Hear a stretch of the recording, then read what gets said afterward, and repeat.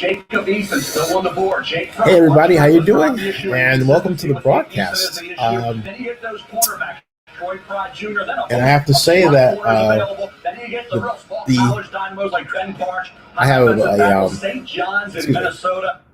have a little kind of a I don't say a wager. Well, of course it is. What's the over under that Roger is going to fall asleep in his chair during the NFL draft? That's the big question of the day. What's the over under that Roger Goodell, the NFL commissioner, is going to fall asleep in his chair? Now, the reason why I have this is Nordabek Tatalov. And the reason why I have his face here is very simple. He is the agent for DeAndre Francois, formerly the quarterback, of Florida State and then Hampton, and now a prospect in the 2020 NFL Draft. This is the day. Will he get picked? Let's hope so. We're rooting for you, man. In the spotlight here, Michael Pirine from Florida. And in between the tackles, absolute dynamo who would actually catch the ball in the backfield as well. Eno Benjamin, someone who I have a ton of respect for.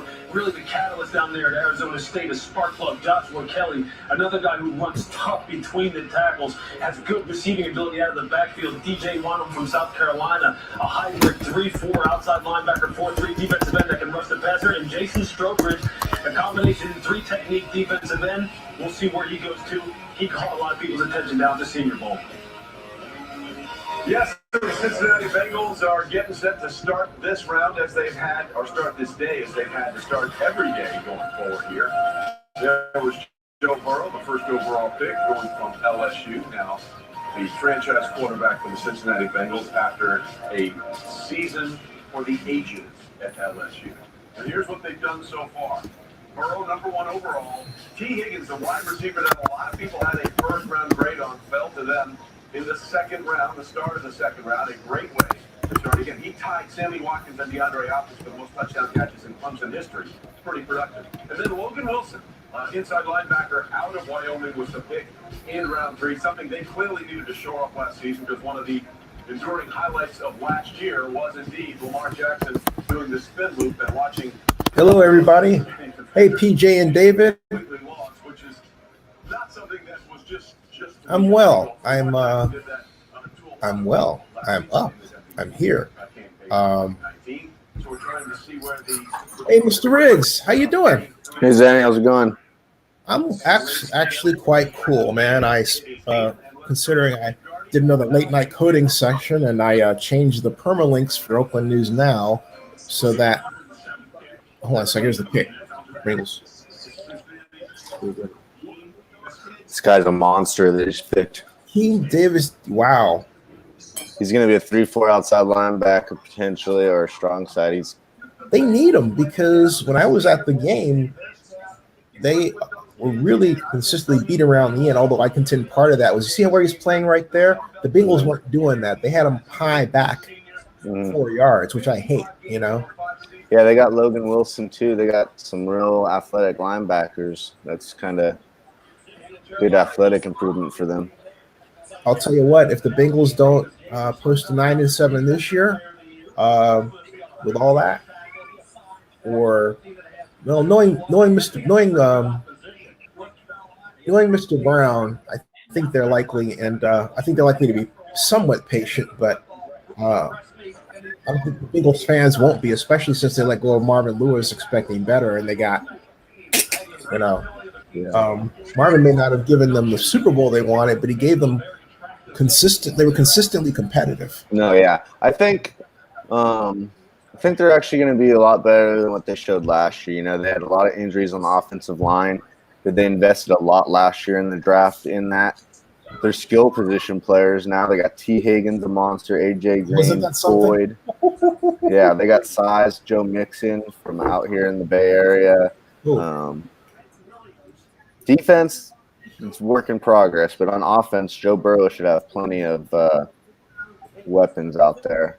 Hey, so it seems like we have changing subjects to the Raiders for a bit. Oh, and welcoming Dave. Hey, Dave, how you doing? He's with us from England.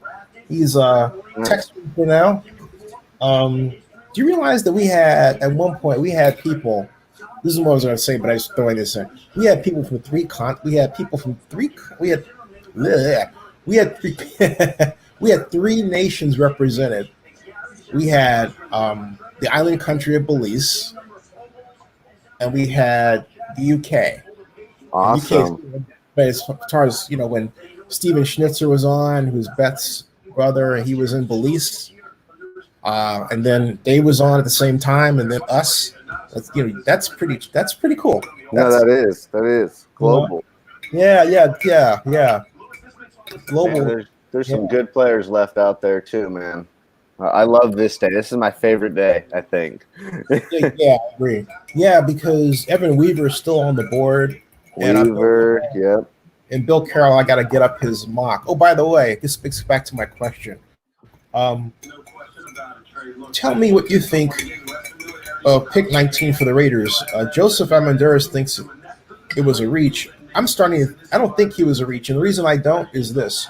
The last time the Raiders did something like that where they took somebody in the first round that no one thought they were going to take, it was completely devalued, was Gary and Conley.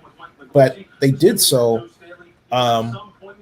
because the reason he fell had to do with allegations. Alleged rape allegations or whatever, sexual assault, whatever it was. Yeah, which was told out to be not the case. And they did their homework, right? Yeah.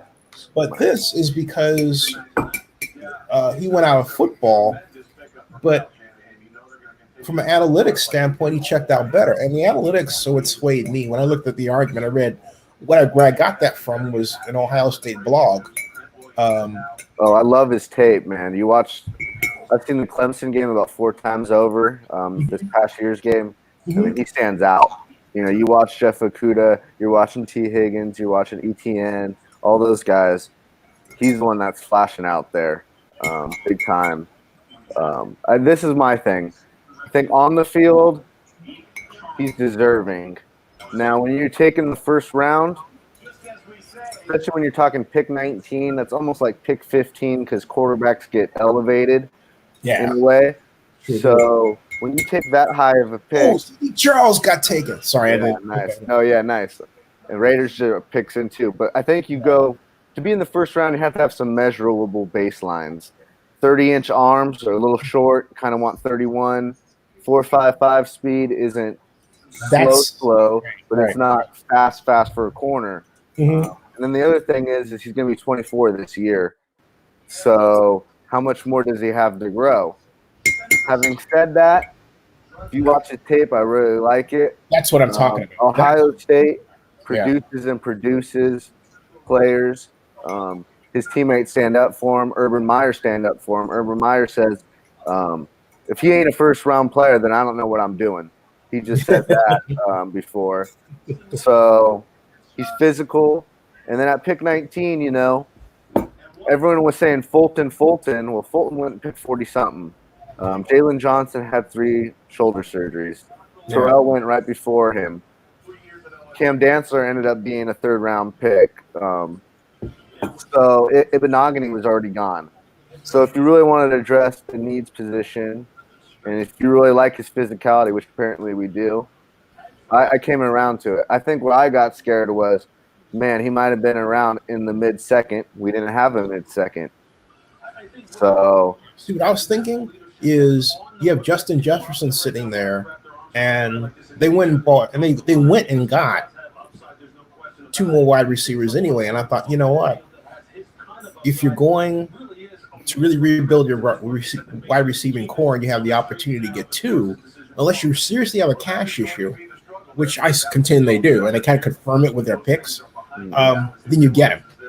But the Raiders are really cash averse. I mean, like, this has gone on ever since they decided to do the whole Vegas thing, and I'm not. Amik Robertson. And it's like, and I'm not going on tangent criticizing all that's Merlston. Fine. Okay. My point is that the reality is they have a stadium they have to pay for. That's the reality. And the reality is, Johnson, you don't yeah. know this, but who do you get? Because you got the delay. I'm on delay. I don't want to give it away if you haven't seen it. I was just clapping. I almost said it. Oh, John Simpson. Awesome. I love it. John Simpson. I love it. He's got a lot of people like him and a little bit earlier too. So bye Gabe. See, that's the thing. It's like I would have wished, or I would have liked for them to have gone after a linebacker because to this point they haven't brought in a linebacker. They got Tanner Muse is going to play linebacker. They said. Yeah, I understand. Safety. You want like a true linebacker. I think Evan Weaver's got a possibility. They still got more picks. I think what they're going to try to do is trade Gabe now. What to do with Kalechi, probably a pick swap. I was talking Gabe for a 4 probably. Go ahead. Last night about Evan Weaver, and he was talking about how he doesn't defend passes. Now I've seen Evan Weaver play in person many times, and I know he's Fruit Loops. He is one of these guys that can turn on his adrenaline in a moment's notice. Play out of this world. And so he's not a guy that tests well because his switch isn't on, okay? But when his switch gets turned on, and that's the kind of guy you want. So Trent Williams traded to San Francisco. Ooh.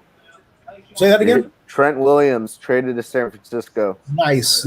That's a great place for him in that all. And he finally found out he was unhappy. Okay, Ruggs, Arnett, Bowden, Clemson. Yeah.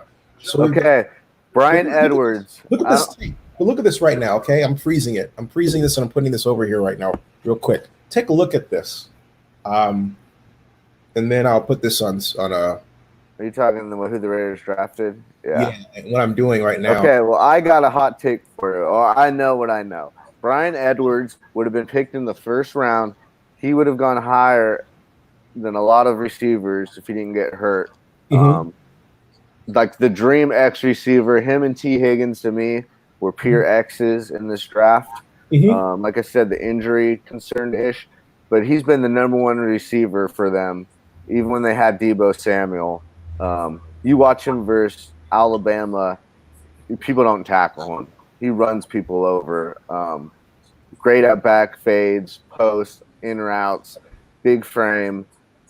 I don't think you could have had a better pairing, honestly, especially in the third round given where you got him for a Henry Ruggs. Now you can play Henry Ruggs at the Z or the Y, get him some free releases. Don't have to be a heavy target guy necessarily. Kind of if he opens things up for his teammates more, I see him being more of that initially than big stats, high reception numbers. He's going to be big play explosive, but, I don't see 85 catches right now, 1,200 yards from him right away. But I think Brian Edwards, if it was third down, they were going to him, and they couldn't stop him. I love Brian Edwards. I talked about him tons. I love him. Yeah. To be clear, for offense, I think this is an outstanding draft. However, as Mayock has said himself, and as anybody would know, the Raiders' problems are on defense. Oh, yeah, most definitely. And part of it is scheme. The other part of it is just plain not having the right athlete at the right position. And they haven't addressed that yet. And I know they may think they've addressed it through free agency, but I would rather have someone who was specifically drafted to address, for example, not being able to cover tight ends, to catch a receiver, to be so fast. You can catch up to the receiver, right? And I don't think Arnett's that person to do that. He's a person that you get who can tackle, you can blitz him.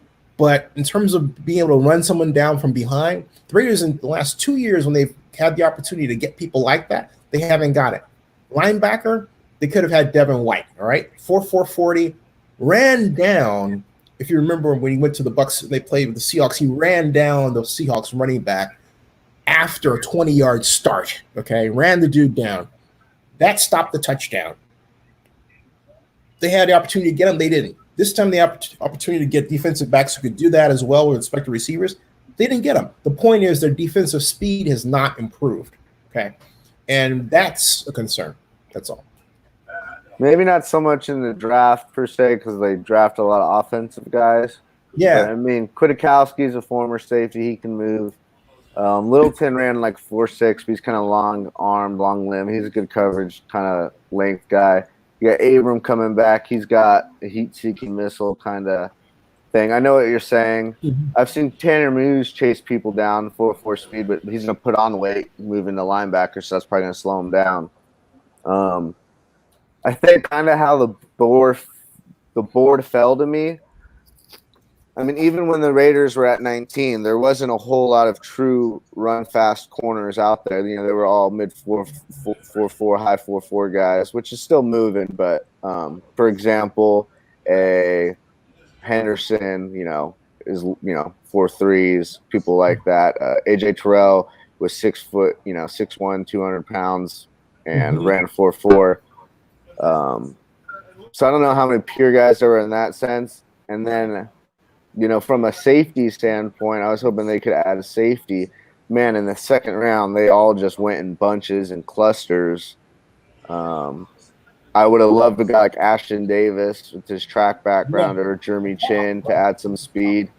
Yep, backyard. I would have loved Davis. The guy that was Darnay Holmes right here from UCLA. All player, nickel. 4.40. Yeah. Okay. 4.4840, excuse me. Here's hey from the UK. Speaking of the Devils. Good morning. Hey guys, how you doing? How's it going? How you doing, man? How's London? Yeah, not bad. You? Pretty good. Sunny. Good night. Pretty good. Welcome. Yeah. Welcome. How's the family? How's the kids? One's here. The others have just gone to try and get some food. Well, there'll be a queue, but yeah. Nice. So, I got a little bit of time, but I'll mostly be on the chat. Oh no, this is great, man. This is just outstanding. I got to take a picture. Oh, by the way, question for you guys. A little bit. Hold on a second.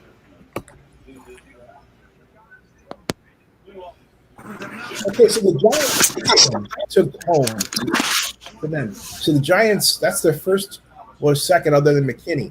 Those are good pickups, McKinney and Holmes. It's really solid. And they just brought in the corner from New Orleans, and then they got DeAndre Baker last year. They're trying to build up that secondary a little bit. Solomon Holmes. Boy, I tell you, man, the neat thing about being down here is the amount of offensive talent that's just around, it just lives around here. Amount of football talent, excuse me. There's some good players left, man. Good players. Bradley Nye's out there. I would love him. Is that your little girl, Dave? Hey, Dave. It's the boy. I told him to not make any noise, but he's not listening. Oh, no, noise is part of it. Hey, look, everybody's got, I don't have kids yet. If they did, they'd be roaming around. Everybody, hey, there he is. Tell him he's living the life. Tell him to enjoy it. Stop now. Nice pick by the Panthers there. Just took a running back. They've had a nice draft so far, Carolina. Hey, here's my question for everybody. What's the over-under that Roger Goodell goes to sleep in his chair during the draft? Oh, man. I want him to crack open a beer and just, I was going to say, I mean, a lot of people don't like Goodell, and I know there's reasons behind it, but it's been a difficult situation. I think he's handled it pretty well. When I say he had no one to interact with, he's embraced the bullying thing, and he's had fun with it, and I think he's done pretty well. Yeah, I have a different view of Roger simply because when I went to bring the Super Bowl to Oakland, we lost to Jacksonville. Even before that, it was Alex Gasol, the Oakland Raiders, who dispatched me to get to know Roger to put together a 49er Raider preseason game. This was 1996. So Roger called me when he was on his way to Europe, and I had actually had just by about his dad, Charles Goodell. So we spent the first hour talking about his father. Okay.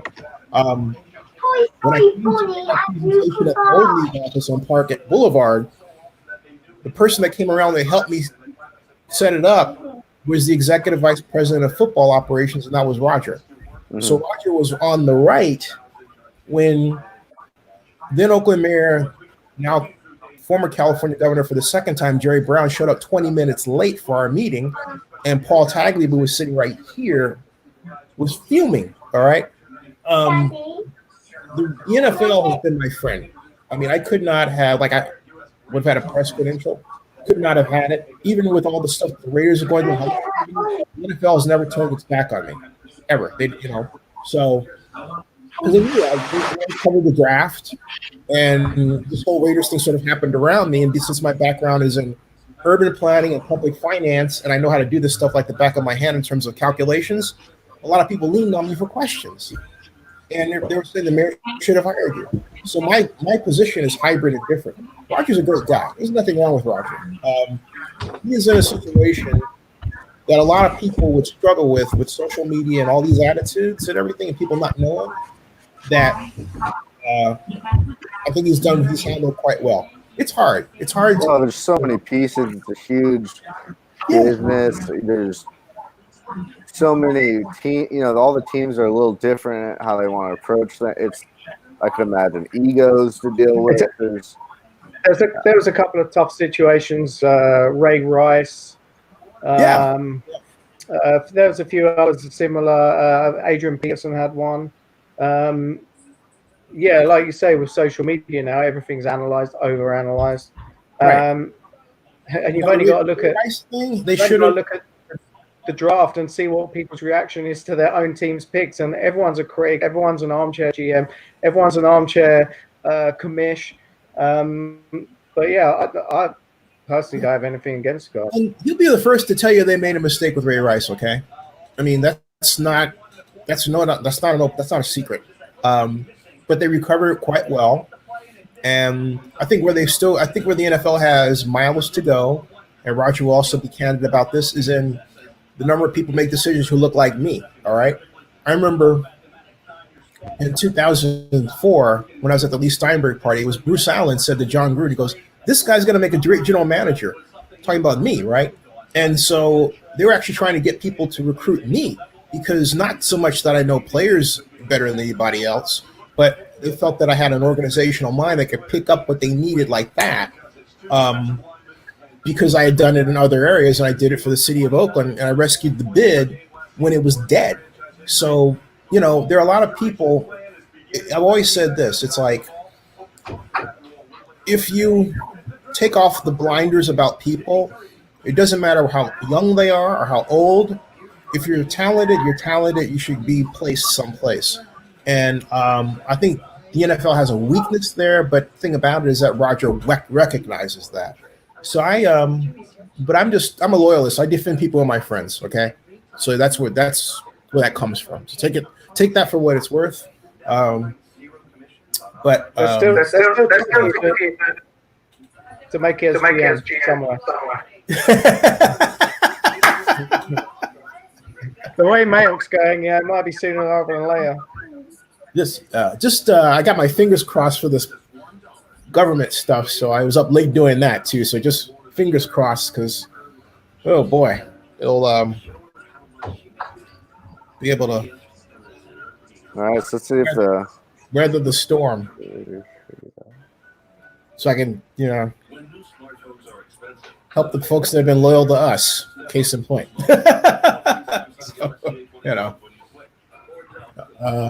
That's the main thing.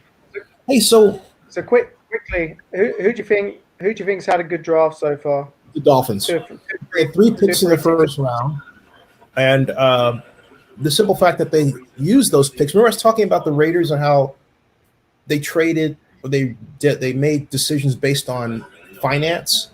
Well, the Dolphins also made decisions based on finance. They didn't go low from the first round. They didn't get out of it. They had 3 picks. They used each and every one of them.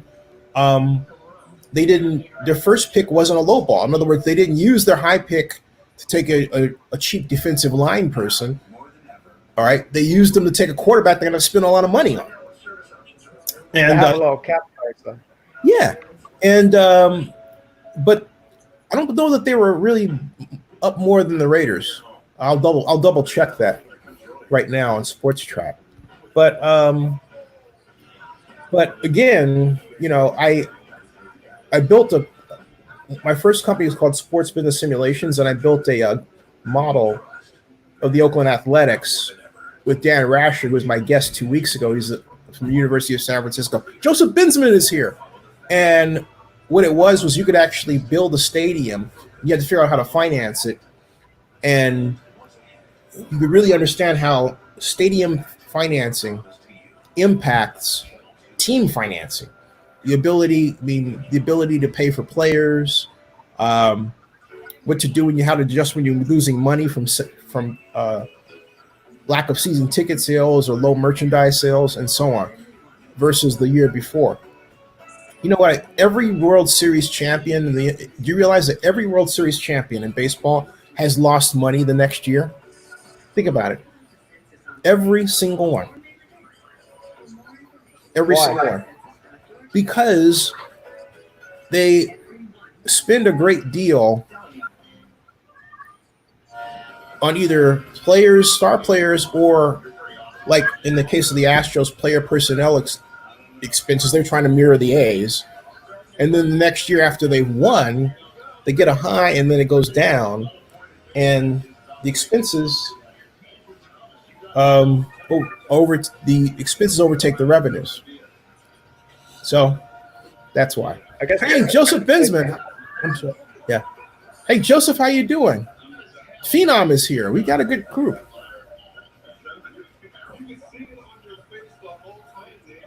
Is that? That's Jimmy Johnson. That's funny. That's the Draftathon. Has anyone watched the Draftathon? I don't think so. I've seen clips. I've seen a few clips, but yeah, I haven't watched it continuously at any point. I haven't seen it yet myself. It's what?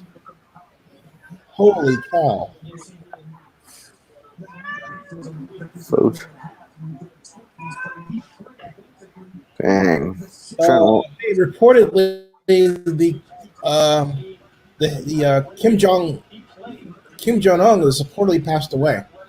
Oh wow! I know he was in serious condition after surgery a few days ago, but wow.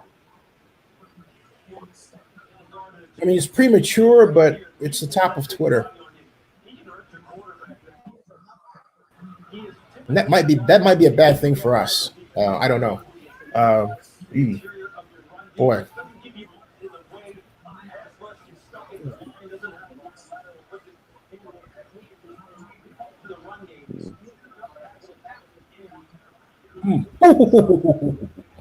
Back to football, though. What this means for Gabe Jackson, I know he's on the trade block. I think they're going to try to package him with a pick to move up one more time, or maybe just get a late round pick for him. Maybe. You think they can pull it off? I think for Kelechi Osemele, I mean, they did I think a fifth and Kelechi for a fourth, something like that. I think that's more likely than just a pick outright. Having said that, I think a team would give up a sixth or a high fifth for him, maybe, if they have cap space. Hey, Ashton Davis, by the way, ended up going who? The Jets? I'm going to double check. I think it went to the Jets. I think so. Yeah. I'm pretty sure. I'm going to look at it. Yeah, I love Ashton Davis. I was hoping he was going to be around pick 80 or so. Yeah, the Jets pick 68. I had a if I had interviewed him on the Friday of the combine, I would not have gotten out of Indy because of the weather. I would have been so I had to make what they call a business decision. I was really upset about that because I was trying to get all the Cal guys. I got Evan Weaver, obviously, but the other two were just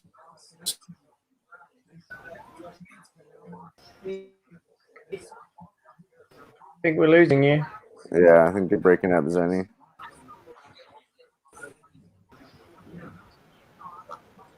I know why that is. Is it, let's see here. I gotta close some things here. What's that? Falcons have a shot here because Denver's on the clock. Curtis Weaver and Bradley Anee are both available if they still want to go edge. Not from a Power 5 conference. It's also the first national individual award that a player from Florida has ever won. So breaking on a lot of things here going forward, as he's going to be a part of the Cleveland Browns offense, the first offensive weapon that they have drafted in this draft day going to defense on the other side. Dolphins have had a great draft. Yeah, they did. I can't wait to see what. Built the interior, spent a lot of money on defense on free agency with good scheme fits. You know, have enough DBs. They took a Benogany, and then they took another safety later. Hey, what do you think of the Cowboys draft? Hey, Excellent. CD fell for him. Like I said, they would catch Cowboys CD. have the best draft at this point. Nevin Gallimore is a good three technique. Broncos have had a good draft. There's been a lot of good drafts out there, it seems like. Yeah. But we kind of knew that there's a lot of talent out there.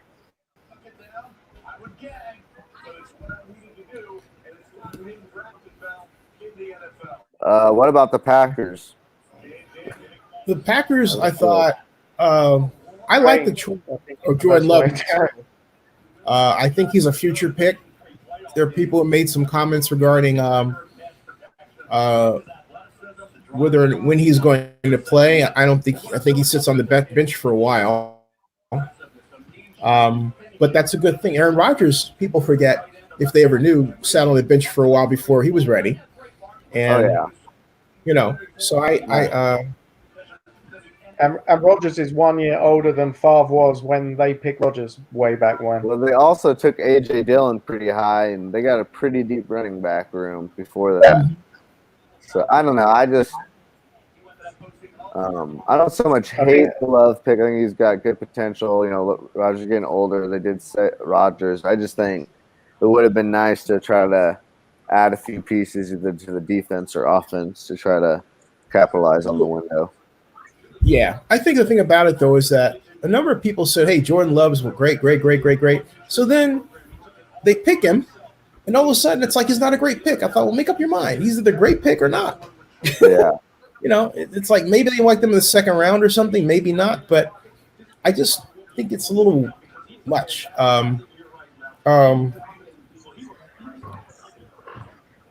Atlanta's on the clock here. Who do you want the Falcons to get here? Anee or Weaver would be nice if they still want to go edge. It depends if they're going to play Davidson inside or out. But we only have 2 picks in the 4th, and then we have 1 in the 7th. So that's what we have. So you got to make these 2 picks in the 4th count. They should try to. They should have tried to have New England part with some of their picks. I think they need a linebacker at some point. But I'd like Weaver or Anee here. Lemakal Perrine is still on from Oregon. He was a Zenny 62 interview from the Combine.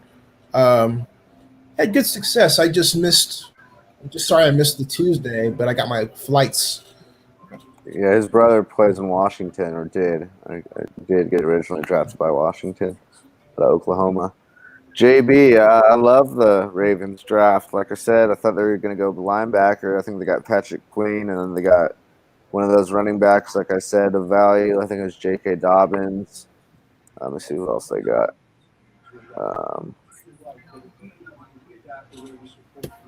They always draft great, though. Ravens. Yeah, I think I had a list, like I've got Dallas 1, Baltimore 2, and Cleveland 3 so far in terms of what they've done in the up to this round. My Blue Jays a nice 3 technique. Duvernay some speed. Malik Harrison's good inside linebacker. I mean, you added a great weak side linebacker, a great good middle. Mm-hmm. Yeah, I like what the Ravens did. They had a lot of picks, man. Look at all those thirds. Woo. Yeah, absolutely. Yeah, that's.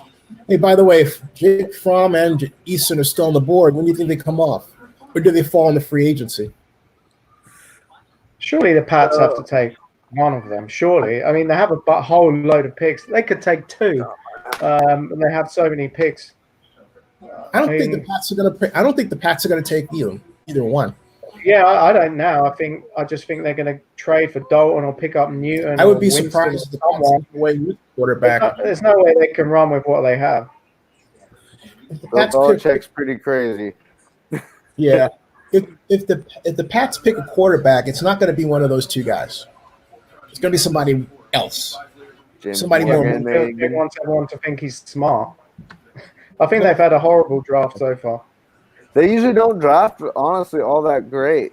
They just get lucky with – I don't want to say lucky. They have a lot of pick opportunities. That's what they're really good at. They gain capital, so they throw a lot of darts on the board. Usually 1 out of 4 hits at best. I think that calls it. I think you're absolutely right. It's like, to me, what the Patriots do is it's very much the Bill Walsh line with a twist. And the Bill Walsh line is you don't take a player, you don't keep a player past what you believe his prime is, and you get ready to replace them. This draft and the Patriots' preparation for it is a signal that they are ready to alter their team and rebuild and bring in younger players. They're not interested in finding stars necessarily, but they're interested in finding good players that they don't have to pay a lot of money to initially. That's what players that they can coach. Belichick, like him or not, this guy is going to coach him up. Yeah. Oh yeah, definitely. Yeah. That's why they get guys no one's ever heard of and turn them into people. Whether they just fit the system, they don't care if they don't fit someone else's system later down the road. As long as they fit the system they're in right now, you can't argue with what they've done, whether you like them or not. And okay, we really don't like them, and they had cheating scandals and stuff. But what they've done, you just can't argue with.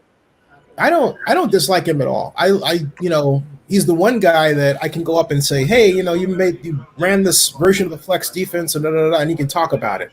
And I like people who can talk technical football with somebody that they don't know outside the theoretically outside the lines of the coaching ranks, which is what I am, outside those lines. And it's cool. He's one of those people. So, I know that doesn't mean I like every decision he makes, and that doesn't mean that I didn't think they should have been punished for Spygate. I thought they should have been heavily punished. That also does not mean that I forgive them for the Tuck rule. I don't. So it's they literally made that up on the spot. That was ridiculous. I missed the Falcons pick because it went to an ad break here because I'm watching on Sky. I thought they might have got a pass rusher. I thought maybe no. Say again? I think they might have got a pass rusher from South Carolina, maybe. Yes. Let me see.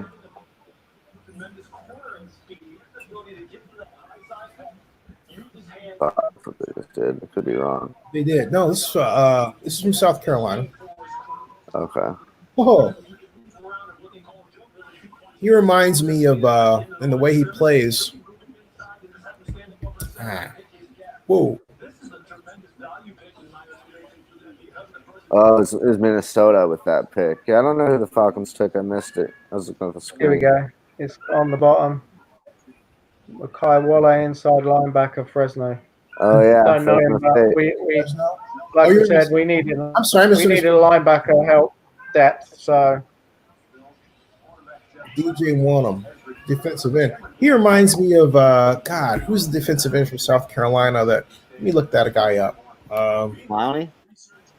No, this was years ago. They're very similar in build. He ended up playing for the 49ers for a minute. Let's see here. And I might have an interview. I might have an interview with him in my vault. I should remember that. Hold on a second. When he's looking this up, we kind of talked about what quarterback might go first between Fromm and Easton. And really, I think what it comes down to, what are you looking for here? You're looking for someone that for sure is going to know the playbook grind, who has the potential to be in the NFL 10, 12 years as a backup, which is valuable in this range. Easton offers a little bit more upside, throwing the ball and all that. So if you're looking for more of a developmental upside kind of guy, I would say more Easton. Having said that, if you have a developed starter and you're just really trying to find a quality backup, good locker room guy for years to come, not have to worry about him, I'd probably go Crom. But let's not forget that Easton lost his job to Fromm. Definitely. Randy Gregory. And he held off Fields. I mean, he's not the most athletic, but he knows football, and that's clear. Fromm played well for like 18 months, and then towards the back end of last year, he dipped, which is why we found it strange that he should have stayed another year and had a better year and gone into the draft next year. Because his form dipped at the wrong time, not only for Georgia but for him going into this draft. I mean, I'm wondering if he wishes if he stayed in school another year. It depends how far he dropped. Tampa could pick him up, either one. Oh, I think Tampa's Easton right up Bruce Arians' sleeve right there, or Morgan. He wants a big pocket guy. The Colts, maybe. Colts, maybe. Yeah. I think someone. I think. Yeah. I mean, I think he's. I'm a big Jake Fromm guy, but I don't view him as necessarily the franchise quarterback. My expectations, like I said, is someone that's going to keep quarterback room sharp and be ready to play in a pinch, know the game plan every week. I think he can play 12, 15 years as backup, really. I would have taken him in the 4th round. The reason is that Jake Fromm is a field general. He's a guy who you can put into your NFL-style system. He can learn the playbook quickly and can be effective. And I think a lot of that, particularly in the spread offense era, is taken for granted. In place of running systems that are easy to diagnose, easy to learn. I mean, I'll give you an example of what I'm talking about. I asked Mike McCarthy. It's in the interview that we had at the Combine. I asked him, I think it was misunderstood by a lot of people who are reporters. I said, have you simplified your terminology? Because the modern college player has signs. You're used to seeing apple or banana or something like that, right? And he got what I was saying. And he said that it's a good question. They hadn't done that. But a number of players have told me in interviews, we didn't have to learn brown right, X opposite shift, toss 38, halfback lead, fullback pass to Y. If you're wondering what that is, it's actually the play that the Cowboys ran against the Broncos in Super Bowl 12 in the 3rd quarter, late in the 3rd quarter to seal the game. And so anyway, it's a brown formation. X is the tight end and shifts the opposite formation. 3 is the running back behind the quarterback. 8 is the hole. The Cowboys flip their holes. 8's on the left side instead of the right. All that stuff I know by heart because I'm a Cowboys fan and had the honor of meeting Tom Landry many years ago. But today, the player just knows, hey, Apple, concept, right? Or the Patriots offense, they have concepts, and they call out the concept. That's easier to understand than easier to say. And so if you get a quarterback who's not trained to do that, it's going to be a long day. And that's my only concern with somebody like Love. Tua does not have that problem. So Tua is the best of both worlds. He can run a read option, but he knows West Coast offense terminology. Well, actually, he knows Perkins terminology. That's Patriots terminology, which are concepts rather than words, okay? So that's the other reason he went so high. And that whole Wonderlic thing, I'm thinking, wait a minute, the guy picks up concepts really quick. What are you talking about? I question the test. And some people hate being tested. So I'm one of them. But I think I think the Wonderlic's lost its value to somewhat. I don't think it's valued as highly by GMs as it used to be. No, well, yeah, because I mean, listen to it in the case of him, he wouldn't win anywhere. But if he wasn't quote unquote smart enough, he wouldn't have started at Alabama, in my opinion. not at all. Right? There's no way he would have started at Alabama. Yeah. Right. And even Lee said in our interview, he said we screen for clients who are bright, and he's a bright guy. Paraphrasing what Lee said, but that's the essence of what he said. And Colts are up. We're going back to Eason. Eason's learned 2 different offenses. Great so he learned an offense in Georgia, went to Washington, learned an offense there, an air raid concept offense, and had a lot of success with that. So his argument will be, well, look, I learned 2 offenses in the space of 2 years. Great.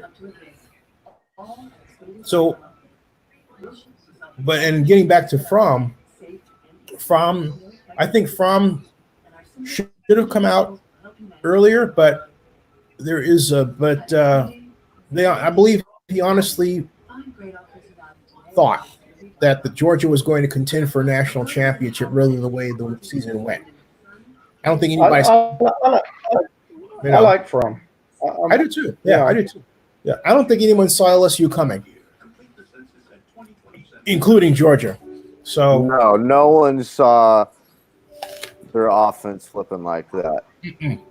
Ain't no way. That ain't LSU football we watched this past year. That's the furthest thing you get from typical LSU football. LSU football is pound it down your throat, all control. Eason just Eason to the Colts. Yeah, but told you the Colts would be here. Probably getting quarterback here. Yep. So they went with the big guy. So that's what Fromm to Tampa. I think Dallas going from maybe. They need a backup. I think one going speeds it up for the other one probably because it was like, there's two we can wait. Now there's only one. So Bradley and Nye still out there, man. I love Bradley and Nye. I don't understand that. Man. I thought we were gonna take that, but Tyler's a good one too. So the Colts took Eason. How about that? Huh? Wow. They don't have a quarterback on the roster. Signed for next year, after this upcoming year. Both of them are on 1-year deals, essentially. They paid Jacoby Brissett too much money. They did, but whatever the contract was, it was too much. It was, and I don't know. I know it doesn't really make sense, but I kind of appreciate it. You know, he was a starter. Give him somewhat starter money. You know, I kind of give it a hat. But you know what though? They gave him that because he came in. The other guy walked out. You forget he came in for Andrew Luck when everybody was shocked, and they were prepared. You know this. Everyone thought the Colts were going nowhere, but under Brissett's direction, they were competitive. Yep. So that deserves that money. I mean, he came in and stabilized an unstable situation. That's why he got paid for that. And he did it very well. He did with aplomb. But something else too, it's important to remember. When you're new and they don't have a book on you, it's easier to be effective. But then they start getting a book on you, and what happens? You know, if you don't change, you get defensed. That happens. Yeah, the guys on defense get paid too. Right. So the coaches too, and now we have analytics. You know, even though I think some analytics exercises are a little crazy, but that's another story. Yeah, I think analytics I like it as a tool for sure. I think numbers, trends, definitely clue into things. But I mean, analytics to me, in scouting per se, maybe they didn't call it analytics, but they've been using numbers forever, charting stuff. Well, I'm glad you mentioned that because I said that to a Cowboys executive, but I said something more specific. I said, I read in a publication by a Denver guy, by Rick, but he said that the Broncos had the best analytics staff and had someone who was a pioneer in analytics. I said, no. The pioneer in analytics was Ermal Allen with the Dallas Cowboys in the 1970s, the early 70s, when the Cowboys were not only had pioneered computerized scouting, working with IBM, but also they pioneered the analysis of play tendencies using computers. And Ermal Allen was the quality control coach, and he was the only one. Mm-hmm. So he was really the first person to use what we now call analytics. It's just that the difference is that you had less technology with which to use to collect data, right? Now you've got data collection all over the place. Yeah. I mean, and people use that data collection in ways that I think are kind of absurd. And the reason I say is I'm alluding to the big data competition that I went to at the Combine to cover, and the winner was this fellow, very nice fellow from Harvard, but Jason. But his explanation as to how his technique, his analysis could be used was, well, it's good for people on the couch fans can understand something. But the one that I thought was the best was it made it how much a person got paid on offense, and how valuable their blocks were, right? So if you're actually looking at trading somebody or trading for someone or free agency, you could actually use that as a tool. And he didn't win. I thought it was crazy. I thought this is, it's absolutely crazy.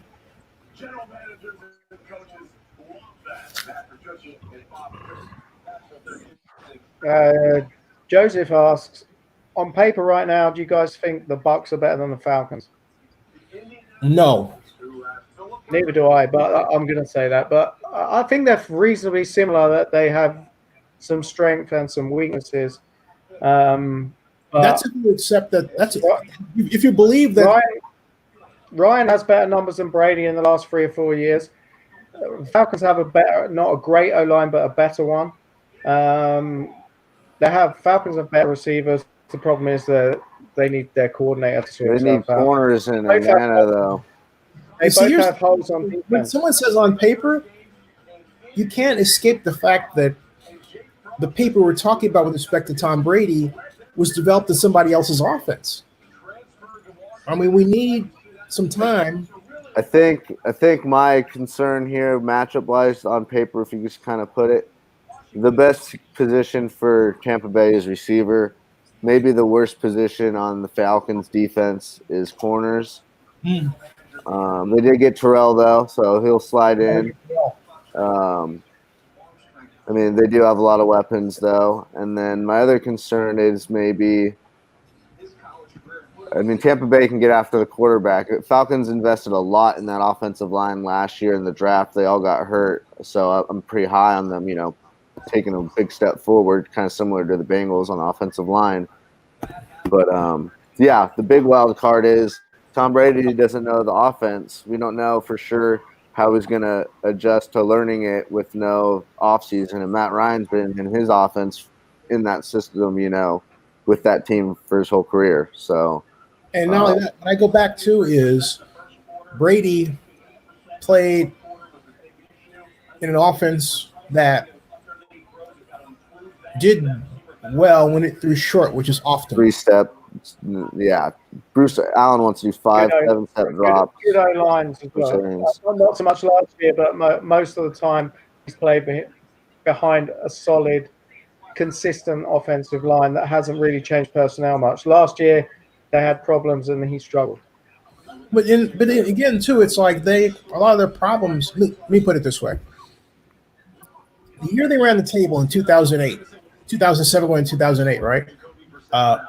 At the 2008 Super Bowl, they were. I have a tape that I'll put up later because I was at the game, and I put up video that the NFL legal tried to take away, and then the head of legal said leave him alone. But they went into a deep passing offense that they never used the entire year, So what happened? He got harassed by, among others, Michael Strahan. Similarly, Strahan and Ozzy and Umenyiora. similarly, when they went to Super Bowl 52, the Falcons, they against the Falcons, excuse me, they threw deep, and then when they were down 28-3, what did they do? They went back to their short game, and they inched their way back. So the Bucks don't have, well, they do have, but they don't run as much of that kind of offense. And not only that, the short game that they have is not innovative. You see Julian Edelman with those, misdirection patterns and everything. You don't see that on the Bucks with any regularity. So there would have to be you would have to do a demolition job of their playbook, and that would have to. Yeah, this isn't the time to do it, is it? Because they now know they can send a guy a playbook, but he's not going to be out there because of what's going on. What annoys me about the Bucks? They do the old style blocking, hands inside, and all that. Look at the way the Pats block outside. They beautifully use the slide block where everybody goes to one area. That is an art. By contrast, Bruce Arians almost got Jameis Winston clobbered and injured in the preseason, deliberately calling deep passes, trying to get them to adjust to stunts. Well, the thing about it, though, is you have your techniques properly designed in terms of offensive line. You don't have to get your quarterback killed in preseason testing it. And that's what he was doing. I'm looking at this, I'm thinking, are you kidding me, man? Man, I couldn't believe it. It was like, just God. Hey, Joseph, thanks for mentioning Justin Tuck, because that was the other one I was trying to think of. Yeah. And Kiwanuka, yeah, that was a group that would get after the quarterback. Joseph Bensman says the whole group of Giants, Justin Tuck, Kiwanula, my Giants had a hell of a pass rush. They sure did. Yeah, and they had a defensive coordinator who just blitzed. He just wanted to go after the quarterback all the time. Except, wow.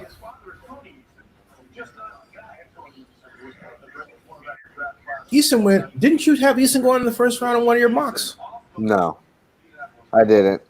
There were some talks early in the process before the Bucks went to Tampa that he would fit what Bruce Arians really wants. Stand back there, throw the deep ball.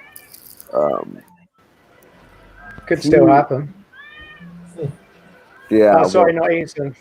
Not Eason. Yeah, from. No, you're fine. Yeah. He struggles a lot with pressure, is to be my biggest concern. James Morgan, Captain Morgan. I know the Raiders met with him, Florida International. He played at Bowling Green for a while. So I think Bowling Green, yeah. He's another big kind of prototypical pocket quarterback. Yeah, he had a he had a good series of tests there. All right, guys, I'm gonna check out for a bit. I'll put some messages down here. All right, okay. See you, man. Keep up the good work. Thanks. Yeah, James Morgan. Let's see something here.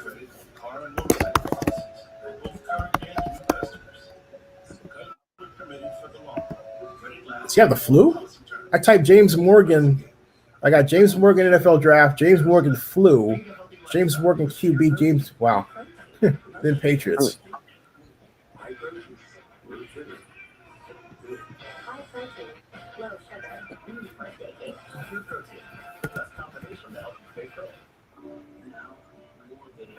This is what I remember at the combine is a number of people came away really talking about him at the hotel. I'm by that I mean at the Marriott. If you ever go to the combine, hang out at the Marriott lobby. That's the place. That's where it gets going. Yeah, yeah.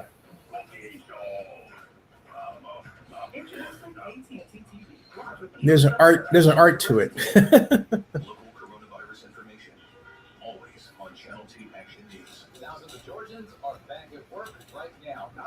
How's the weather in Brentwood? It is. It is perfect right now. Bright and sunny. It was warm the last few days. Pretty warm. Yeah, it's Haven't turned on the fans. Hey Google, what's the temperature outside? The current temperature in Fayetteville is 76 degrees. 76. There you go. There you go. Oh man, I hope the Raiders can maybe get some more capital here. I still like more draft picks. Let's see here. We got one left. They traded up for Simpson.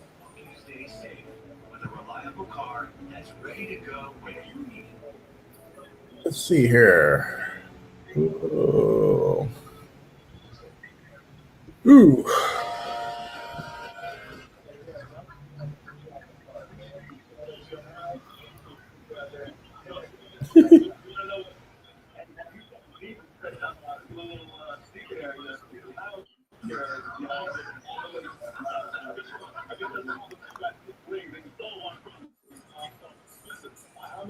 That's messed up. They're making fun of Tom Brady's those zebra prints back there. That's hilarious.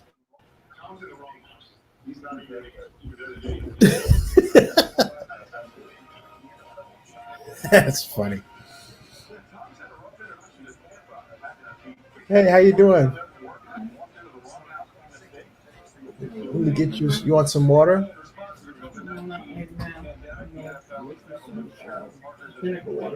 Oh. Well, I'm fine right now. Hold on a second. I'm just gonna get something from yeah. Get you some water here, so. You don't want any water? Oh, I'm gonna get some water for myself. Okay, I'm just throwing our show here, so. Yeah, no problem. How you doing?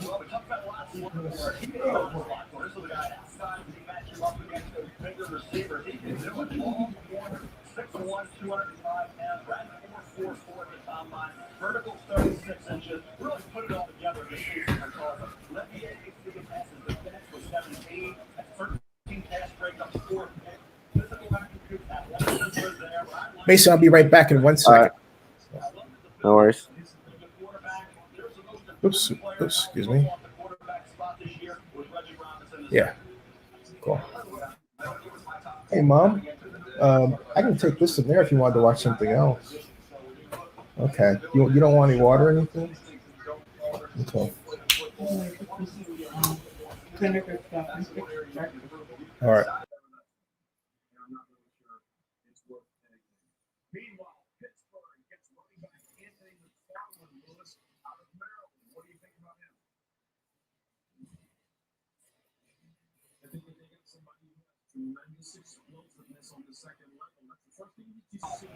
All right, I'm back.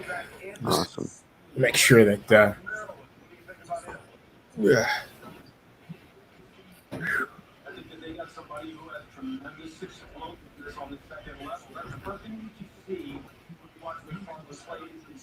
Whoa. I have never seen him play. That's have you seen him play before? McFarland? Yeah. Yeah. I heard he had some, I mean, who really knows, issues with the interviews and stuff like that, but he's got talent. I think against Ohio State, he might have had 200 yards. Whew. If I'm not mistaken, yeah. Boy, he gets up to speed really fast, man.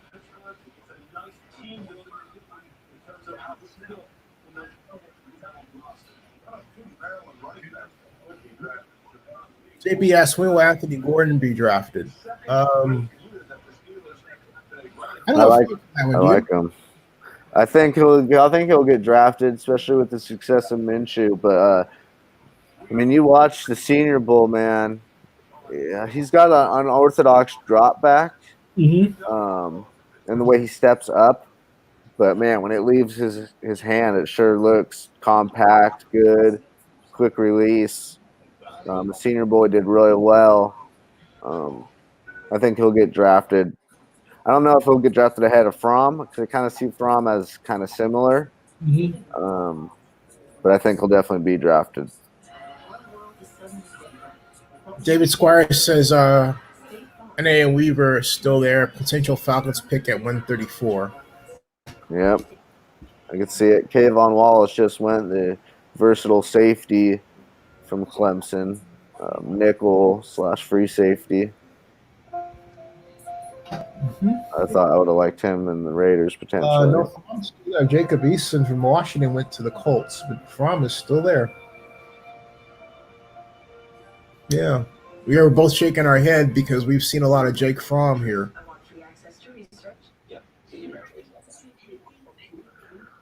I wouldn't do it if I'm the Raiders because they have Mariota and Carr. I don't want to hold on to 3 quarterbacks. But I mean, I think he would be someone that he's going to impress coaches. I'll put it like that. With he's been in plenty of big games. Hasn't won them all, but he's been in plenty. Yeah. Bradley and Nye being on the board really surprises me, though. Say again, please. Bradley and Nye being on the board from Washington as well. Washington State really surprises me.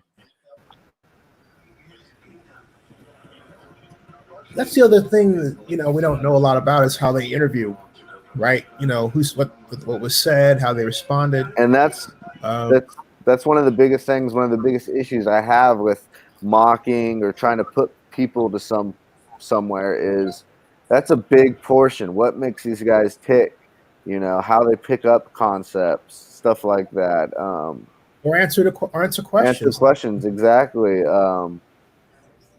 Because there was a question that was asked of John DeFrancois. He said, in other words, what would you do if you were stuck in an elevator and you had one app that you could get on your phone? And he said he would get WhatsApp so he could text people and tell them he was lost.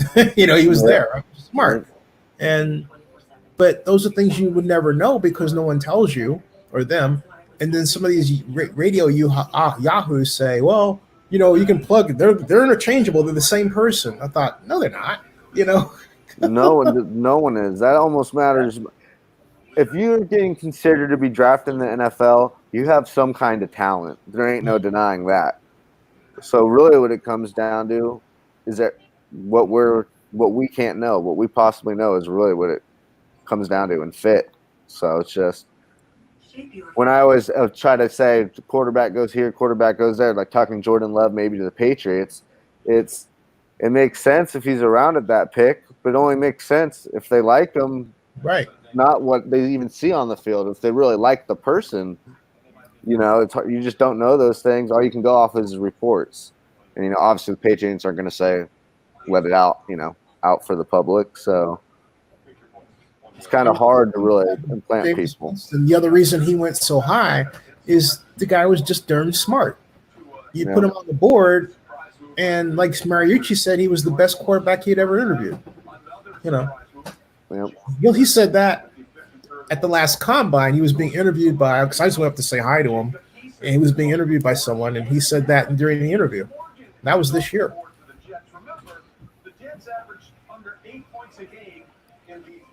Oh, the Bills took Jay. Who took Morgan? The Jets, I think, maybe. Let me see if that's right.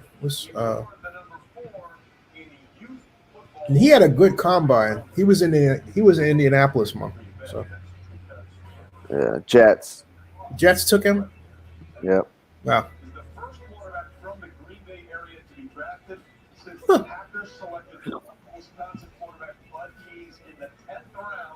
Hey, Sam Darnold, he was out for a portion last year. I know, kind of rare circumstances, but he's kind of likes to run around back there, so you always need a backup. No, that's a backup that can wind up starting. I can see him. I think I like him. I'm a big fan. Yeah. Morgan, if I'm looking for more backup that could go maybe with some upside just because of, lack of elite coaching and whatnot, Morgan would be one. I like Gordon a lot. And then obviously I like Jake Fromm. He's a little bit more experienced, better coaching and whatnot. But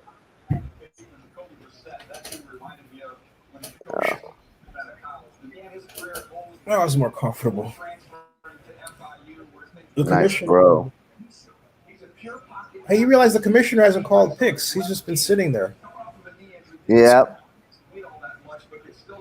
Hey, Mom, we have a bet whether or not the commissioner's gonna fall asleep in his chair because he was in his chair yesterday calling picks, but now they don't have anybody calling him. They're just running him off on the clicker there. So I think we probably have seen the last of Roger. So Yeah. During the draft, when it gets this far, generally they don't even, if it's at this point, at a normal draft, they don't have. They used to have like Ray Anderson or someone coming off and reading the picks when it was live, but now with this, they've just decided to just click it through.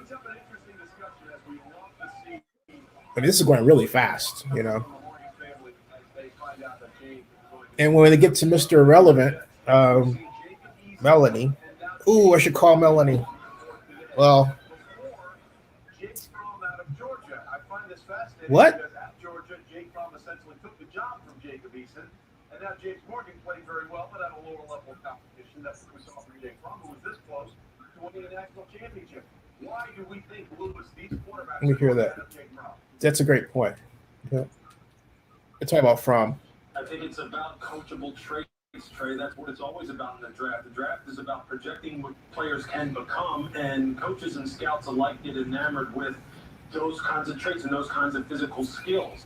And look, in this case, Jake Fromm is someone who has a lot of mental horsepower. Coaches and scouts rave about the fact that he's someone who's extremely smart, someone who can digest a lot of information and transfer it to the football field. But the fact of the matter is, when it comes to putting the ball where he needs to put it and making all the different kinds of throws under difficult circumstances, he doesn't have the same ability as these other quarterbacks. That's what they're dinging him for. You know, they're dinging him for all those underthrown passes. And where receiver be standing there wide open and it hits the turf, stuff like that. Which I had a feeling last season that happened a lot. Put it that way. Jake Fromm had one of 82, and Morgan was drafted first, Mel. So when should we expect to see Jake Fromm come off the board here? The times that I looked at Jake Fromm, he was pretty good. So I don't understand Everybody was there. Decision makers, coaches, and there was clearly something wrong. I mean, get impacted where he is right now because one with a game situation in game, he lost 5 receivers. His top 5 receivers, 1,000-yard rusher, his center. There was a lot left from that offense. I mean, whoever gets from is going to be very happy because he's going to perform way better than they think. I really like him. Yeah, I've seen him bring their team back. You know, I've sit and watched him, and I really did watch him. That's my mom. If you hear her, she's. I hear her. Yeah. With conviction, I like it. Yeah. You hear it? He said, "I hear her with conviction." I like it. No, mom is a great sports analyst. So basketball, especially. So. Yeah, my mom's a big obsessed with baseball. She can watch baseball on repeat loops, and I'm a big baseball fan too. But yeah, she's missed baseball. Who's her favorite team? A's. Who's her favorite player? All time or right now? Both. All time Henderson. Right now Chapman or Olsen. Oh wow. Yeah, for me, all time Henderson. And then right now, I would have to say Olsen. Yeah, definitely. Yeah, Henderson for me, and then between the Chapman, I like Luzardo. He hasn't proven it much, but he's got filthy stuff. And then obviously the center fielder, well, not Luzardo. What's his name? Laureano. I love Laureano a lot. Makes a lot of splash plays. But yeah, so it's kind of great. My dad is a big football fan. That's kind of who I watch football stuff with. And then my mom's loves baseball, so I've got someone to watch sports with kind of always. Yeah. Basketball, I'm a little bit by myself, but all my friends, watch basketball, so it's kind of easy. So much as football, baseball, and basketball. Not so much baseball, neither one of us, but basketball and football a lot. We watch a lot of sports. Yeah. Yeah, we watch a lot of sports. Yeah. Hey, Joe Stanley is officially retired. Yeah. And We like hockey too. and hockey too. We like hockey too. Yeah, I like hockey too. I especially love playoff hockey. Man, it is awesome. There's nothing like playoff hockey. Say that again, because your feed went I said playoff hockey. I love playoff hockey, man. It's so definitely exceptional. One of my Raiders targets just got picked. James Lynch, the lineman from Baylor to the Vikings, I think. Dang it. All right, we'll see what happens. He's never been afraid of competition. That much we can certainly say about Jake Fromm. Meanwhile, Charlie Heck is off the board, the tackle out of North Carolina. Shocker, he didn't go to Kansas City because his father, Andy Heck, spent 12 seasons in the NFL playing for a bunch of teams and just won a ring with the Kansas City Chiefs as their assistant coach right now. But Andy Heck seeing his son go off the board here. What do we get now? Well, you got the player, obviously, with the bloodlines. I scouted his father at Notre Dame. Was part of that. We're getting, let's see here. Where are we? Wow, we've got,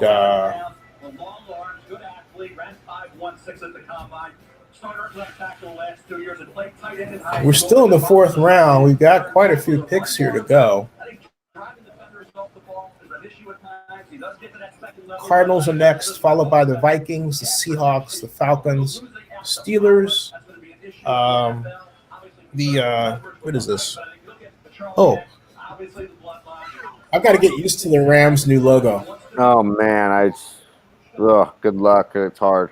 Jeez Louise. And then the Jaguars, Chiefs, the Raiders, Jaguars again, the Texans, the Redskins, the Ravens, Seahawks, and the Eagles twice to close out the round. The outside linebacker Jonathan Bernard of Florida, and now Charlie Head, offensive tackle out of North Carolina, and the Houston Texans. They're trying to get back and get themselves ready for another postseason run in the 2020s. Bills living in Houston.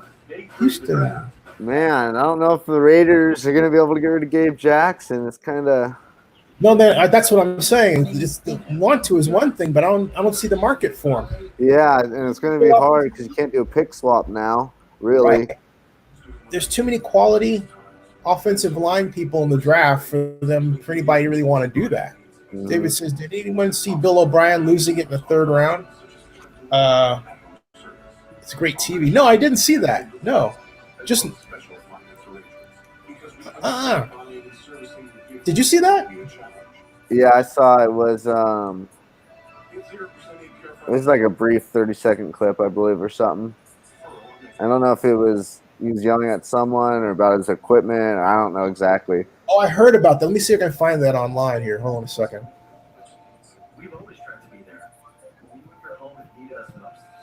Do you want some hold on one second. I'm gonna get you some water. No. You sure? All right.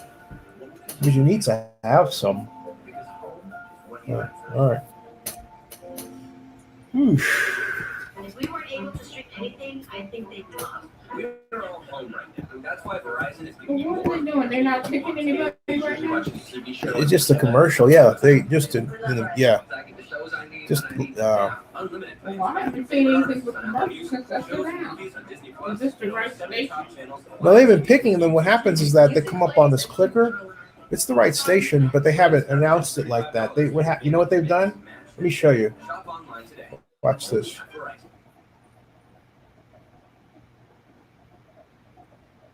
Going back here to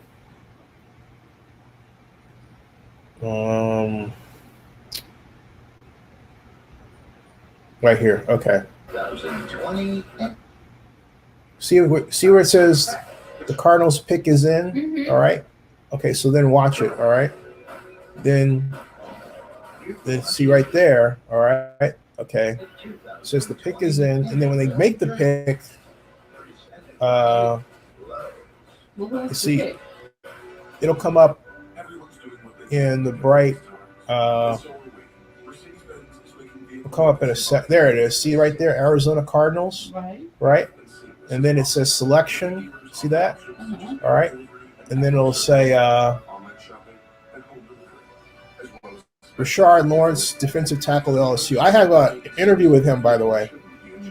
Yeah, so that's how they do it. So that's why it's very easy to. They can run a commercial and still run the draft, but That's all they've been doing. That's- right, and they've been doing that. See, so it's not the greatest television. This is, you know, I don't have an explanation for why they chose to do it this way, other than cost, but they're doing it this way. And I think other than the ability to make money and then run the draft, so they're just literally using this as a background to run commercials. And that's what they've been doing. That's why my mom was making the observation We are adapting that to what we thought we were going to do as opposed to what we're going to do. And that is, of course, because of the COVID-19 pandemic. okay. And we're trying to make everybody feel a little better throughout this entire process. We've had some great musical acts join us over the last couple of days, and we're delighted to be joined now by another one. Country superstar sensation Luke Bryan is here performing his song, Play It Again. Hey guys, it's Luke Brown here from my home in Nashville, Tennessee. From American Idol. You guys are home Yep. watching the draft, and what an exciting time for these young men. Last week, I was able to do. But what she was saying is that there was no announcement. There was just the ticker. Mm-hmm. And if you don't know to look for the ticker, you'll miss it. And so Yep. that's what was going on. Especially, the pace is just picking up now. Pace Yeah. is just going. Right now. And Verizon and I are doing. You have to have my ESPN website than the NFL. It's like they just picked up Troy Dye from Oregon, inside linebacker, Colby Parkinson from Stanford. Oh, Colby's a good tight end. Yeah, he's He's a got picked up by monster. Seahawks got him just now. Falling in love, trying to pour a little sugar in her Dixie cup. Fingers in the back of that truck. She jumped up and cut me off. She was He is a good country western singer. Mm-hmm. Yeah. listening to the radio all night long. Sitting around waiting for it to come on. And here it is. She was like, come here for I wanted this. For I said a word. She was taking my hand, spinning me right. She gave me a kiss. She said, Falcons are up. Hey, Dave. Falcons are up.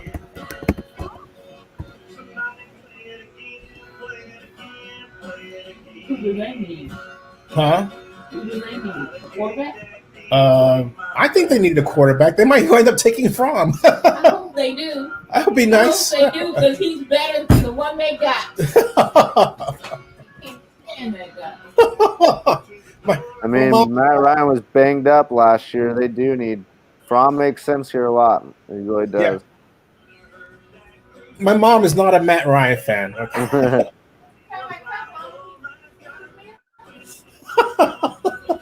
She says every time you watch him, she says every time she counts on him, he doesn't come through.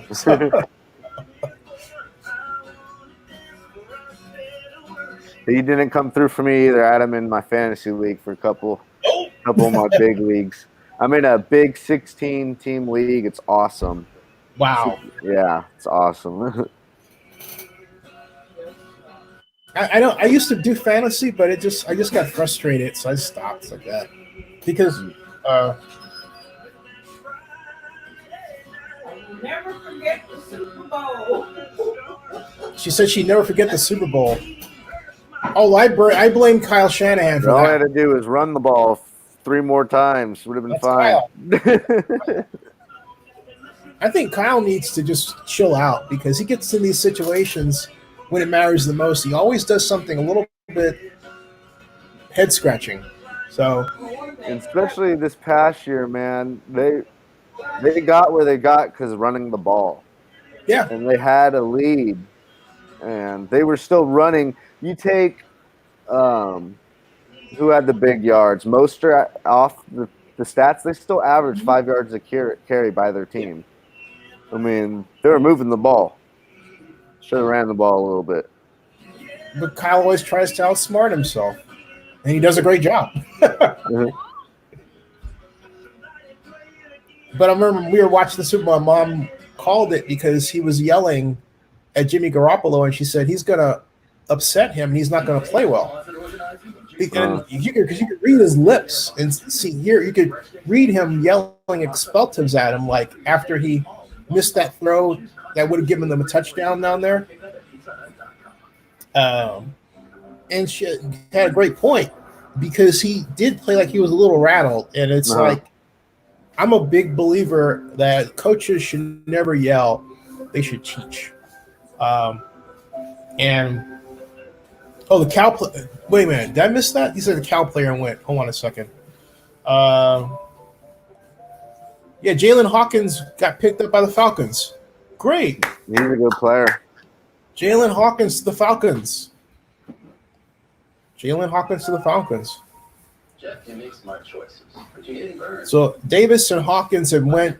Evan Weaver's still on the board. By Goldman Sachs online savings account, you can earn more Wow. in 1 month than in 1 year with the largest banks. I am getting burned. Someone's going to get a steal in Evan Weaver. I think. Probably should. You could earn more interest in 1 month than in 1 year with the largest banks. You can money with Marcus by Goldman Sachs. I want to Meek Robertson for the Raiders. That'd be nice.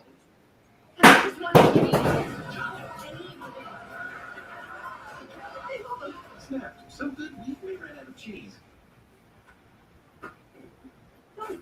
Somebody named Colby Morris just said, if Evan Weaver doesn't get picked up soon, I'm going to go crazy. Best available inside linebacker in draft. And getting passed up for scrubs who didn't nearly have the stats or the competition Weaver had. Get your heads out of your blanks. Weaving it, Cal football, NFL. Somebody draft Evan Weaver now. Led the FBS in tackles, Pac-12 Defensive Player of the Year, consensus first team All-American. Yep. Hey, Raiders in 4 picks. Maybe they'd take him. Maybe. Yeah. See what Kevin Dotson went to the Steelers. Louisiana offensive guard.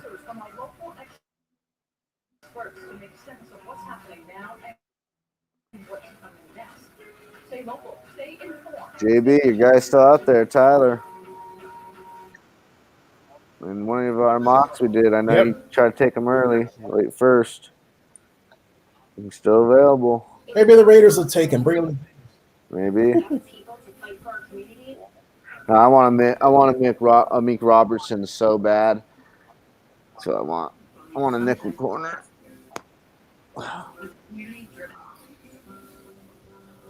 The guy that I wanted the Raiders to get was, I wanted them to go up and get Derek Brown. Derek Brown would have solved all their problems. It's a bot. You know, because they're shopping PJ Hall. Yeah. Shopping PJ Hall, you know that? Yeah, I heard they are.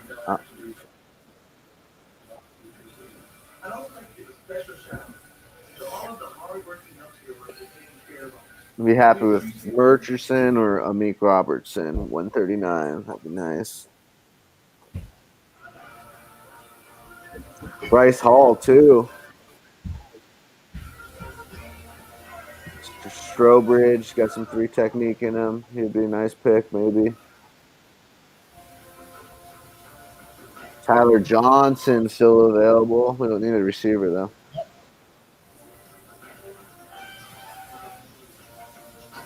Oh, my boy Wallace, Kayvon. KJ Hill.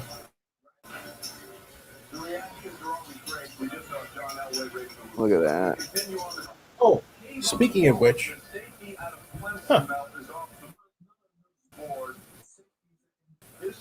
is remarkable. First in his family to graduate from high school. What do we know about the player? Who did Zach Moss go to? Let's see something here. Well, Trey, I'll tell you this about Kayvon Wallace. He's one of the Forget Buffalo, didn't he? safeties that didn't play. So, yeah, Buffalo. Great fit. He reminds me of Kareem Hunt. Yeah, He's Buffalo. a beast. I love it. Him and Singletary are nice. KJ Hill. Everyone's calling for KJ Hill to get drafted. I think Tyler Johnson's better. Personally, Say it again. I think Tyler Johnson's better. That's The just KJ? me, though. Yeah.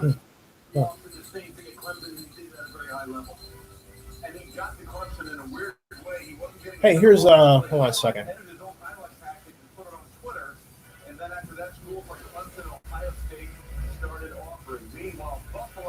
Okay, so this is why newspapers fail. As much as Twitter gets used, don't you think somebody would copy Twitter? Think about it, right? You know, I mean, just let them sit there and hog up all the glory, and it's a simple PHP program. Heck, I built one. The only problem is that I can't get that kind of traction to get that kind of traffic, but a bunch of media companies could. I said to the league, I said, why don't you start your own, build your own Twitter account, a system rather, you know. Ridiculous. All right, Raiders are going to be up here any second. What do you think they're going to do? You think they're going to go quarterback? I hope not. Like I said, I want defense. My favorite player would be Amik Robertson right now, corner. Small nickel, ton of ball production, PBU's picks. And then maybe I'll look at 3 techniques. Strobridge from North Carolina or from North Carolina State. What's his name? Corell Merlson or something like that. I want defense. Rams took Purdue tight end Bryson Hopkins. So here come the Jaggies. LV's coming up. Oh, I want Amik Robertson. Would be great for the Jaguars. Just saying. The Raiders get Amik because then you're going to see me flip out like I did when they took Brian Edwards. I was ecstatic. I was screaming at the top of my lungs. It feels so good when you get the players you like. Oh yeah. It kind of validates it, you know, because I didn't really see anything, you know, that they were linked to him or anything, but you know, just watching players and like, you know, who they could have got in the first round. I was like, if there's one mid-round guy that might be there that could complement all 3 of these guys really well, it's him. And then sure enough, they found a way to get him. It was nice. Having said that, he could end up being out of the league in a few years. You just never know. It's true.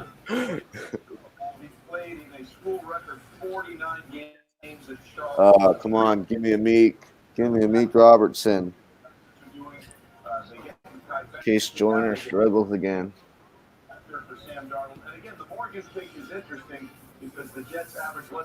Jags are still on the clock. Why is it taking so long? Golly. James Lynch. I like the James Lynch a lot.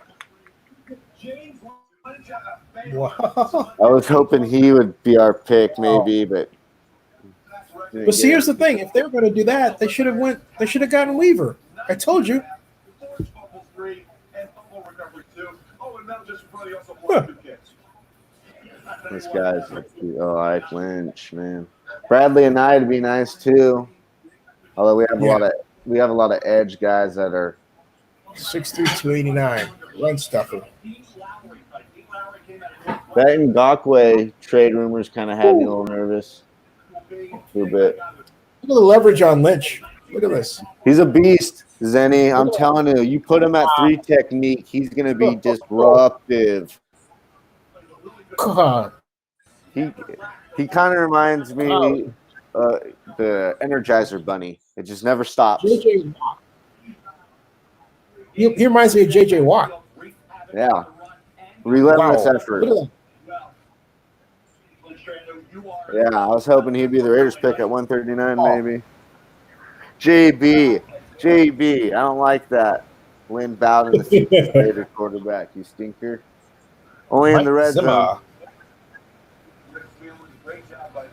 Hey, remember, JB, I brought Bowden up for your team. I thought he would have been good with you guys, with him and Lamar. Hey, you check out Mike Zimmer's place. That's cool. All purple.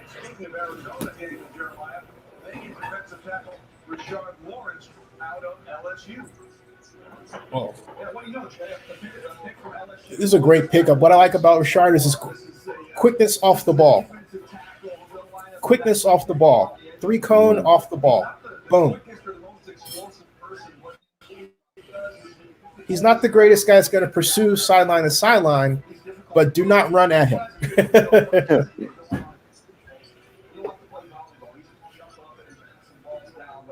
Ow. All right, Raiders. Give me Amik Robertson. Give me one more of my guys. Or Pro. Murchison. Look at Cliff. Boy, Kingsbury's got the house, doesn't he? Oh, my God. I love all the tweets of people saying stuff. J.J. Watt, I think, tweeted, looks like Gordon Bombay from the Mighty Ducks. I don't know if you've seen that movie, but when he's the coach of the U.S. team, and they're supposed to be like Junior Olympics or something, and he's got this beautiful pad in Hollywood. That's hilarious.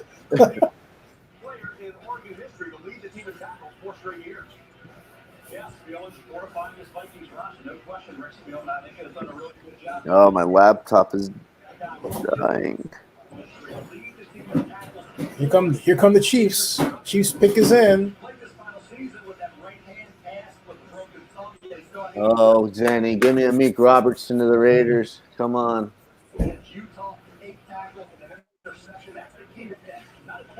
You know what though? They ought to have an announcement. The reason is if you're sightless and you want to consume this, hey, there's a business idea. There it is.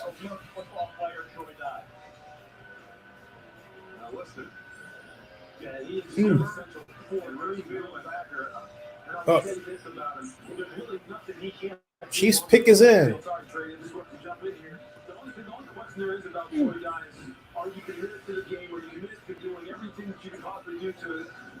Come on, Chiefs.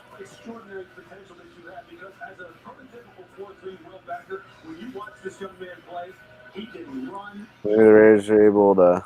He can run in situations, and he's going up to Minnesota and playing for a defensive coach that coaches a group of linebackers that are as good as any in the National Football League. So they're just adding another tremendous athlete to add to that group. And Troy Dye is a fantastic prospect. Huh.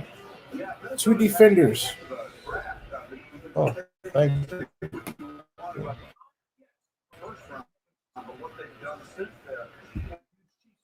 Thank you. James Lynch out of Baylor, now Troy Dye out of Oregon. Nicely done. Okay, we are up to pick 138 in the draft. And next, Missouri, a Special Olympics athlete and a huge Chiefs fan, Arthur Murray. Hello, NFL fans. That's NFL Chiefs fans. I'm so excited to be here today to welcome the newest player into the Chiefs kingdom. But first, I would like to thank Coach Reed and the rest of the team for last year's Super Bowl win and for supporting my team of Special Olympics athletes after the tornado last May. Let's go back to back. Go Chiefs. That was pre-recorded. Thank you, Arthur. Keep up the good work. Oh, they took my boy's teammate. 2020. Over Amik. Jarius Sneed. All right, give me Amik Robertson. There it is. Wow. More speed. You know what that spells? Special teams. Watch special teams. Woo. this past season, but if you go back to 2018, he played corner, and I think that's where teams view him. Yeah, his safety was a little bit. See, that's the kind of corner the Raiders need to pick up. Somebody with speed like that. To really be effective. When he went to the All-Star game, he's an NFL game out here in Los Angeles. Pick is in. Oh, here we go.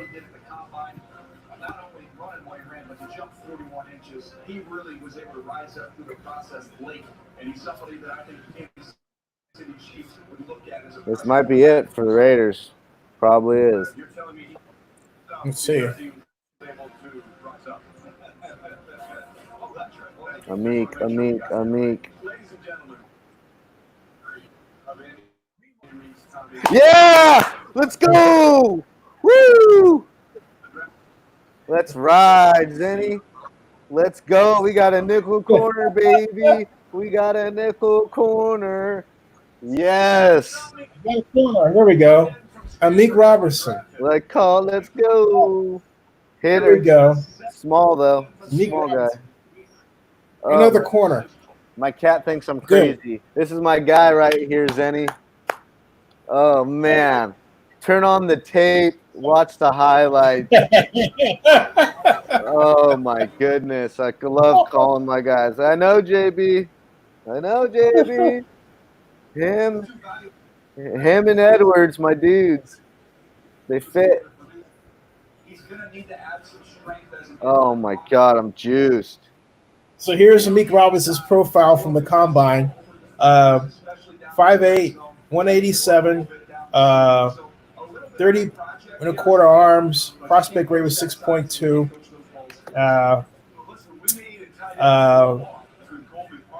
He had 61 tackles, 7.5 for loss, 4 interceptions, 12 pass breakups, first team all conference selection, and he played all 13 games in 2017, and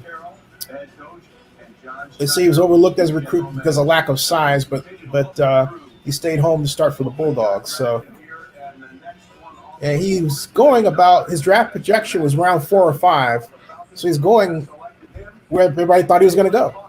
Yeah, he's got a ton of ball production, multiple years, PBUs, picks. And he likes to hit people. He blows people up in front of him if he's playing, underneath shallow concept in the zone. It's just so he's very much like Mr. Arnett. Very similar. You could say that. Yeah. I think they're going to try to start Mr. Arnett on the outside, but yeah, very similar to that. Definitely. I like him though. He's I like guys that produce in college, that's for sure, Now, right now, they're talking about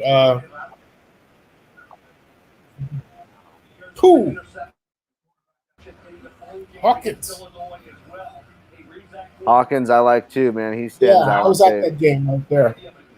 He can play some nickel as well. Go Bears! Right. Go Bears! Coming in Falcons. Woohoo! How about Stanford getting that big-time recruit, the basketball player? Woo! Yeah. It's Coach Quinn down over in Swanee. Oh, man, I'm juiced. Amik. Let's go. Or Mick. I don't want to butcher his name. I'm got... You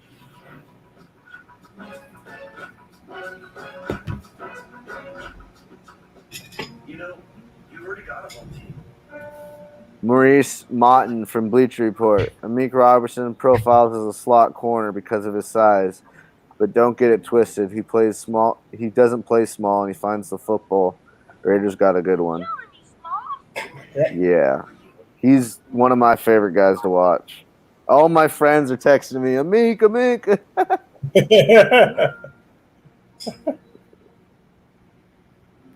Since 1926, Nationwide has been on your side. Would be very interesting during trying times. Today, being on your side is staying on your side. Police still support you and heroes who are with you. We're getting refunds. All right, that is awesome, man. Got it. Maybe they try to See, the thing is, you got to find teams with cap space, but maybe you try to package Gabe and PJ Hall for one pick. Well, the thing about it though is that they're not. I don't see where they're better than any of the linemen that went off the board in the last 2 rounds. You're 100% right. That's the problem. You know, their timing is a little. And you're right. You're definitely right.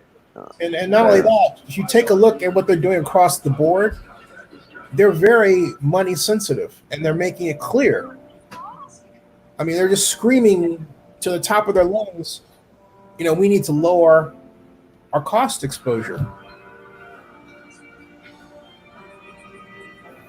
JB, you want Tyler Johnson? I like Tyler Johnson too, JB. I like him a lot.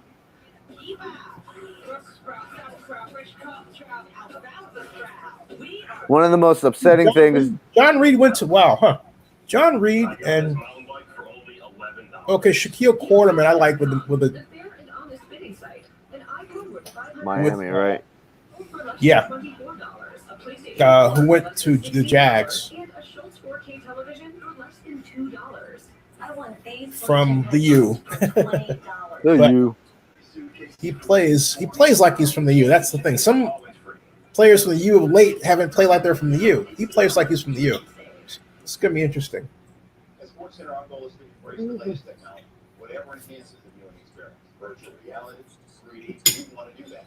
Welcome to Sports Center. I'm Tony Collins. We got a little bit of everything for you today. In the NBA, our insiders AJ Janowski with the very latest happening around the association. Also in baseball.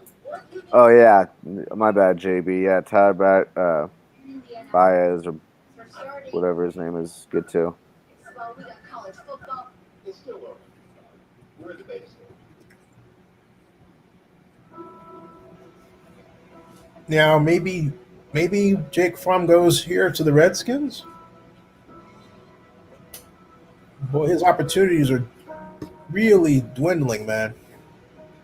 Who's Seattle's backup? Seattle's backup was. They had what's his face from TCU for a while, but yeah, they didn't. Hold on a second. I'll let you know in a second. Just a reminder, we are all in this together. Help us make a difference now. Huddle up for COVID-19 relief efforts and join players, teams, fans, and communities around the country in the NFL draft. If we unite behind the cause, we can provide relief significantly impacted by the pandemic. Every dollar counts. Okay.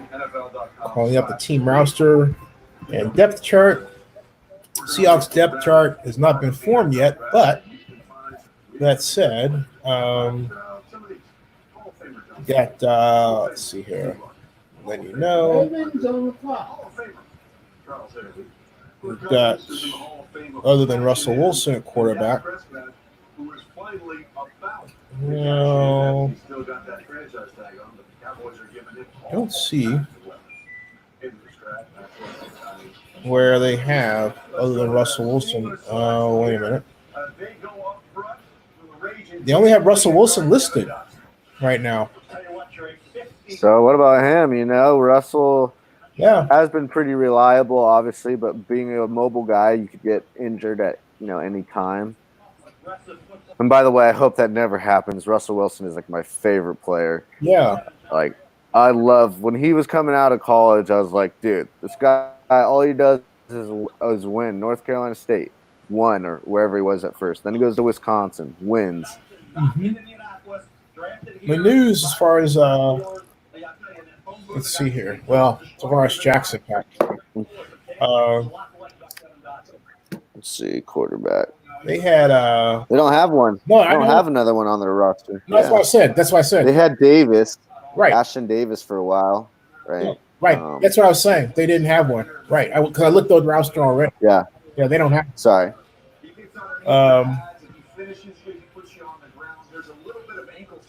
There was some thought that James Morgan might go his way, but he didn't.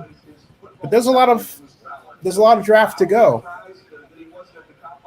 Oh, so much. That's why it's kind of a bummer the Raiders don't have any more capital. They're headed. They are in the last Golden just went their last 4 picks of the 4th round before they head to the 5th. Bryson Hopkins. Here's the thing, though. You know, there was talk that Jameis Winston might go as a backup to Russell Wilson, but I don't know. I don't see that myself.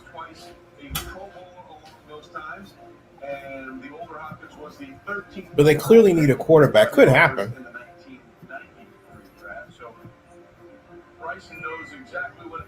I think it's going to be interesting, man. There's not. I don't even really know if there's any starting spots even open. It's just hard to place Jameis and Cam at a backup. If he decides he wants to do that, I think that's what I'm saying. That's kind of where I'm at too. There has to be an acceptance a little bit. That's got locker room disaster written all over it. I'm not talking about temperament among the two. I'm just talking about 2 extremely talented players, exactly, quarterback, who are not going to cotton to being in that situation. So I think that would be horrible. All right, JB, Ravens pick is in. Let's see if you get Tyler. Mutai would be a beast. Oh, Michigan. You go, JB. Same position group. Ben Bredson. So it's kind of crazy. Michigan have all these draft eligible offensive linemen. Probably 4 or 5 guys are going to get drafted on their O-line, and they couldn't run the ball this year. How does that happen? Bad game plans? Right? Here we go. Michigan had some challenges offensively in terms of design. And to me, it was they didn't understand how to properly design a speed rush, and they were trying to copy Ohio State, and it wasn't playing off. You know,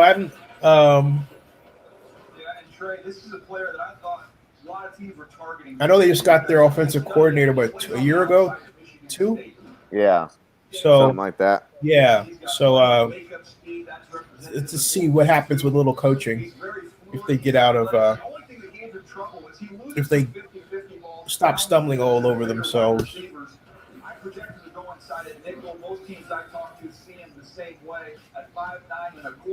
JB says, because we have no running back, we have 3-star running backs in the Big Ten.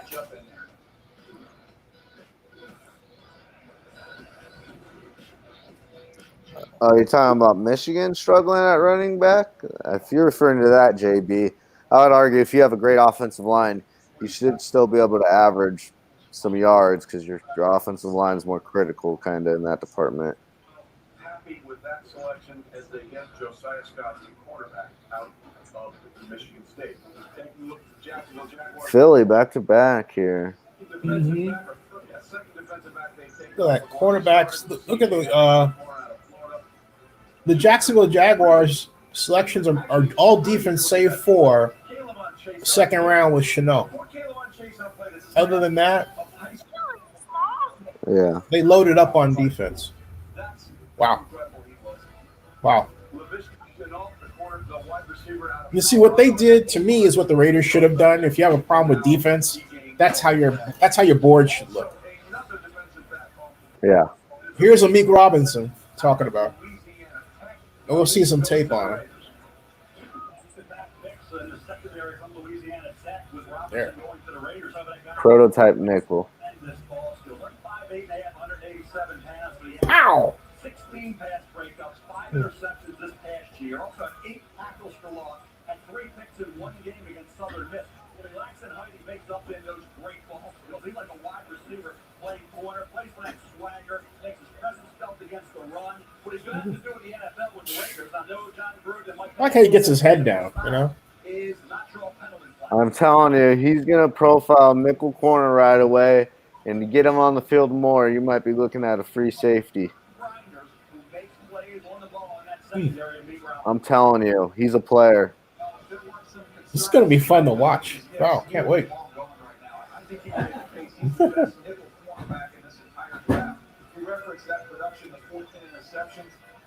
Got a little honey badger in him, kind of, to me. It's a little ball hawk. He goes up against Colin Johnson, one of the biggest wide receivers in this draft class, and he jumps him at the line of scrimmage. He's got some bulldog in him. You can see why Mike Mayock and John Gruden have an affection here for Eddie Robertson. And this is the first day. Surgery to repair a torn groin muscle on January 17th, and ultimately led to his decision to not participate in the workouts at the combine. So there we see what the Raiders have done. Henry Ruggs was the first wideout off the board, and now another Clemson player. They're all flocking to hang around with Curtis Renfrow. That's what it is. Then you have Eddie Robertson, the cornerback, out of Louisiana. By the way, we finally have a Miami player off the board. It is Shaquille Quarterman going to Jacksonville. This is the longest we've gone without. Oh, no. Since 2013. Oh, my God. I just saw this wild headline, man. What does it say? It has to do with CES. It's a CES convention may have spread coronavirus throughout the United States and the world. Oh, no. Wow. We were at CES.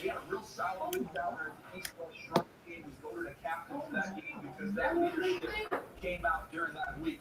I think you can see the Jacksonville Jaguars as a theme here. Trying to address that defense. Wow. High character kids in their program. I like what the Jacks are doing on the defensive side of the ball. And if Michael Irvin is watching in that, wow. No, we didn't actually. I didn't go to a lot of parties. I didn't go to let's see, which party did I go to? I didn't go to a lot of parties at CES this time. How did they pick here? For that, let's go back. Went This was the pick that the Jacksonville Jaguars got from the Chicago Bears in exchange for Nick Foles. no, we didn't go to a lot of restaurants.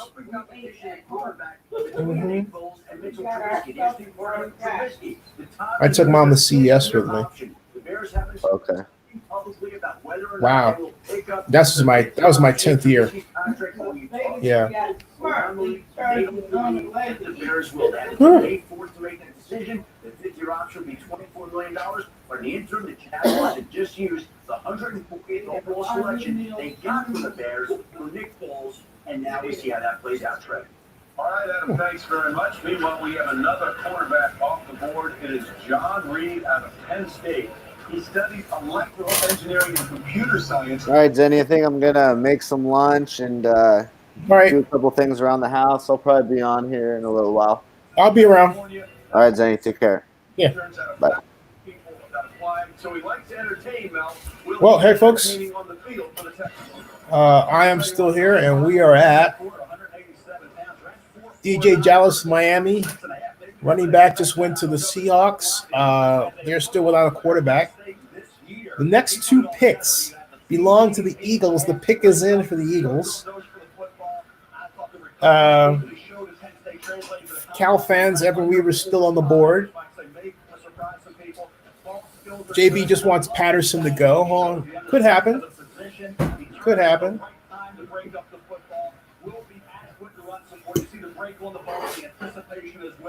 This season, for Penn State, you can make a strong argument. He was one of their best defensive players.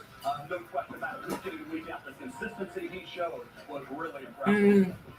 Absolutely. So there you Hey, everybody. Welcome to Zenny 62. We are waiting for the Eagles. Their pick is in. We got one more pick after this. Fourth round is closed with Jake Fromm still without a home. Yeah. Donovan Peoples-Jones, please. Got it. And before we get to our next selection, we have a very special guest for us from the Fuel Up to Play 60 program, Samar from Yardley, Pennsylvania. Uh-huh. Now, in response to the COVID-19 pandemic, which has changed the way we do everything, Yep. Samar created an interactive virtual classroom for his fellow students so they continue to lead healthy and active lives. Oh, good for him. Good for him. Hey everyone, thank you so much for having me as part of the 2020 NFL Draft. 13 years old. I'm so excited to be here. Ever since I joined the Field For watching. 360 program, it's been 5 years, and I've loved While that's it. happening, though, let's not Hopefully, everyone should keep lose sight of where we're at. We're still waiting for the Eagles. The pick is in for the Eagles. but we have not had an announcement yet. They took Jalen Rager from TCU and won. Jalen Hurts, the quarterback, which I think Jalen's going to wind up starting for them. Here's a selection for the Eagles. With the 145th pick in the 2020 NFL Draft, the Philadelphia Eagles select Jack Driscoll. Jack Driscoll. Auburn. Wow, great choice. Auburn tackle Jack Driscoll is a model along the lines of Jack Conklin, right tackle. Very effective, uses his hands very well, keeps his face in your face. It's a good pickup at that point. So, as you would say, why if he's so good, why did he fall that far? Sometimes the interview process, but also he's a really good technician. He's well coached. Going to come into the league already at that aspect. Woo. That's a good run on the screen there, folks. So that's why. So the Eagles get him, and if you piece this together, the Eagles are really building depth on their offense. They're building depth. They've got a frighteningly good quarterback to go behind Carson Wentz, and they have players like the gentleman from Auburn they just drafted, and they're not done. They got draft Driscoll.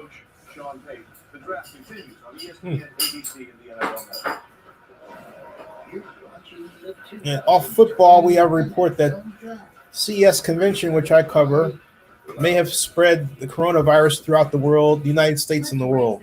Wow.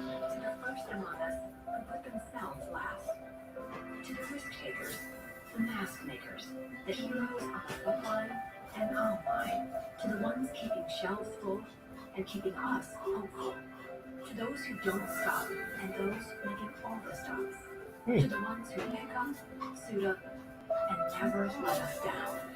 From all of us at Duncan to all the heroes keeping everyone running, thank you.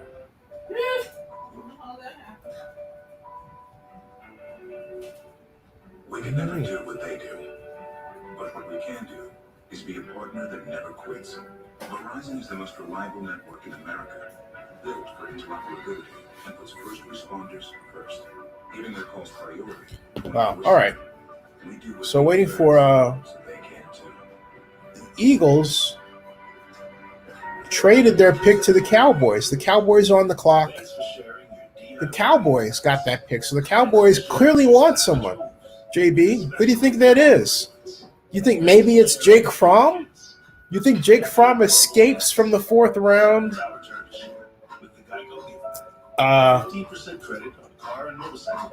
Do you think Jake Fromm escapes out of the fourth round with a home in Dallas? We're about to find out. This is interesting.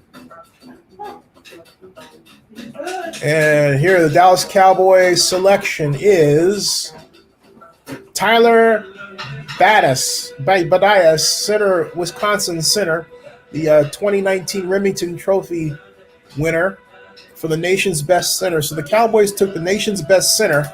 Great pick with the last pick of the fourth round. We go into the fifth round, and Jake Fromm has no home still. Introducing the future Wow. of fitness. It's every class you can imagine. He goes into the fifth round without a home.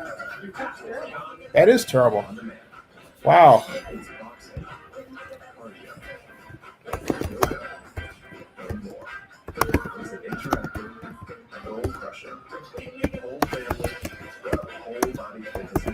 I'm writing Jake Fromm still without a home.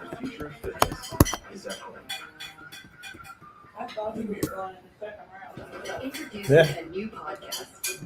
JB says Jake Fromm to the Seahawks.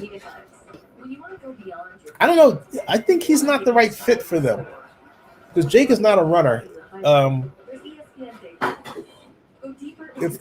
If they with what they do, that would be weird at best. That would signal the desire to play something different. So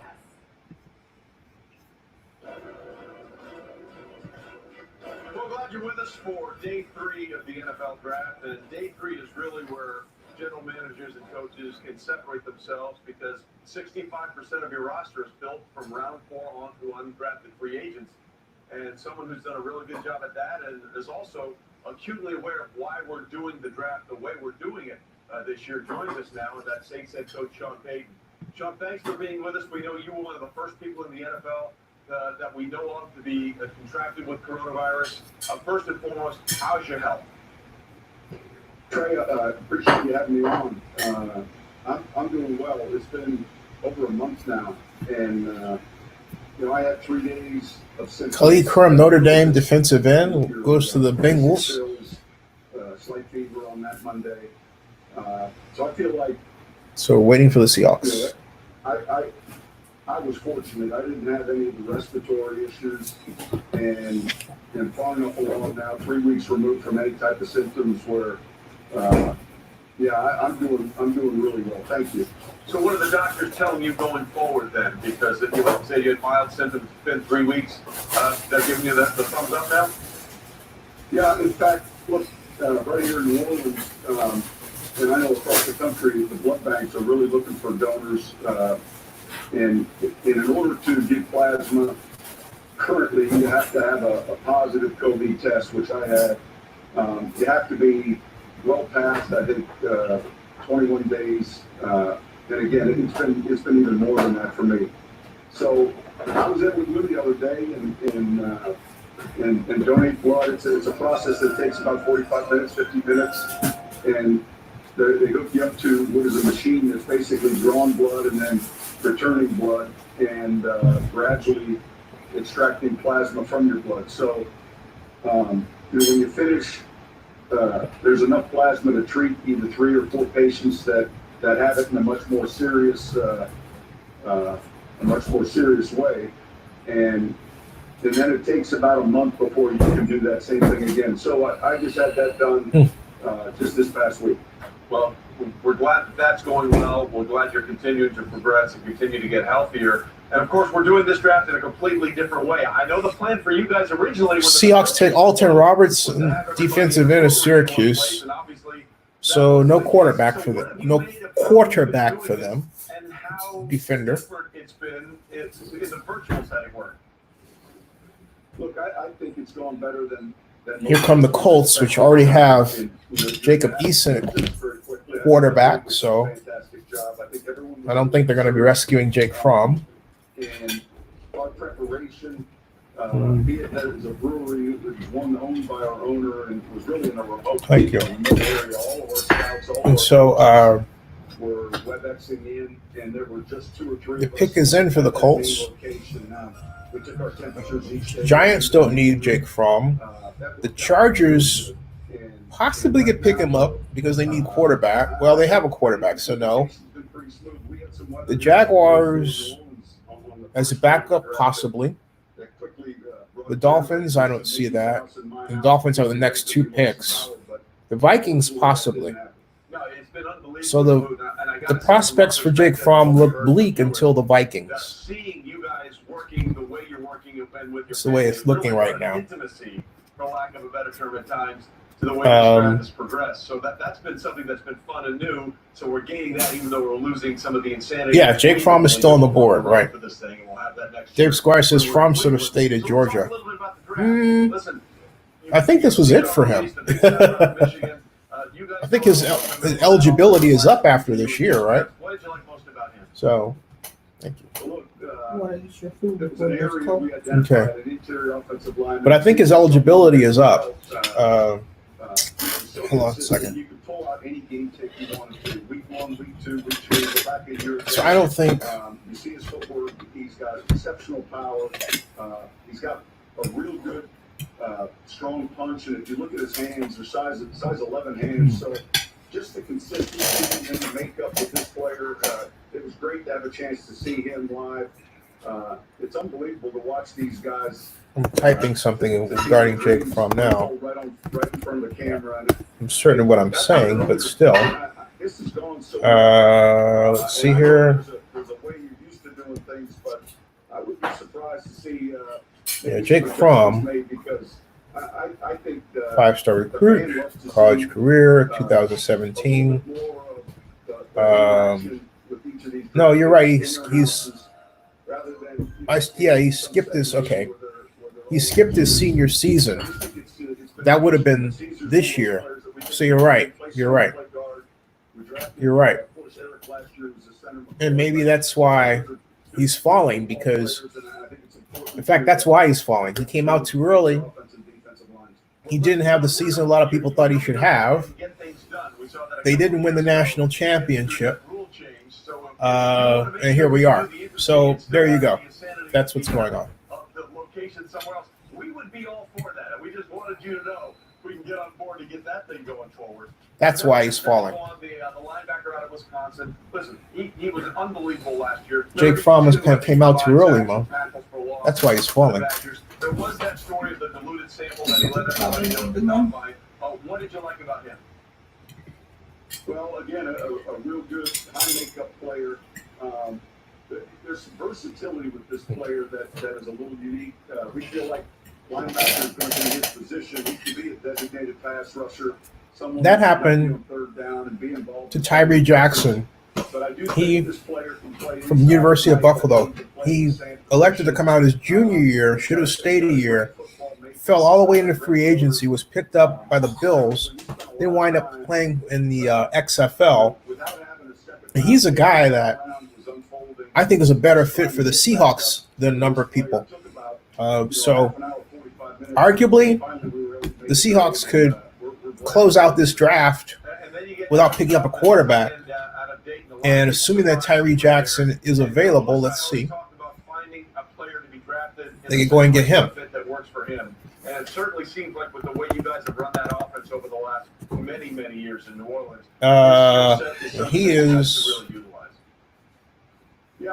he signed with the DC Defenders, but the trouble is that the XFL declared bankruptcy.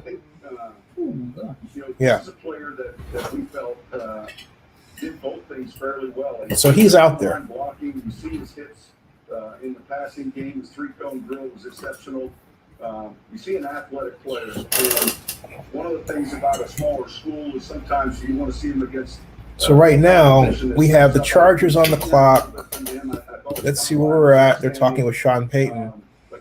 Oregon's offensive guard Shane Lemieux just left to the Giants. Danny Pinter, guard from Ball State, was picked up by the Colts. So now we have the Chargers, the Panthers, the Dolphins twice, the Seahawks, and the Vikings, and then the Redskins, and then the Jaguars, and then the Jets, and then the Patriots, and then the Browns. So yeah. What are your expectations for what comes next after this, Sean? Well, look, I think gradually we've seen it around the country, and I think our league and all the sports leagues are going to Chargers are up. Pay close attention to where this is going. I think the one concern I mentioned this earlier. They took Joe Reed of Virginia, and Joe Reed is an air raid quarterback, air raid receiver with speed. I think our leadership will pay close attention to it. He's I think when the time's right, we'll be back. I think the bigger question is going to be our fans in the stadiums. That's going to be. Can play running back or wide receiver. He can return kicks. He's very versatile. Got a great player there, and he plays a slot receiver. Oh, hey, got a quote here from Rick Ciratella. Rick says, Joe Reed is a guy that when I visited Virginia, I love what I saw. The creator of it, said Rick Ciratella, the creator of NFL Draft Bible, an advanced scout for the NFLPA College Bowl. Big play capability, not only as a receiver, but also as a return man. Well, listen, Sean, it is always good to talk football with you. It's especially good to talk to you and know that you're on the way to a full recovery. Appreciate your time, my friend. Thanks for being with us. Thank you, Trey. Appreciate you. You got it. Sean Payton doing great work and doing his part. And there you see what he was talking about. Helping donate plasma to help COVID-19 patients. That was on Monday. Sean well on his way to getting back to where he was before it all came down. Stay with us. The draft continues on ESPN, ABC, and the NFL Network. Yeah, so Joe Reed, the Chargers, speed guy. Right now, get Pizza Hut's best delivery deal. Large pizzas with up to 3 toppings for just $9.99. Available for carryout or contactless delivery at pizzahut.com.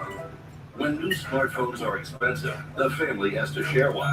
Step up with Boost Mobile and get 4 free Samsung Galaxy A20 phones when you switch. Or don't and prepare to lose some furniture. So we have the Panthers on the clock. So this is what the Panthers do.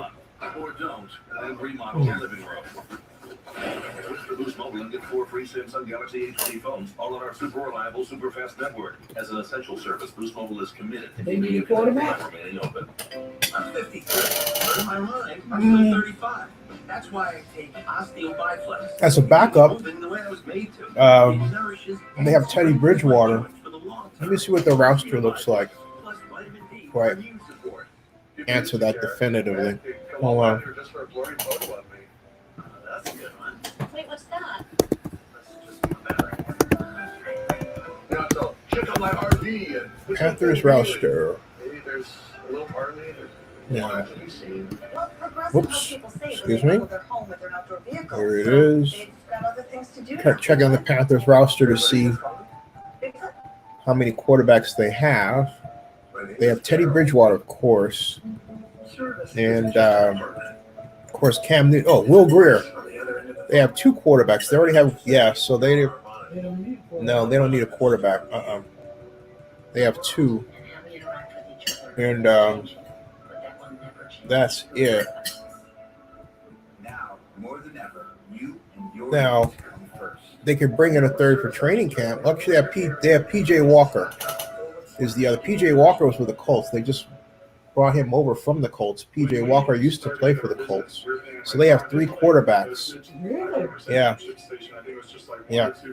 Everything was up and running. I was printing out labels and saving money. ShipStation saves us so much time. It makes it really easy and seamless. Pick an order, print everything you need, slap the label on the box, and it's ready to go. Our cost for shipping like we're cut in half. So there goes that. The Dolphins are on ShipStation top. is the #1 choice of online sellers. Droppers need Go to a. ShipStation.com Let's see here. and get 2 He's months a free. quarterback. They already have Ryan Fitzpatrick, though. They have Fitzpatrick. They have Tua behind him.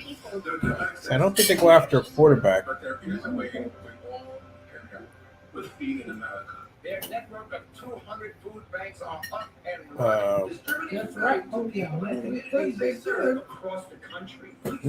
Yeah, anything's possible. But the Panthers took Kenny Robinson of West Virginia, safety. The Dolphins have the next 2 picks. So. The 2020 NFL Draft, presented by Lowe's, is brought to you by Pizza Hut. Order today at pizzahut.com.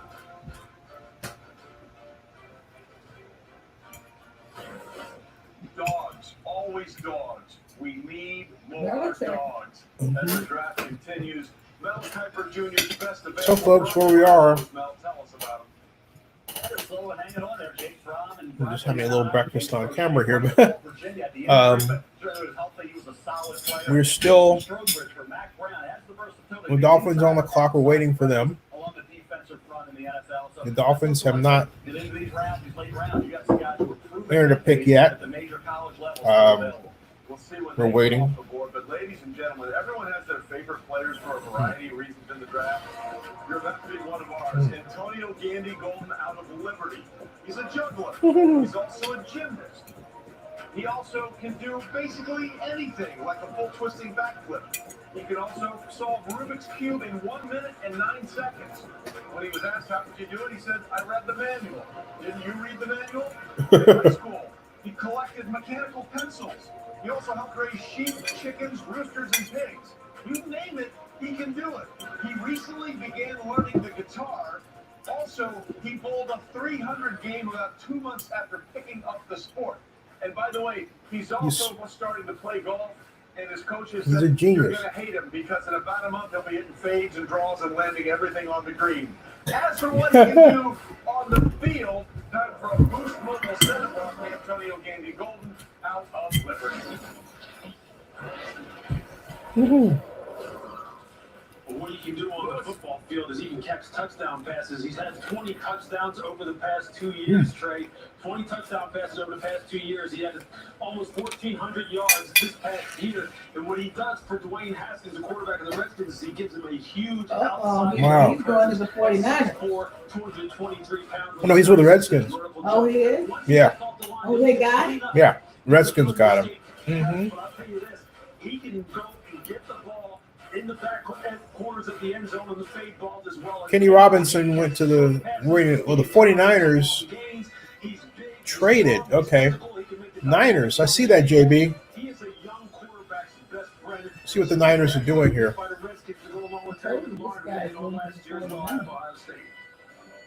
Yeah, Lewis, I thought the Senior Bowl really helped him that week, showing off. Oh, no, he's taken. See number 4? Oh, okay. See, he was already taken in the 4th round. But what he does picking balls off the heads of defenders, I was looking for a comparison for him. I just wrote down Billy. See here. The 49ers traded Matt Breida to the Dolphins for pick 153. Wow. So Matt Breida is now a Miami Dolphin. They got rid of their great running back. Wow. How about that? That's something. They didn't want to pay him.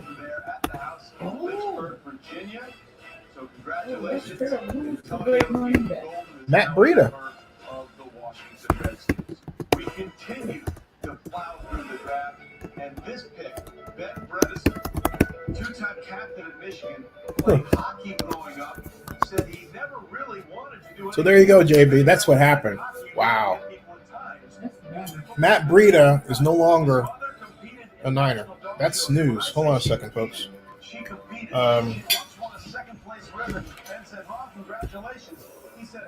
Yeah, surprise! Yeah, surprise! Man, oh man. First of all, Trey, after with Daniel, that I could never do another cop route the rest of my life, or certainly the rest of this draft. But I think you look at Michigan and with Jim Harbaugh and John Harbaugh, that connection there maybe influenced this pick. But the veteran experience of Ben Bredesen. Hey, folks, we are watching the NFL draft, and this is day 3, the last day of the 2020 NFL draft. Big news: Matt Breida of the 49ers was traded to the Miami Dolphins at the 153rd pick level, and the Niners moved up and got Colton McKivitz, offensive tackle from West Virginia. So basically, they traded their top running back. They traded their top running back.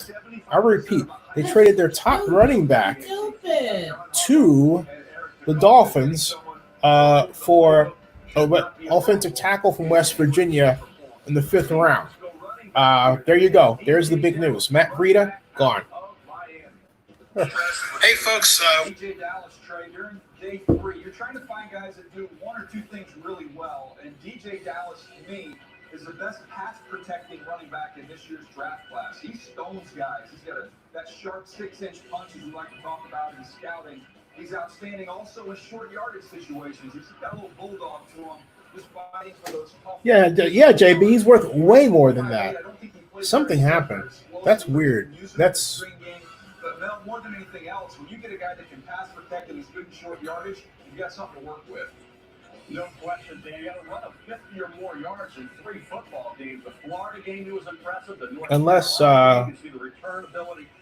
the only thing that I could believe would signal that is a wholesale change in offensive approach, where they feel they don't need him anymore when they don't want to pay him. Whatever the case, it's a shocker. Because we know what's happened in Seattle the last few years, seeing Russell Wilson run around for his life. So if he can contribute in the blocking game as well as the running game, I think both Pete Carroll and John Schneider will be very, very happy. Deja vu, that sinking feeling, you've seen this before. Yeah, they could have got a lot more for Breida. Breida had some, considering the production he had last year. Ooh, boy. That's wild, man. That's completely wild. Remington Award winner in Wisconsin's history given to the nation's most outstanding center. Grew up working on his grandfather's farm. He said it impacted him with his work ethic from a young age and made him Miami took the hardest worker in the room. Oh, look at the little guy. West Virginia. Cleaned up gutters, sun up to sundown. Mel, is it as simple as Frederick from Wisconsin out in Dallas and Biotish from Wisconsin in? Never that easy, Trey. Never that easy. I think that you look at One second. I'm typing this for West Virginia. The opinion was created because of that. Go up and down. Okay, hold on a second, folks. Just putting this to bed. Phenomenal in early November against the Iowa Hawkeyes. In all phases, he did a solid job. He pulled. He had showed Chicago made the trade. Wow. These trades are flying around. Woo, boy. Jason Stowbridge went to the Dolphins. And then he started, I think, slipped down the draft board just a bit. So I think with Tyler Biotish now, coming to the NFL, he's coming out with a year left at Wisconsin. Learn, try to figure it out. They obviously have some options with McGovern and Looney at Dallas. You can plug in there at center. From a veteran standpoint, let Tyler Biotish have a chance to develop. I think expecting him to be the automatic replacement for Travis Colton McKivitz. There we go. Maybe 3 years down the road, you could be a factor. With Lewis, this is the perfect kind of guy, though, for the Dallas Cowboys. Yeah, this is the perfect kind of guy for the Dallas Cowboys and what they want to do offensively, meaning they want to be run-centric with Ezekiel Elliott, and they want to have everything really come off Dolphins of that. pick. I'll tell you this, Tyler Biotish is one of those people who, if he can even out those uneven performances, Mel, he has the kind of physicality on the interior that Dallas likes to really establish as far as their running game is concerned. That's a shocking trade, folks. Shocking development. Shocking. They may have found the air affair, but you're right. He will have to compete with Joe Looney, Connor McGovern. It'll be a nice training camp battle once they get to it. Yeah, Looney played pretty well for the Cowboys when Travis was out. Travis Gibson, the Bears took him. Defensive end from Tulsa. That's a good, solid pick. Yeah. There's Jerry. Stay with us. The draft is into round 5, day 3. Round 5, day 3. Evan Weaver's still on the board, folks, from Cal.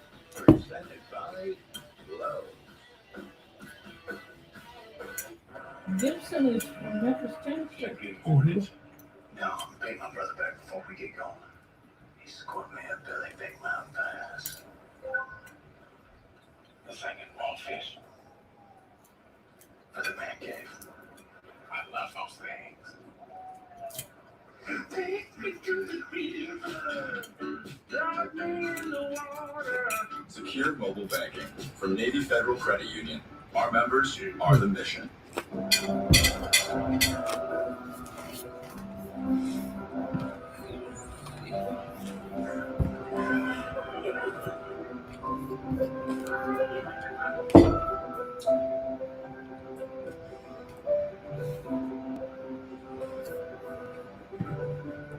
I have to go to another website. The ESPN website's slow to update.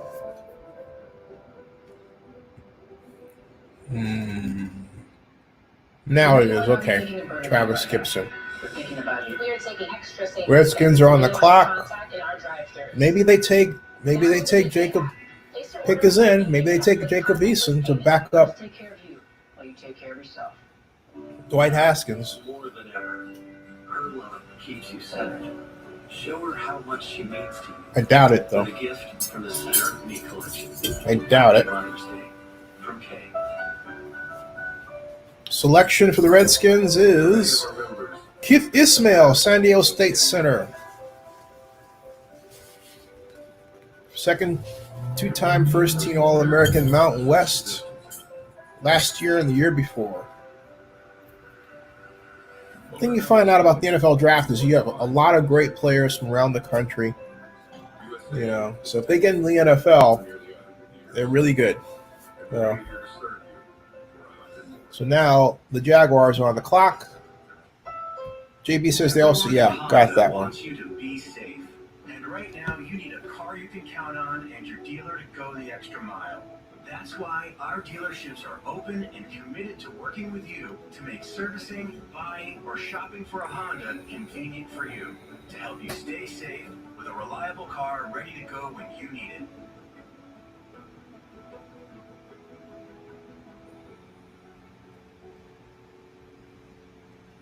From our family to yours, we want to encourage you to keep. So what do you think about these guys?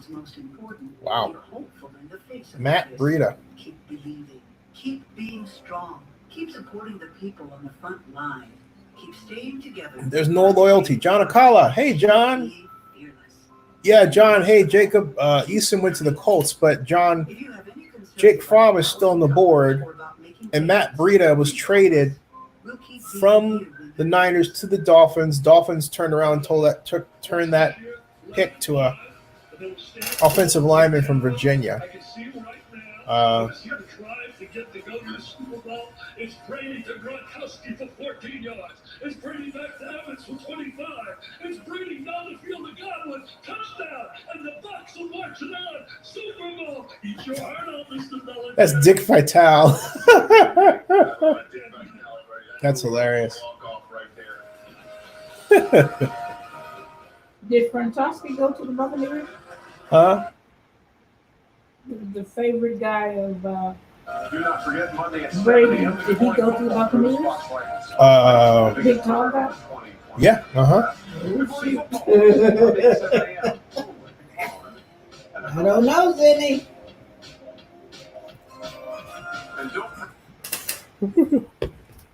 Madden 20, Madden NFL 20 was free to play. Oh, I did, JB? Oh, I'm sorry. I made a mistake. Yeah.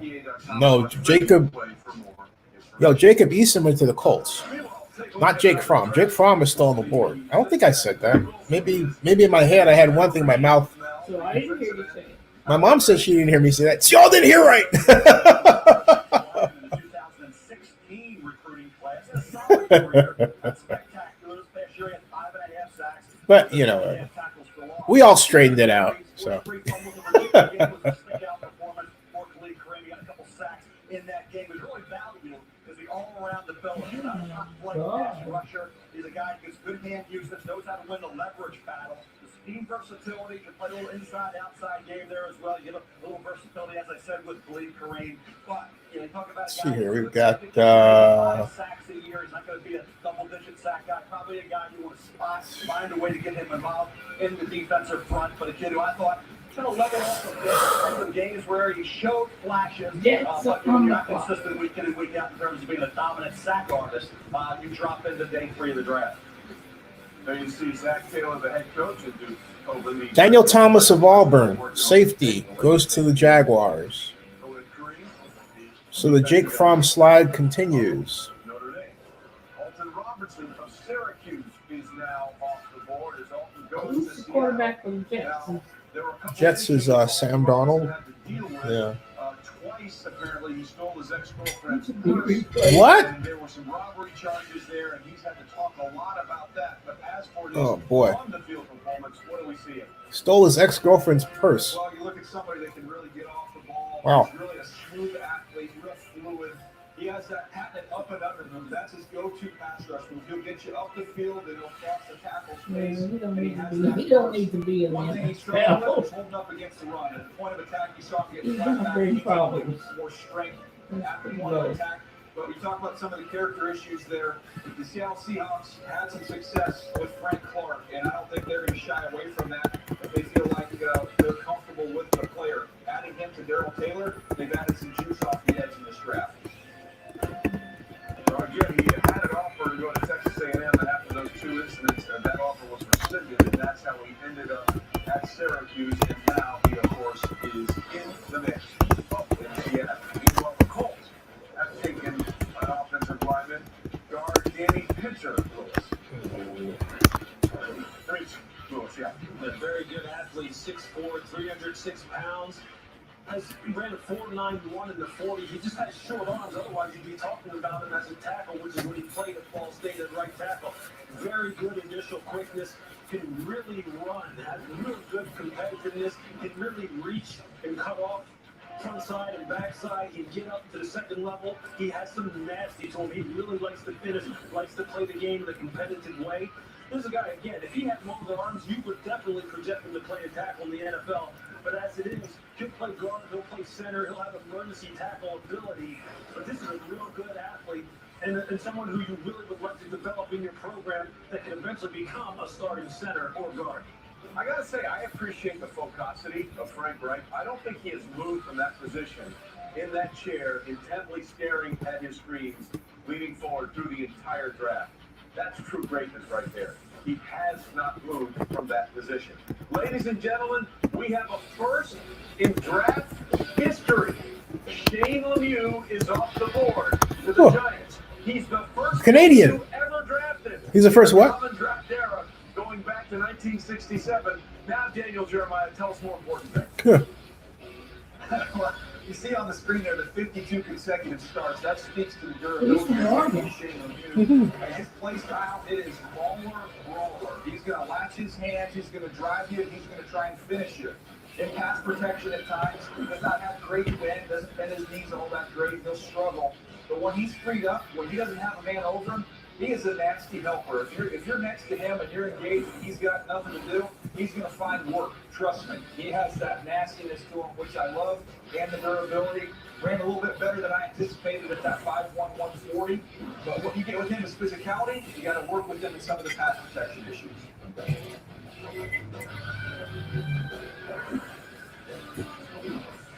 All right, so Joe Judge and Dave Gettleman have to be very, very happy with what they're getting from Shane Lemieux. And there you see Joe Judge. He has been relaxed the entire time, which I also respect. There you see Dave Gettleman, again, wearing the mask because he is recovering from lymphoma and he is much more susceptible.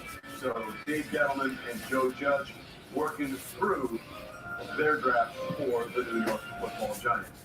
Moving on, we have Joe Reed, wideout out of Virginia, going to the Los Angeles Chargers. And of course, Kip returns a big part of his game, 5 for his time with the Cavaliers. That is the most in school history. Bryce Hall went to the Jets. Huh. Virginia. So we have the Patriots are next, folks.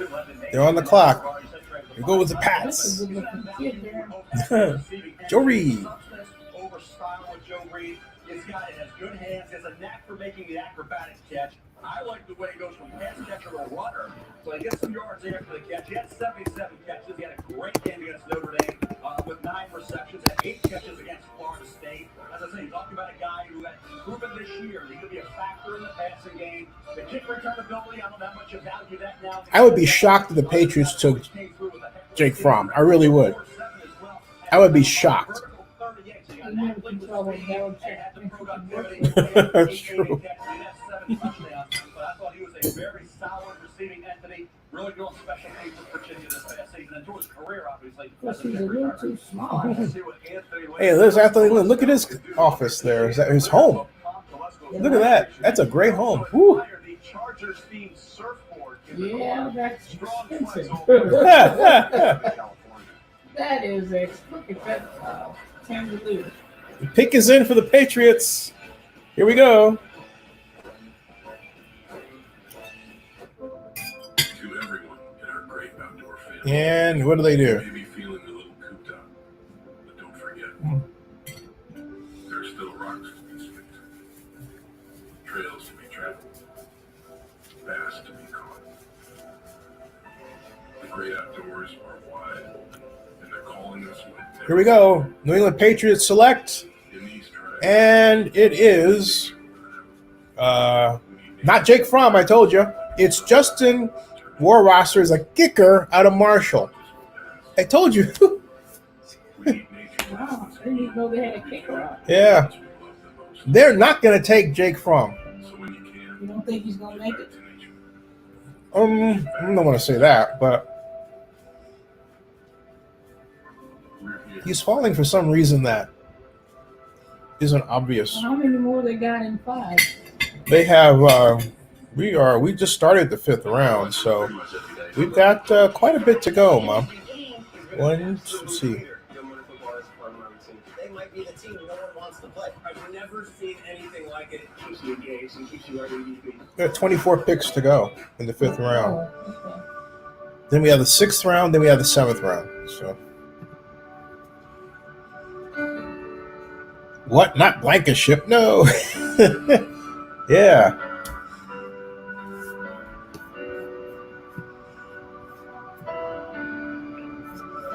Rohrwasser, the marshal. Place kicker. Took a place kicker. And if we weren't able to stream anything, I think they'd be lost. We're all home right now, and that's why Verizon is giving you more of the entertainment you want. Daily is usually watching a TV show, and McKenna is almost always listening to music. We love Verizon. I get the shows I need when I need them. Now, unlimited Get plans your come with your food favorite dinner. artists That's on Apple really Music, important. shows and movies on Disney Plus, and over 70 top channels of live TV with YouTube TV. Music plays a huge role in our family. That's how we connect. Plans start at just Like I said, $35, so your family can mix this and person match wrote, and save. the Patriots took a kicker Only at Verizon. over Jake Fromm. Yeah. 4 crunchy tacos and 4 beefy 5-layer burritos for only $10. Pairs perfectly with all your Taco Bell favorites.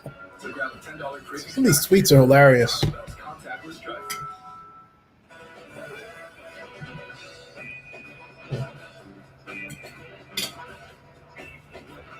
Get your food.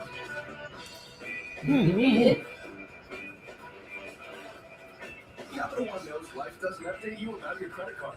So meet email, the Capital One assistant that looks out for charges that might surprise you and helps you fix them. Another way Capital One is watching out for your money when you're not. What's in your wallet? As jobs get cut, we are there. As plates go empty, we are there. As beds disappear. Everyone's going nuts about Thanks to you, the Patriots passing on Jake Fromm for a kicker. with hope, kindness, Wow. and without discrimination. Today Then on and YouTube, always, please consider giving. one of my viewers asked regarding the Matt Breida trade. What do you say here? It says, bro, Matt Breida was never the top back,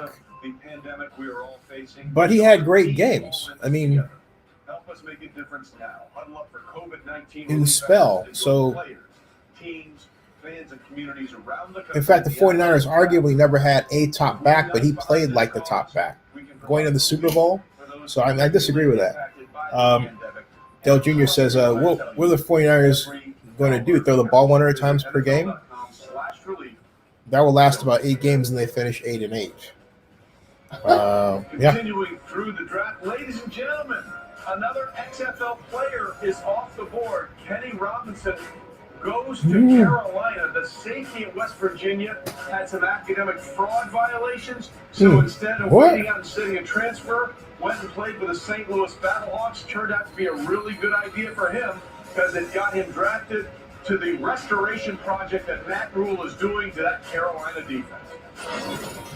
Yeah, that's right. This is a guy, when you watch him at West Virginia as well as in the XFL, you see somebody that can play in the middle of the field.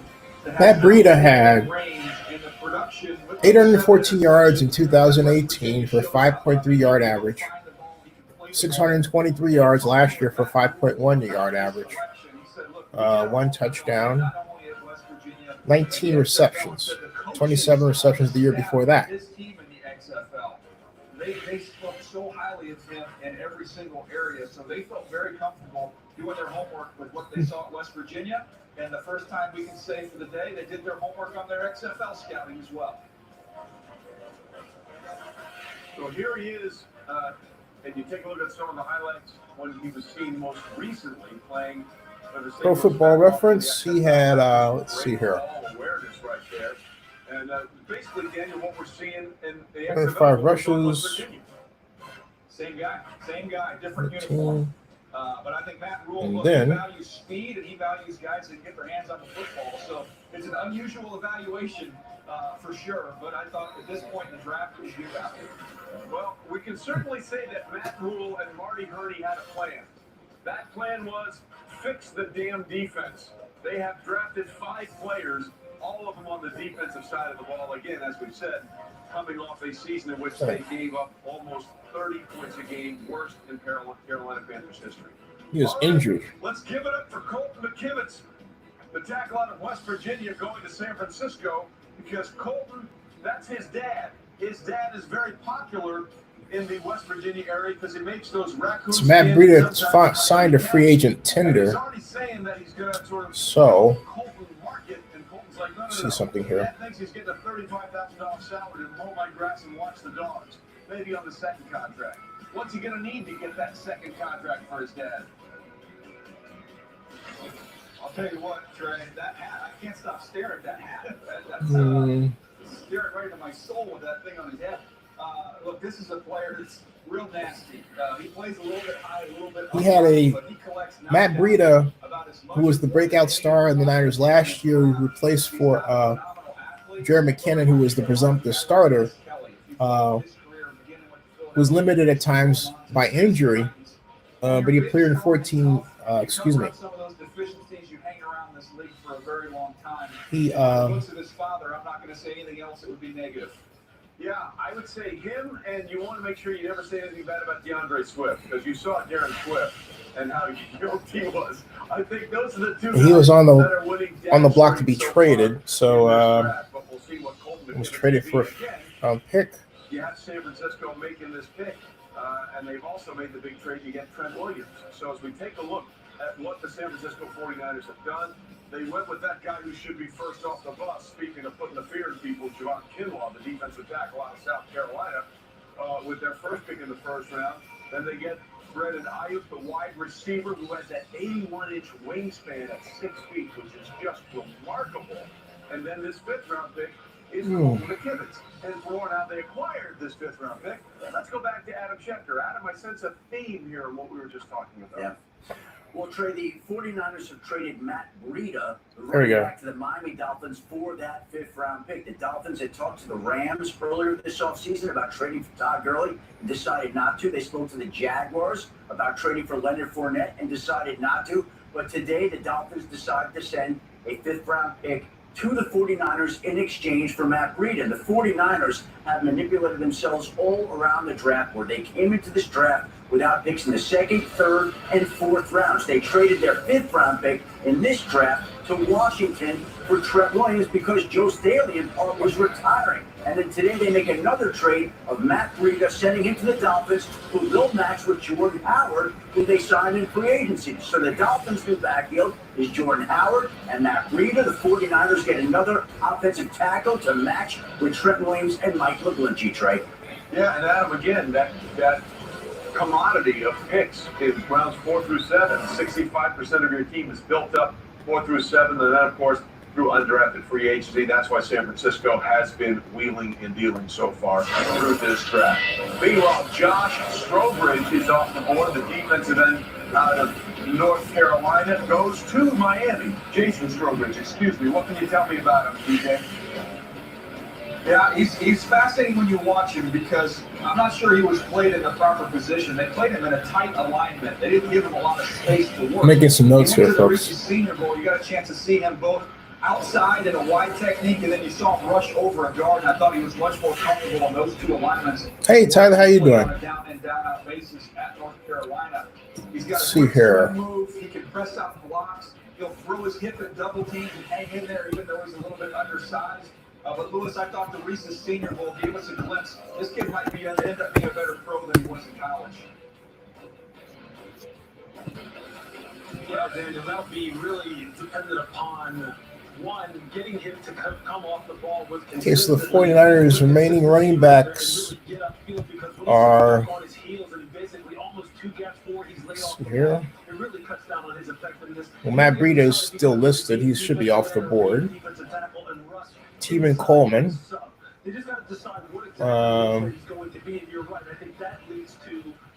And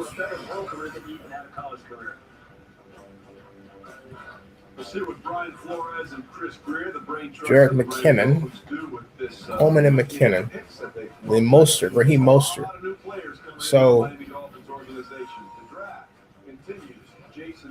the way they ran their running backs was like a committee, and a number of them contributed, so including Breida. So yeah, Mostert, Kennan, Coleman. McKinnon was injured the year before. Coleman spelled him. So there was a lot of that running back by committee. So from that perspective, Breida was able to come in and make enough of a contribution. 613 yards is a tremendous contribution, folks. Last year, and then 813 yards the year before that. That's losing a lot. I mean, let's not kid ourselves. That's losing a lot.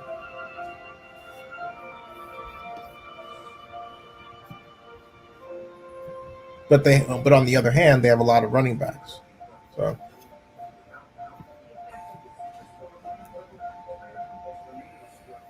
We've always tried to be there when you and your home need us most. Working together to keep your home working. It's just what we do. What we've always done. What we'll continue to do. Because home is what unites us. Now, more than ever, her love keeps you centered. Show her how much she means to you with a gift from the Center of Me collection. Happy Mother's Day from Kay. You know, new customers save over $1,000 on average when they bundle home and auto with Progressive. Wow. And now, the Progressive commercial halftime show. Free as well.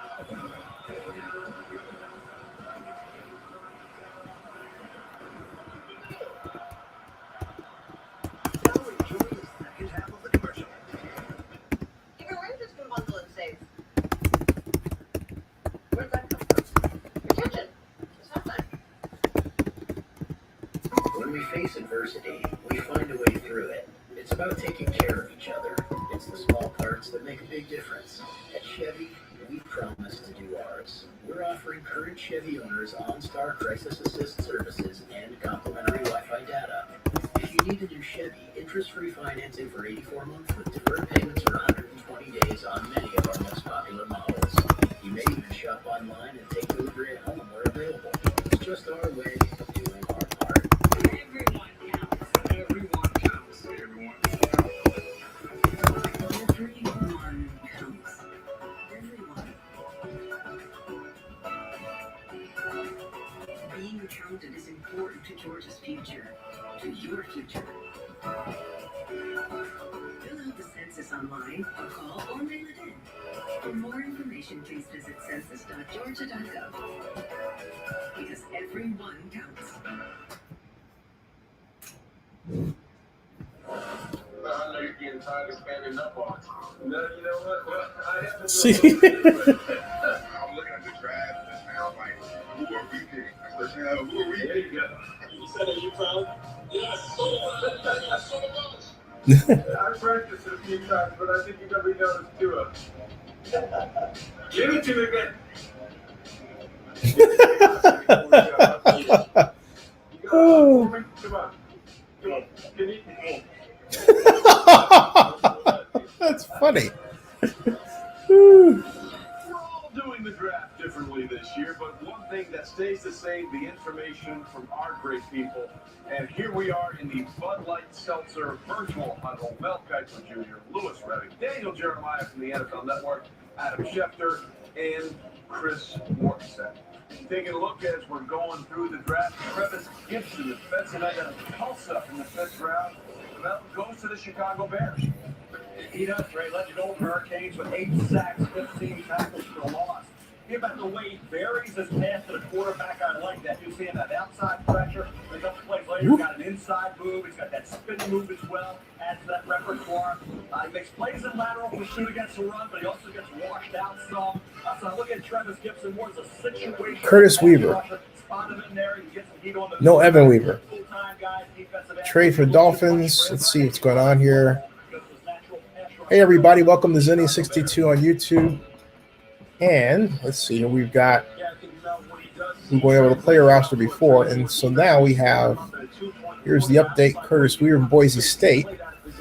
Georgia Southern, cornerback Kendi Villar went to the Bears. Jake Fromm is still on the board. And the Jaguars pick is in.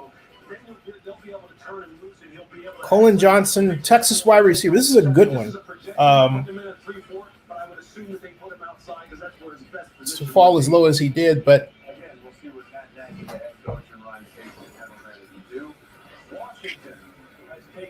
and Keith Ismail. San Diego State. Daniel Jeremiah, you get geographical preference here. I appreciate that. San Diego State, Keith Ismail. And we're talking about Keith Ismail, and so the Colin Johnson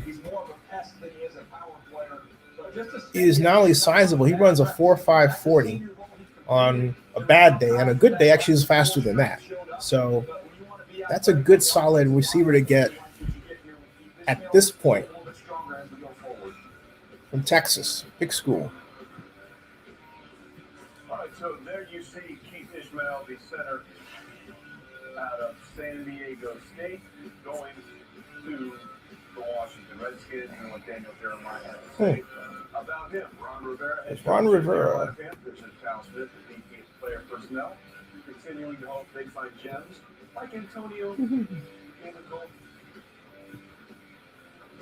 Meanwhile, we take a look at the Jaguars' next selection, Mel, and it's Daniel Thomas. the safety out of Auburn. Very solid Jags player took. at Auburn secondary. Finished second on the team in tackles at 74.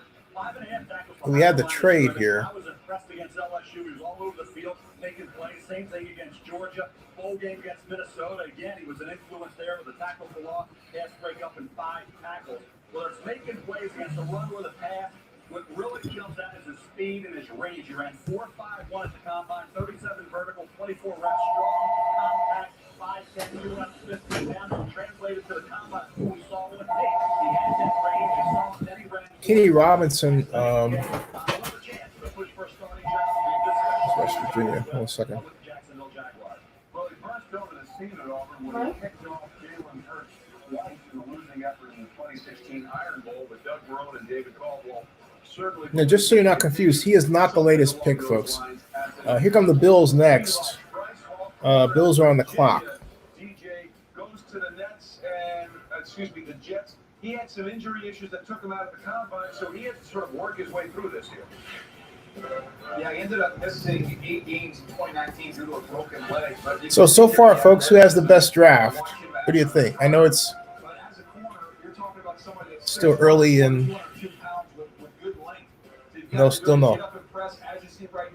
Dave Squires says if Fromm doesn't go at 166 to the Lions, he's dropping the 6th round. Yeah. No, I don't see any team that can use him. But he's falling for another reason, and it can't just be that he's waiting. The Dolphins, I don't see the Dolphins picking him up. Yeah, I was at that game, DJ, that he got hurt in Miami. I was calling that game for ESPN. He got to talk to the coaching staff prior to this football game, but they really... The Dolphins have Tua and Ryan Fitzpatrick. They would just as soon bring somebody in free agency to bring Fromm in. It doesn't make any sense.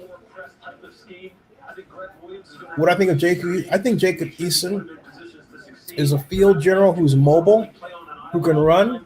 His athletic ability is not as appreciated at the next level as it will be once he gets on the field.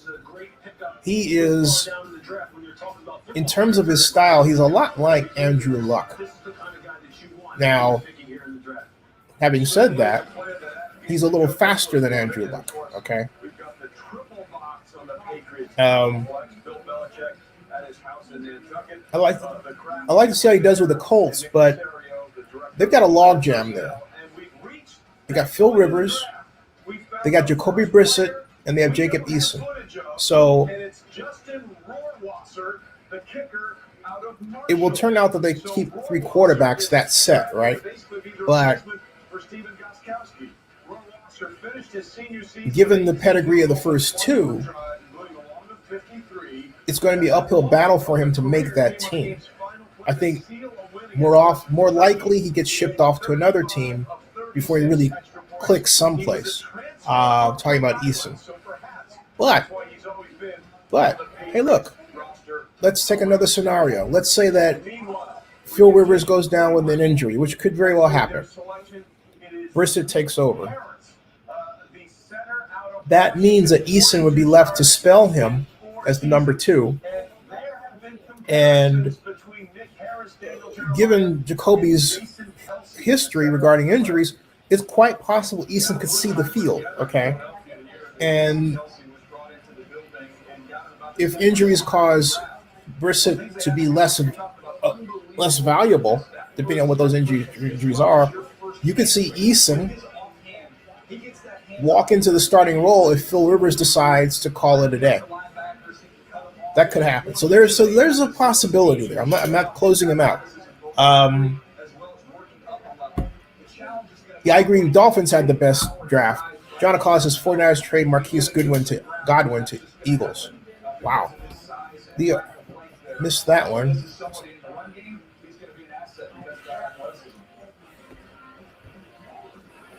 Niners are just moving all over the place. John Lynch is throwing players around like they're loaves of bread, man. I mean, literally. I'm telling you. Hey, Andrew Berry. Look at him. We continue through day 3 of the draft, and we have Tampa Bay making another selection on the offensive side. Lewis, Tyler Johnson. The Bucs are building their offense. The Bucs are building their offense around Brady. Yeah, this is a guy who is extremely productive at 6'1", almost 6'2", about 206 pounds, highly productive, a guy who's best suited to work out of the slot. He doesn't have great speed or explosiveness, but he does have very good route running ability. He knows how. Hey, Lee's client, San Diego State's Kith Ismail. He's drafted here. That's him. Taken by the Redskins. See that? So Jake Fromm just got picked up by, yep. There you go, folks. There's the news. Thank you. Jake Fromm. There it is. Hey, everybody. It just happened. Jake Fromm was just drafted by the Buffalo Bills right here. Jake Fromm was taken pick 167. He went to the Buffalo Bills here in the 5th round. So there it is. There it is right there, folks. Jake Fromm is off the board. He gets a home after falling dramatically far. And I'm telling you, the Bills are getting an outstanding quarterback without question, a great field general, and passer who should not be held negatively for the lack of talent that Georgia had this year, last season, compared to the previous season. And also, as I said earlier in this show, no one saw at all. Yeah, as I've said before, no one saw LSU coming. I repeat, no one saw LSU coming. Did you? I didn't. LSU derailed Georgia's dreams of a national championship, let alone the SEC. So, but hey, look, he's off the board. Finally. Subscribe to Zenny62 on YouTube and join us to watch the NFL draft here on day 3. Hey, everybody, it just... Yeah, muscle milk helps build muscle. But it takes heart to build strength. This is going to be America's favorite breakfast. They just don't know it yet. You order a breakfast sandwich, and that's when Wendy's makes it. Not weeks. I'm writing Jake Fromm, finally drafted in 2020 NFL draft.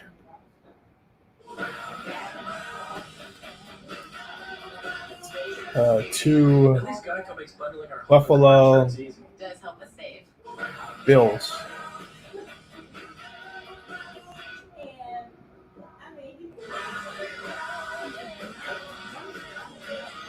For bundling made easy, go to geico.com. Sometimes the challenges of today's world make it tough to take care of yourself. That's why you can rely on nature From to give you the support you need to stay motivated, keep active, and ends one of the deepest falls. These folks, they don't have time to go to the post office. They have businesses to grow, By any customers to care for, lives to get home to. top-ranked quarterback Print discounted postage for any letter, any package, in anytime, NFL your computer. All of the amazing draft services of the post office, only cheaper history. in our special TV offer. A free trial plus postage and digital speed.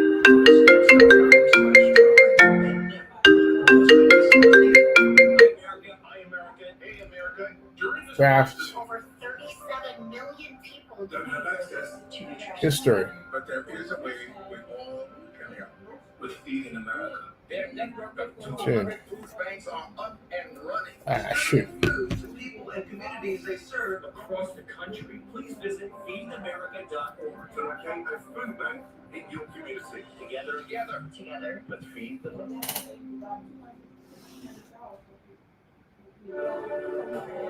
I'm Michael Vick, and I want to tell everybody to stay safe out there and stay indoors. We're all going through this together. We're all getting through this together.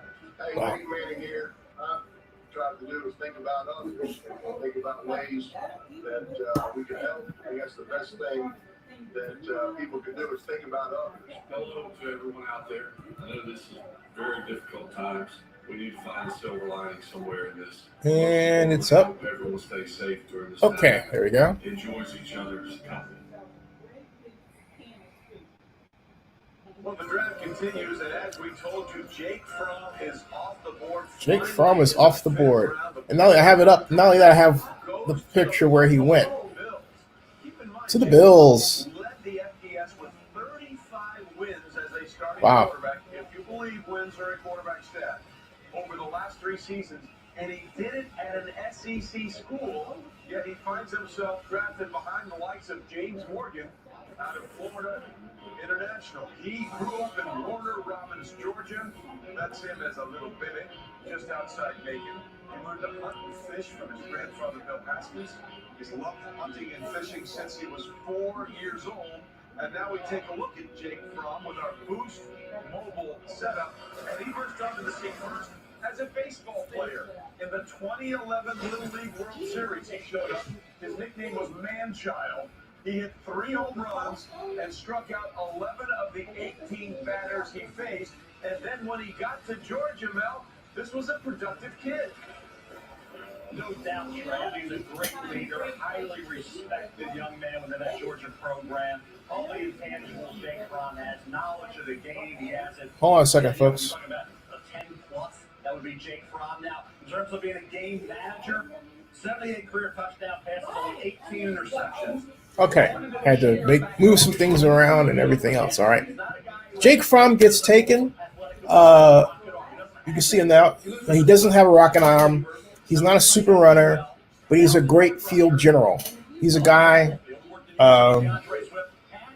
Muhammad says, "Hey, Muhammad, how are you?" Muhammad says, "I didn't think Love would go that high, but Green Bay need to find a replacement. Would not be surprised if Rodgers gets traded next year."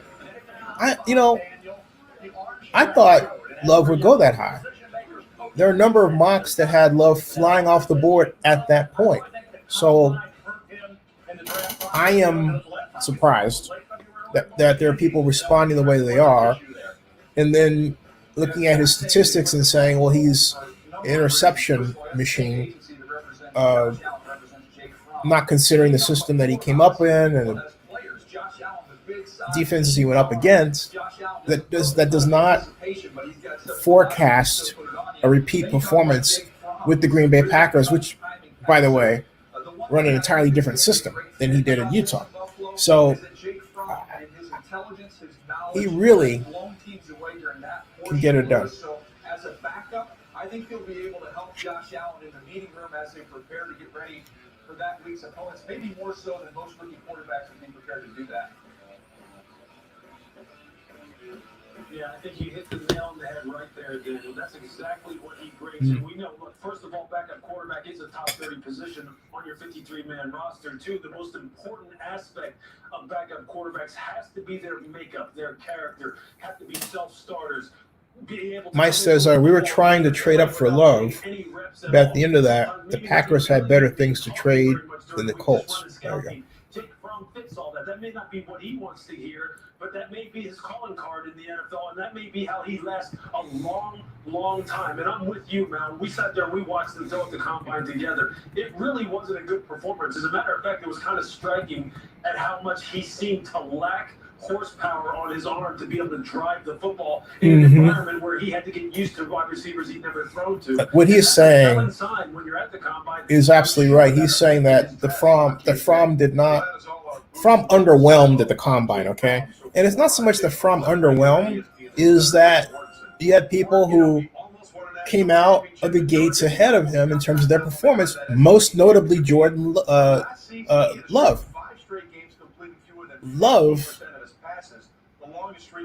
The combine made Love, okay? If you want to know. I'm not taking anything away from what he did in school or anything else, but the combine was Love's chance to shine before his competitors, and he did precisely that. And that, plus his video, adds up to what you see right now. So, yeah. And notice I don't use tape because people don't use tape anymore. They use digital electronics to film you and store the file, right? So I can't say tape, I'll say video. Right. Tape is so 15 years ago. He wasn't planning to draft Jake Fromm today, but he was on the board and thought he was too good to pass up. Yeah. Even though you would think the physical attributes don't fit with that Buffalo climate, they are happy to have a guy like that in the quarterback room and backing up eventually Josh Allen. Yeah, I think he'll be a great backup for Josh Allen. I don't know about the whole climate thing. That's a bit of a head spinner, but whatever.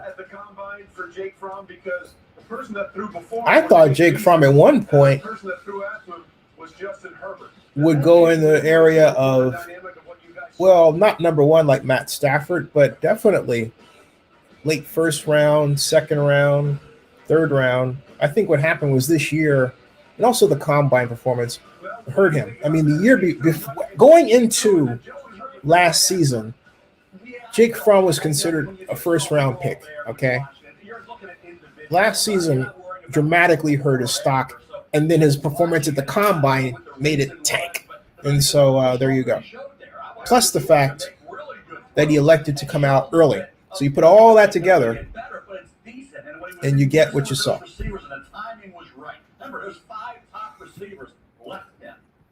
And so coming in. He's a timing touch guy. So to me, Jake Fromm, you knew the stats will be down a little bit. Says, yep. Yeah. We've seen it. Peyton Manning, Drew Brees, David Squires, Jake Fromm, the Buffalo. Yes. Yes. Got the video out, by the way. Think about it in Buffalo with Josh. Josh, love Josh Allen. Always have loved Josh Allen, but he gets a little reckless. And he's obviously putting that frame out there. He's going to take hits. And the backup is going to be critical. So Jake Fromm, get ready because you're only one play away. I don't know if it's a fit because of the weather, the cold, the wind swirls there. So see, take a look, folks. Look. Take a look. I just look when next guy steps up. Who is that throwing? I don't care who threw before, who see threw that? After. You totally focus on who's throwing. And Jake Fromm's case at the combine, he was not impressive. Well, Lewis, let's talk about Buffalo here, right? Because it clearly looks like they have loaded up for what they think is a division they can win now, obviously with Tom Brady in Tampa. And they have given Josh Allen almost every weapon you could possibly imagine. They have a pretty good running game. They have Cole Beasley in the almost every weapon you could possibly imagine. See that? Move a little closer here so you can get a they load. have a pretty good defense. They're basically saying to Josh Allen this year, we've there we go. the team. Now you need to deliver for us. So how's that for using tech to get the news out fast, huh? Da-da-da-da. They just need everyone on that football team now to really play to their potential and realize their potential. And that includes guys like Stephon Diggs who are coming in there now to really be the cherry on top of what is really a pretty solid foundation put together by Brandon. And Maya says, yep, Marquise Goodwin is officially on the Eagles. Wow. Wow. I think it does have an influence on people, contrary to Let's see what's going on here. Seeing these guys be compared one to another, doing the exact same drill, and then you see one guy who has an absolute rocket arm, and he's throwing the ball all over the place. Then the next guy steps up, and you see a noticeable drop in velocity. And then you see the next guy step up, and then you see the horsepower again, and you see him driving the football where he needs to drive it and put it where he needs to put it. I mean, that's really, that's what that's speed. So same kind of circumstances. They get Godwin to the Eagles. The Eagles also picked up another wide receiver in the draft. Now let's see how they all compete together. That's why So the Eagles have built in tremendous depth at wide receiver. I mean, definitely stacked going into this year. That's something else. They are really primed. Eagles are really primed to make a great run. John Claus says, you think QB from Colorado will get drafted? Steve Montez, he's from high school here in El Paso. Let me see what the book is on on Mr. Montez. Steven Montez. One moment, please. I'll check for you. Steven. When it's a level playing field and you're going up against your peers, there's nowhere to hide. There's nothing else you can attribute. Mr. Montez is. And that's why the best players, I believe, when they go to the combine, he is. There are a number of people who are asking if the Patriots will pick him up. I don't see him. I don't see that happening. Okay. At all. Yeah, Rager's the other wide receiver for the Eagles. That's right. They're stacked. Completely stacked. And okay. Now Montez is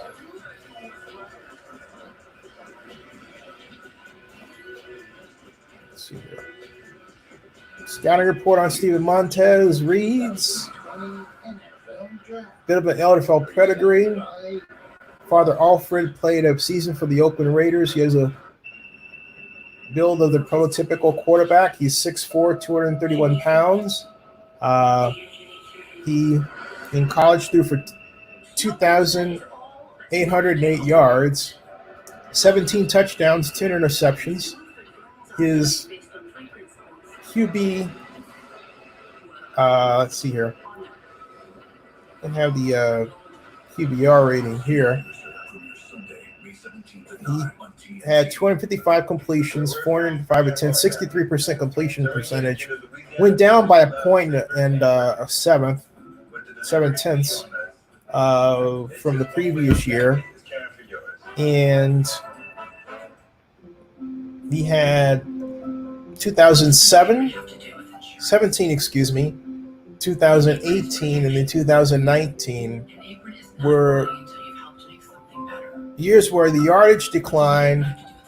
The percentage went from 60.5, 64.7 to 63. Not appreciable, which means that they basically ran the same attack and had pretty much the same results for the most part.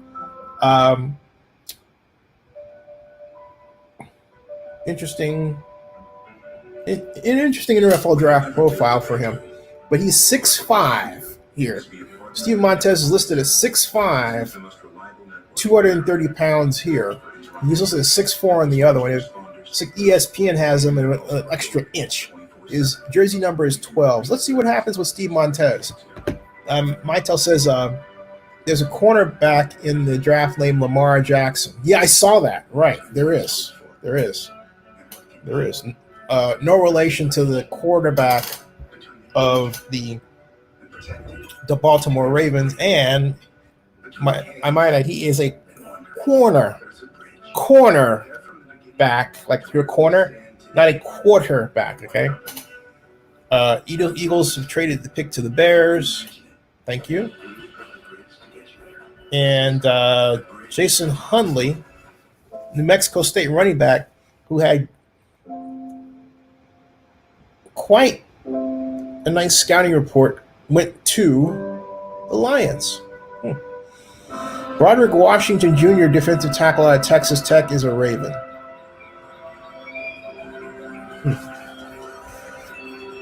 So that collective that you heard was Georgia sighing because Jake Fromm was drafted by the Buffalo Bills.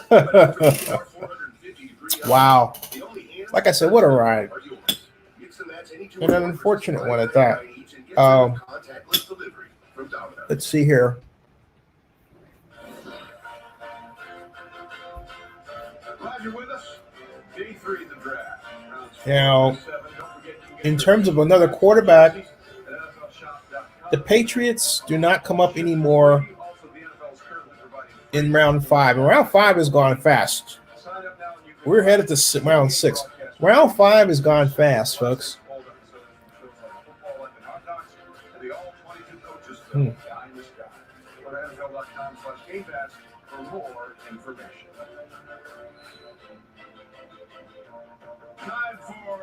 And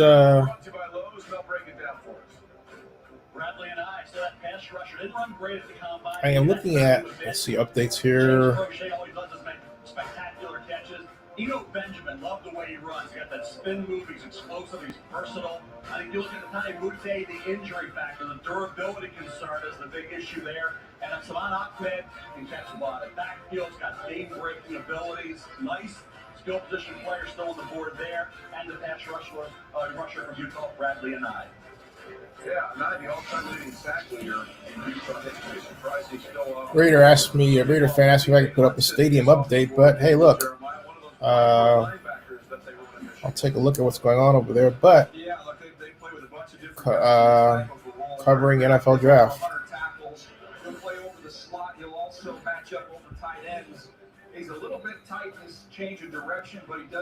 Yeah. So here we are. Yeah. So, all right. Derek Mooney, Tulane wide receiver Derek Mooney went to the Bears. Nice. The Bears should have taken Jalen Hurts, okay? The Bears should have taken Jalen Hurts. He was so right for their offense, and they just skipped right over him, and they allowed him to fall right to the Eagles, who was my favorite NFL team.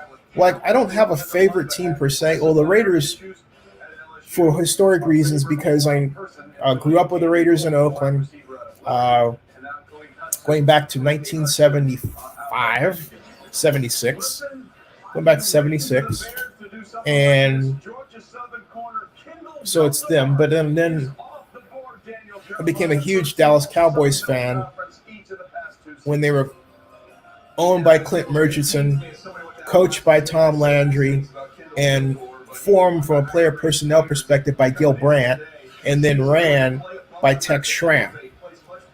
And I'm still a Cowboys fan today because I really enjoy Jerry Jones, the entrepreneur, at work. I really have a deep affinity for Jed York of the 49ers and what he's done, both personally and professionally. And I have a great admiration for the organization that Stephen Ross has built in real estate, which you should really study, okay? So I've had the blessing of being able to meet a lot of great people that are associated with the National Football League. So because of that, I can't say I have a 100% favorite team. That's it, right? I like everybody in the league and what they do. I like this. I like the league. I like the culture, you know.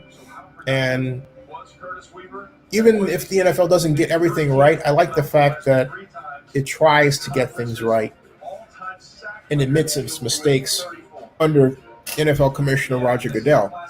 So yeah, so there's your. I hope that answers your question. Muhammad says, "Wow, Eagles really killing it this year." Yeah, no, the Eagles are killing it. Also, I like the Raiders draft from a standpoint of building an offense.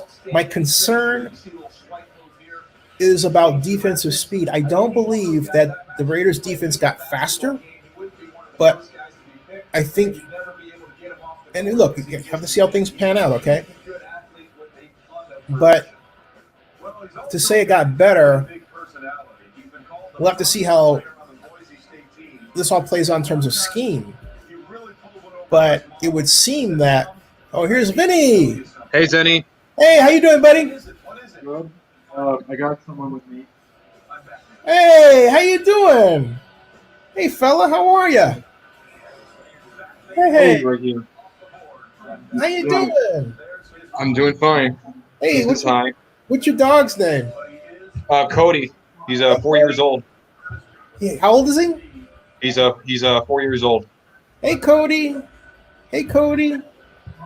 How you doing, Cody? He's doing fine. Yeah, Cody. Say hi to Zenny. It's a dog's. Yeah, you want. Yeah. That's Cody. Anyway. Yeah. How you been? Great, having a lot of fun here. Jake Fromm is a Buffalo Bills QB behind Josh Allen. And I like that. I like that as like a nice, you know how Josh Allen can be a little bit reckless. Well, Jake Fromm, even though he may not have the best arm, you could say, just because you don't have the best arm doesn't mean that can't develop over time. And not only that, you're also with more experienced receivers, so I wouldn't hold that against him way too much. I know that a lot of people like to rip on it for the arm strength, but it's not all arm strength. It's also decision making too. What do you think of? Well, let me ask you a basic generic question. Well, forget the generic question. What do you think about the Niners trading Matt Breida to the Dolphins? The Dolphins? I think it's because, well, I asked one of my friends who's a Niners fan. He said that he kind of figured that Breida would be gone. Either way, then they got something out of him. Also, the Niners made a few other moves. You can't forget about that. Marquise Goodwin trade to the Eagles, only for a fifth rounder, and they got that because they traded a fifth. They traded a fifth and I think a third for Trent Williams. Mm-hmm. So that tells me one thing. It means that Joe Staley is probably going to retire. Yeah, that's exactly what someone else wrote. I think here on our comment section, which we have our mini Twitter right here. We don't need Twitter. We have a comment section. Yeah, I mean, it's really great. I've got. I think JB left. JB was the one who informed me that Jake Fromm had gotten drafted because I was doing something else. So I was immediately able to put that out. So if you take a look at Oakland News now, you can see the updates. But again, getting back to, I love the Dolphins draft and I love the Eagles draft even more. And actually, Muhammad is absolutely correct. The Eagles are killing it this year. They got the Eagles. I really like their so far in like day 3 so far. I think is the best one that they have out of the two. And then you could maybe question Jalen Hurts, but if you really look deep at it, it's actually not that bad of an idea. It's smart. No, it's smart. I mean, you can even use him as a sort of a Taysom Hill kind of guy. I mean, that really works. I mean, granted, you could say how much could he really fit it? Well, maybe you can help for maybe blocking, maybe for pass catching. I don't know. Whatever they want to use, but I think even as a backup, I don't see him as Slash. This guy, when I think of Jalen Hurts, okay, I can't. Slash is the last thing. I can't even see him as that. I can see him. I can see him as starting. I can see him as being a Carson Wentz for the job if he studies the playbook. Okay, and I think he will. Absolutely. I mean, you'd have to, otherwise you're going to get cut.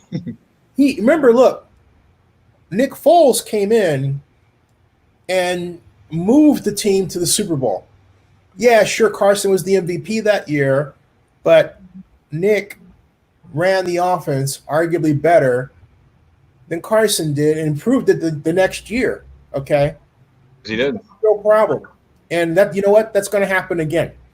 And what Jalen Hurts brings to the table is a better ability to run and pass, read option style than Carson offered.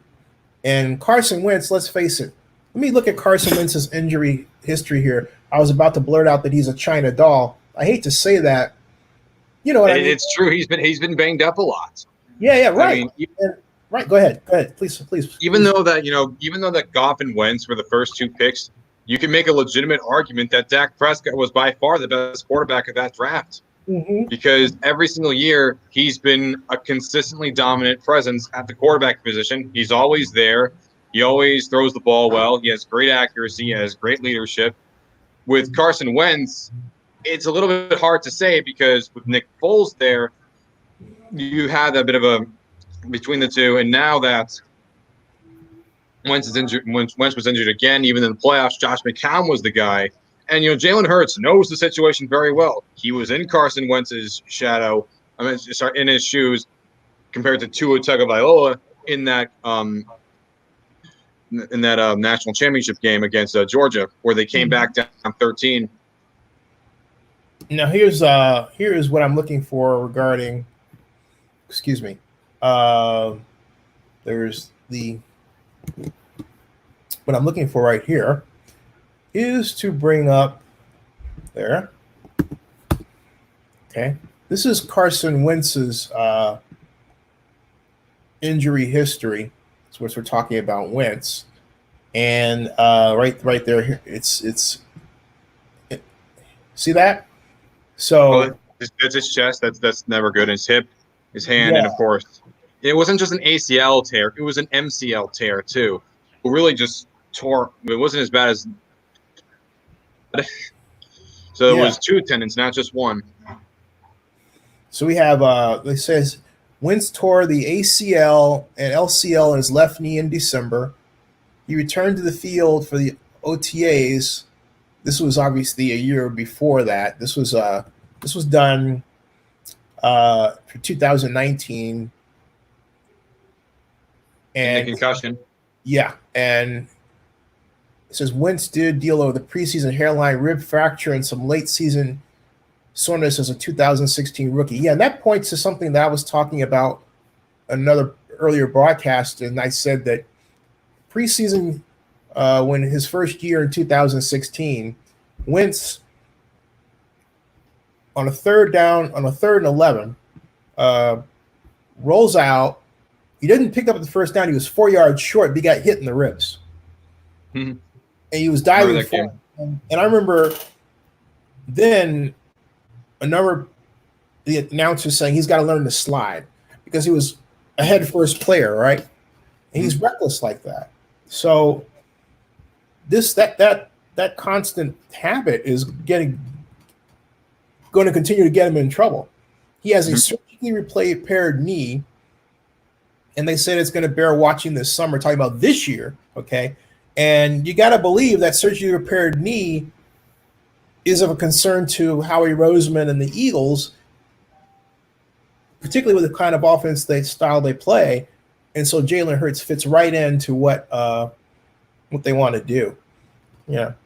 I saw some Eagles fans that were just they wanted Howie Roseman fired. I was like, why would you fire Howie Roseman? For Jalen, for what? Because of Jalen Hurts. And I'm not talking about EDP. I'm talking about other people that were big Eagles fans saying, oh, you must fire Howie Roseman. Saying, wait a second.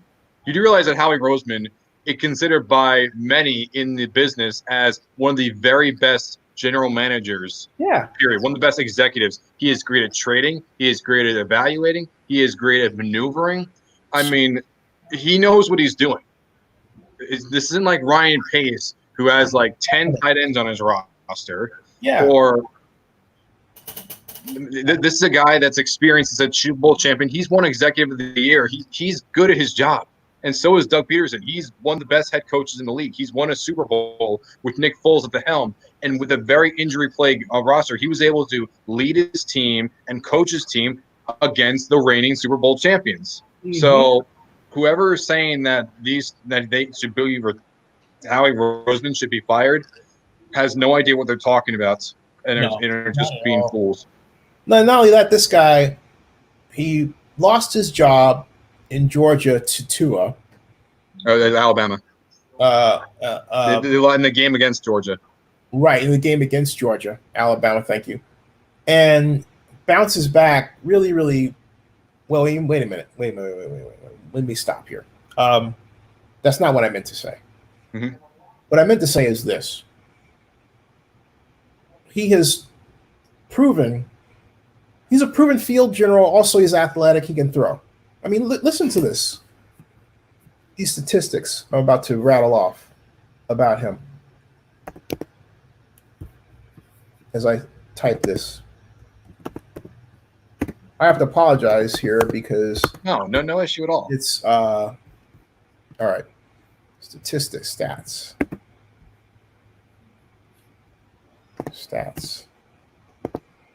There, stats. Okay.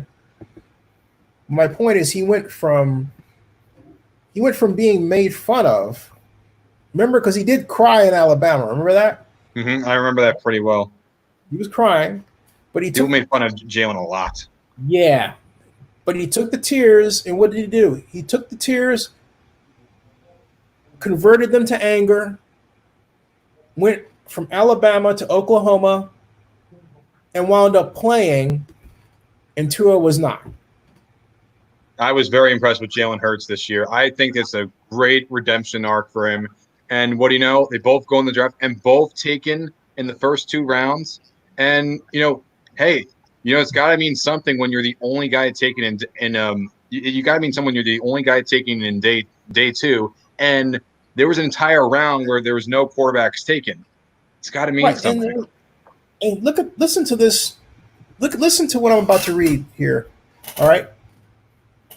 He leaves Alabama in 2018. 72% of his throws, 765 yards, right? Mm-hmm. Goes to Oklahoma. 1 year. And I'm not a 1 year wonder kind of guy.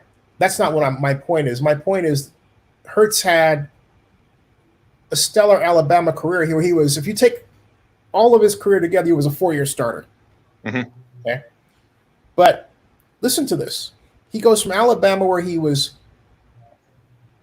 2,780 yards in 2016, 2,081 yards in 2017, 765 yards in 2018. But then he goes to Oklahoma, 3,851 yards, 11.3 yard average because of the system that Lincoln Riley has installed. And you've got to believe that playing in that system, plus having the Alabama brain and system that's a little bit but nowhere near as advanced in its way as the Oklahoma system, is something that caught the eye of the front offices. Eagles and Doug Peterson in particular. I was thinking of Doug Peterson in particular because of the offensive that he runs, which has a number of elements that come from both systems, and that unique skill set and his ability to perform effectively in both systems is what got him that job. For anybody to want Howie Roseman fired, you would have to dislike him because maybe you have some issue with him being black. And I'm saying they're calling that out because there's some people who still like that today. Or you don't know football. I can't figure out any other reason. Or maybe you didn't see much of him. You didn't like that he cried, which I can get. But after that, you didn't watch him anymore. But how could you ignore him at Oklahoma when he's playing on your holidays, right? So it's just ridiculous. Yeah. It makes no sense. It makes no sense. This is a guy that rushed for 20 touchdowns and also threw 32. Yeah. He was phenomenal last year. And some people even thought that, hey, if not Love, I mean, I know that a lot of people had maybe Love as their 4th best quarterback, but there was just as many people that had maybe Jalen Hurts as their 4th one or their 5th. Love was more likely to go, but Hurts I thought was a more ready player, unlike Love, who was more of a project. Yeah, absolutely. And I'm supposed to keep an eye out for Steve Montez. Hey, JB, keep an eye out for Steve Montez for me in case I miss him. JB has been great at pointing out things since I'm multitasking, JB says best draft Ravens or Dolphins, worst draft Packers or Colts. I really like what the Ravens are doing. I still think it's them or the Chiefs or the AFC. As for the Packers, yeah, I'm kind of with you. I've been very puzzled by the Packers. But taking Jordan Love that early when you still have Aaron Rodgers, who's still pretty good with 4 years left of his contract. I mean, you're 1 game away from the Super Bowl, and you're still not better than the Niners. You're still not better than the Saints. You're still not better than a couple other teams in the NFC. So, no, you know what? Yeah, not that good. You know why I did that? I did that because Yikes. Yeah, because Aaron Rodgers said it himself. He was surprised, but pleased they got as far as they did, considering how they started off. Remember, these two guys started off on the wrong foot. Okay. Mm-hmm. And taking the Love pick from an entirely other perspective, I don't believe that was lost on the Packer brain trust. Whatever Rodgers did, I think there's a smidgen of we're pissed off in that. Yeah, I think so too. I definitely think so. Especially trading up to get Love when you'd probably be there at 30. Yeah. Yeah. So, but again, I think Love was an outstanding pick. I think he's going to be an outstanding Packer. I hope so too. I mean, he's not going to be a Deshaun Kaiser. Okay. And I remember the Brett Hundley, that was another one. Brett Hundley, right. But I know what they're trying to do. They're trying to strike gold. If they really wanted an athletic quarterback, they should have went after Lamar Jackson. Mm-hmm. Lamar Jackson, I'm still amazed. Like 2 years later, I'm still amazed that Lamar Jackson kept falling. The Saints trade up, and I was like, oh my God, they get Lamar Jackson, Marcus Davenport. And then the Patriots are right there twice and say, you get Lamar Jackson. No. And then I'm thinking the Ravens, they trade up, and with the very last pick, they took Lamar Jackson. And now people consider Lamar Jackson as the best player in the entire draft. And he was the last one in the first round. Racism is a mental illness, all right?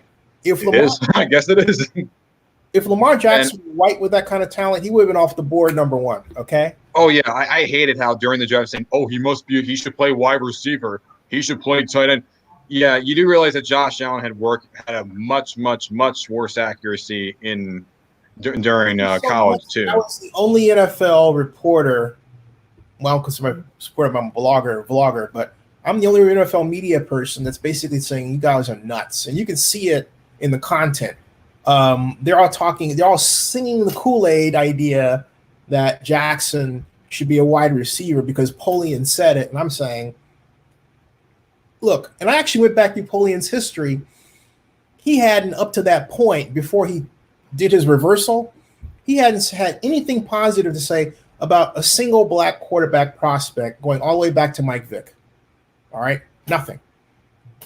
As he was a great GM, but guess what? It's a different time, Bill, and you deserve to get clowned on for what you said and what you kept perseverating on. And now, I'd say, looking at how Lamar Jackson was, MVP, Offensive Player of the Year, by far best quarterback by far in that draft class, despite being the last one taken. Not bad for a running back. That's what bothers me about how Jamarcus Russell was regarded, because, I have to take the other road in this and point out that if you had put Jamarcus Russell in a 4-5 wide receiver system at the Raiders and just asked him to make 1-step or 3-step drop throws, he still may very well be, well, I don't know if he'd be in the league by now, but he would have been playing, I think, 5 times longer than he actually did play. He only played 3 years, like 2 years technically, if you consider the whole contract. But Lane Kiffin put him in a situation like I'll never forget it. 3rd down and 10, third quarter, Oakland Coliseum against the Broncos who are beating us. And Lane puts him in an I formation at 3rd and 10 and has him run a bootleg when the Broncos defense was lined up in such a way that they're playing they blitzed 2 linebackers off the weak side. In other words, the side without the tight end. And I know. And the Raiders had called a bootleg to that side. So, not surprisingly, Russell gets creamed, and he comes off the field shaking his head. And I'm yelling at the TV set, like, what the blank are you doing, Lane? And that's why Lane will never be ahead in the NFL again. He was a bad coach. He was a bad coach. He was bad at his job.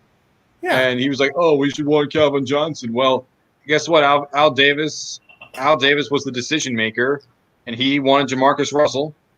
And yeah, Calvin Johnson went to the Lions, but at the same time, who knows? What if Lane Kiffin mangles up Calvin Johnson too?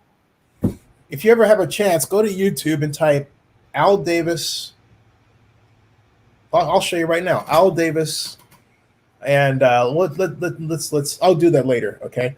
But if you have a chance, go to YouTube and type Al Davis and Lane Kiffin, and you can watch the entire hilarious diatribe that Mr. Davis goes on about Lane Kiffin. Oh, I saw. He after he fired him, he just ripped into him. Yeah. He said, "Hey, if you don't want to, basically, if you want to coach him, just resign." Yeah. Well, I told this guy, it was hilarious. I saw that whole thing. It was like an old. I'm just gonna watch that again for comic relief. It was very, very funny. Yeah. It just had that sense of humor that I liked about Al Davis. It's just kind of like no nonsense, say it like it is. It's kind of like old guy. I always loved that about Al Davis. May he rest his soul completely. Yeah. No, he's a loyalist and a guy who really knows the game. His son knows the game as well. I think Mr. Davis the younger, I think should really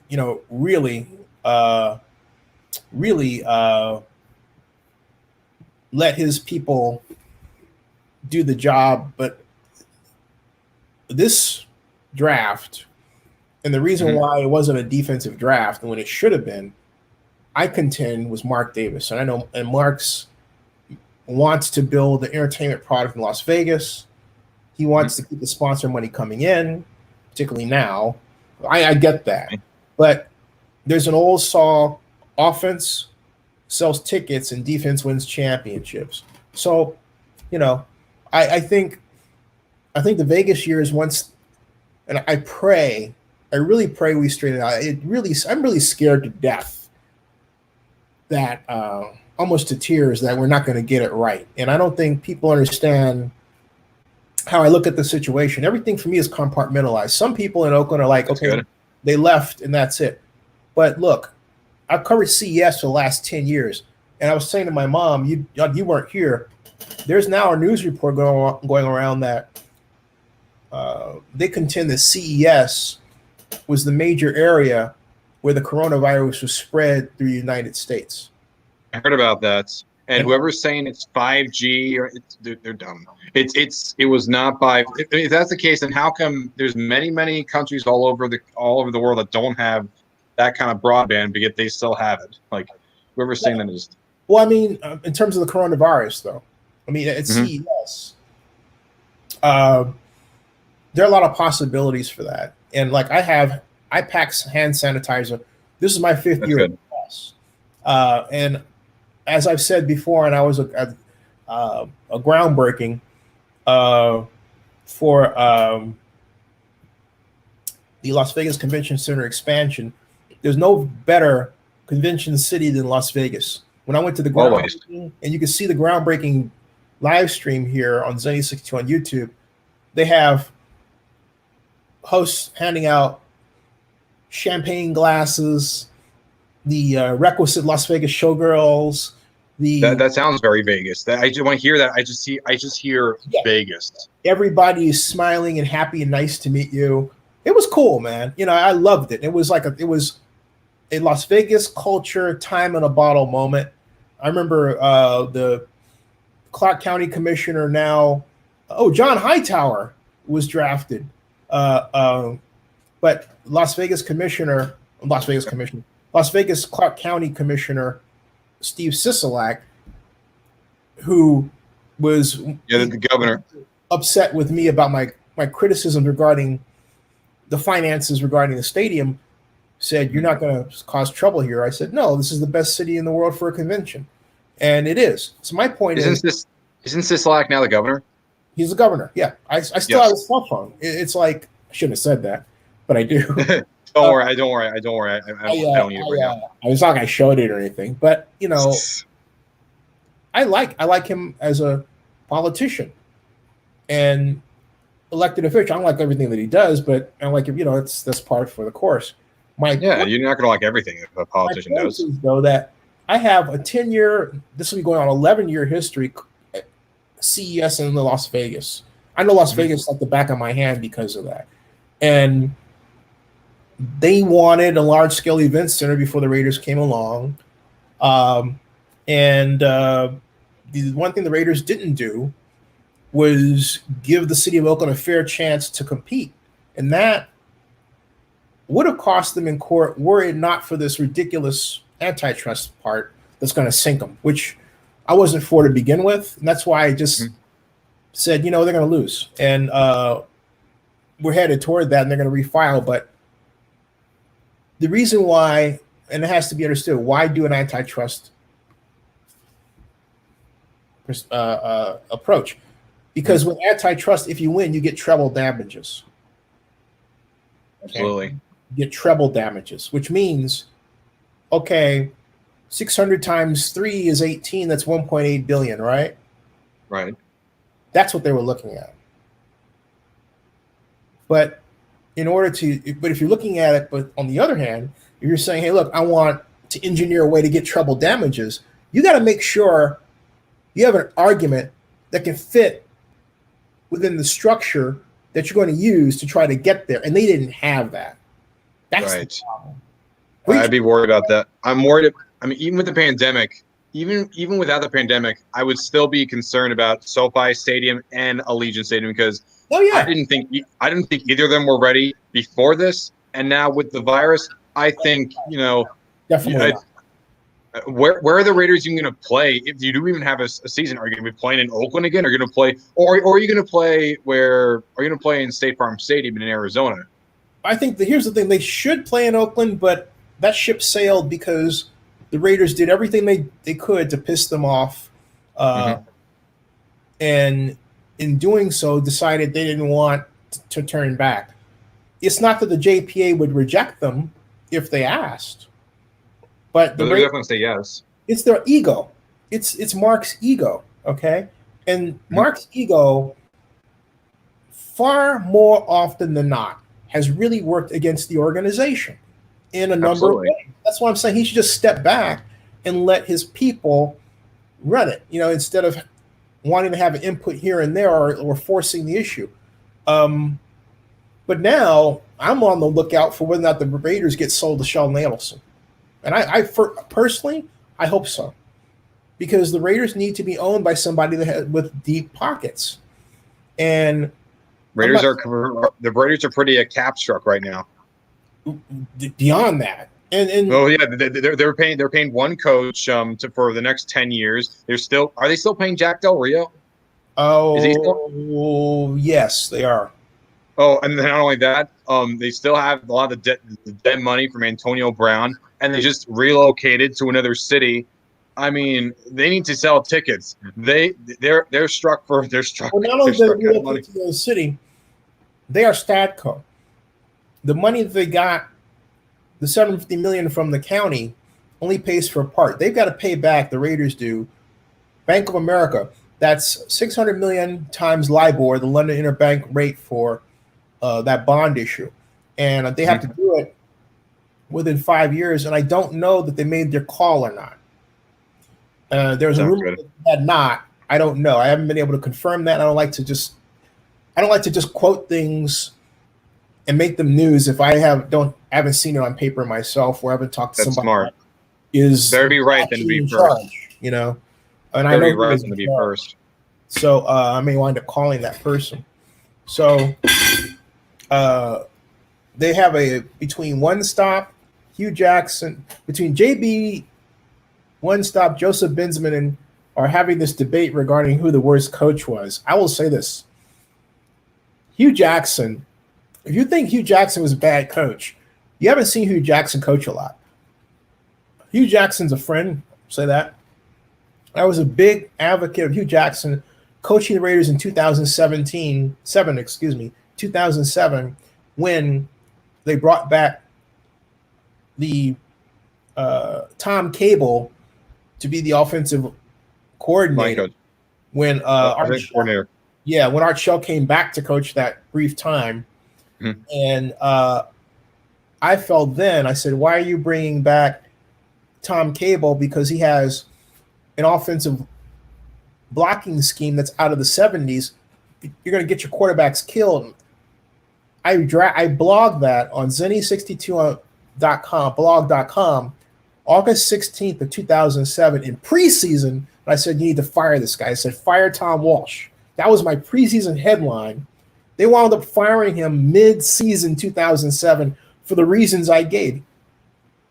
You cannot. That's good. That means you know your stuff. You can't get. It's not so much a matter of knowing the stuff; it's a matter of why. Okay, it's a matter. It's like not meaning why I know my stuff. I mean why he was not doing a great job, specifically, technically, because he had that old style retreat blocking where the offensive linemen retreat like between 1.5 yards and 3 yards back, and you're giving. And if you don't have guys who are quick on their feet, you're giving these defensive linemen. This happened at the dawn of the time where you had defensive linemen who were over 320 pounds who could run 4.7 40s. Okay, 4.7, 4.8s on occasion. Okay, it was rare to see 4.8s, but extremely effective on defense. And if you have someone who can run that fast and they're that big, what it means is that they have the kind of get off, push off where they can push you out of the way. And if you're retreating and they have their head down, their helmet down, they're pushing into you, that means you're toast, man. Toast. And just because it worked back all the way back then doesn't mean it's going to work now. Right. And what Tom Walsh comes from is a time when you could hold and the holding wasn't called much. That was the Stabler era, and even then it was still called against the Raiders. The Raiders played their variation of the Al Davis variation of the Sid Gilman spread the field with formation, stretch the defense with your patterns, pass offense. Sid Gilman was regarded as the father of the NFL passing game. And Sid Gilman was a phenomenal head coach. Yeah. And phenomenal. In the AFL, I love Sid Gilman. And that style that he played, the Raiders' version of it was such that they had these drills where they would start off blocking and the pass would be thrown, and they would tell the offensive lineman to keep blocking and keep blocking and keep blocking. It was a way of training them. It was brutal, but that's how they were coached. That was the game then. The reason why the game had to become safer for one reason. The athletes now today are so much better. I mean, you have athletes in high school that if you transported them back to the 70s, could be as effective as the players they were going up against then, if not better. Particularly, the athletes are better, but at the same time, it's also important to understand that just because they're better doesn't mean that just because the players are better now, that doesn't mean you should just disregard how great the previous players were. Oh, I'm not saying that at all. I'm saying that's good. That's good. I see a lot of other people that I'm only talking about one thing. Mm-hmm. I'm talking about physics. The fact that if somebody's bigger and faster, they hit you harder. That's all I'm talking about. And what happens is that if your equipment has not appropriately advanced to represent that fact, what's going to happen are more and more cases of CTE, deeper injuries that ruin a person's career or their life in terms of their ability to function. And that's why I don't understand why the league, and I meant to ask, and I will, why the league did not push the uniform of the future that was introduced in a preseason 1979 magazine called Pro Magazine. Pro was the magazine of the NFL, which was given out at the games. I still may have a copy around somewhere, not here, but in Oakland. And there was one in particular that I recall where they had these humongous helmets reflecting the idea that helmets would have to get bigger to absorb the impact of the faster NFL player.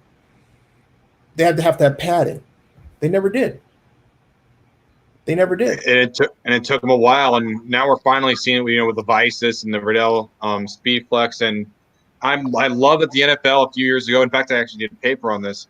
I'm very happy that in 2018, I think one of the smartest moves they've made for this in recent memory was when they banned those helmets that performed very poorly. Mm-hmm. And everyone had to follow them by the following year. And if you're still wearing that, if you have a concussion, well, it's not the league's responsibility. That's your own responsibility. And I completely agree with him 100%. Well, the thing about it is, I think if you're referring to Antonio Brown, I think what the Raiders should have done. I was referring to everyone. Like, Tom Brady had it. Drew Brees had that helmet. Phil Rivers had that helmet. Yeah. I mean, yeah. But I was only going to say in the case of Brown, though. Yeah, Brown was the only one that opposed it. Well, openly. I think he had a great rationale for opposing it, which could have been, and apparently, ultimately it was dealt with. Yeah, it was dealt with. Well, because he said it had movement, and if that's your working environment, your helmet's part of your working environment, and if it's not right, you can't play well. Yeah, I don't mind him. I don't blame that for him at all. No, they didn't present it the right way to him. And worse is the Raiders made it a pop culture issue by putting it on Hard Knocks rather than handling it behind the scenes. There are a lot of situations that Antonio Brown was placed in by the Raiders, and they were seeking publicity, and they should have simply handled it back channel. Yes, I mean, with the whole thing with the feed, or maybe the feed I can understand, maybe he could say it, but with the helmet, the helmet you could have just left off to the side. We didn't need to know about the whole helmet issue. Right. I mean, it really took away from a better story about guys like Josh Jacobs, who they had just drafted. Clelin Ferrell. Right. Clelin Ferrell, I don't think had any screen time. No. And my point is, these are rookies the Raiders just drafted that are still with the team. And so they should have spent more time on them rather than exclusively on Antonio Brown, it would seem, and making his drama, pushing his drama out there, and then not factoring in the reaction of social media, which in turn was going to ignite him, which in turn caused him to ignite social media, which in turn fed back onto the Raiders. That was a gigantic mistake. And extremely. It was worse for the Raiders. I contend the Raiders did this. Okay, I don't have any proof other than circumstance, but I believe that. No, I believe you. I believe what the Raiders did was craft a book on all of these issues on Brown, and I think they used it, and I think they leaked it to Sports Illustrated. Heard about that, actually. It may very well have been that Sports Illustrated paid for it. And the reason why I say they paid for it is because that is a media company that has been in big trouble for some time, and it is in worse trouble now. Even after the story broke, I mean, they just laid off like a quarter of their staff. Yeah. I mean, that thing's tanking so bad that I had said to one of the previous owners that a guy that currently owns a portion of it, that if I got funded appropriately, I'd like to buy it. And because I have big plans for it, if I ever got my hands on it. Nice. I actually once wrote an article on one of the Maven websites of Sports Illustrated. One of the Hall of Fame voters, Clark Judge, basically had once get more guys. And now my feelings have kind of changed since then, but I'm still down for many people from many years. But outside of that, Sports Illustrated, I don't know, they just have you're not really seeing Sports Illustrated do that much in terms of effectiveness, in terms of revenue. They've just been going down, and that's why the sporting news. Remember, the sporting news used to be huge, and now while it's still legitimate, it now is just exclusively online. Yeah, that's it. No, and it's nothing wrong with being online. My mom was saying, yeah. Fromm got picked to the Bills, taken to the Bills. I want to look at the current situation with Sports Illustrated. Now that you said that, Vinny, And One Stop says Dennis Allen was a worse coach than Hugh Jackson. I can't say that Dennis Allen was a bad coach.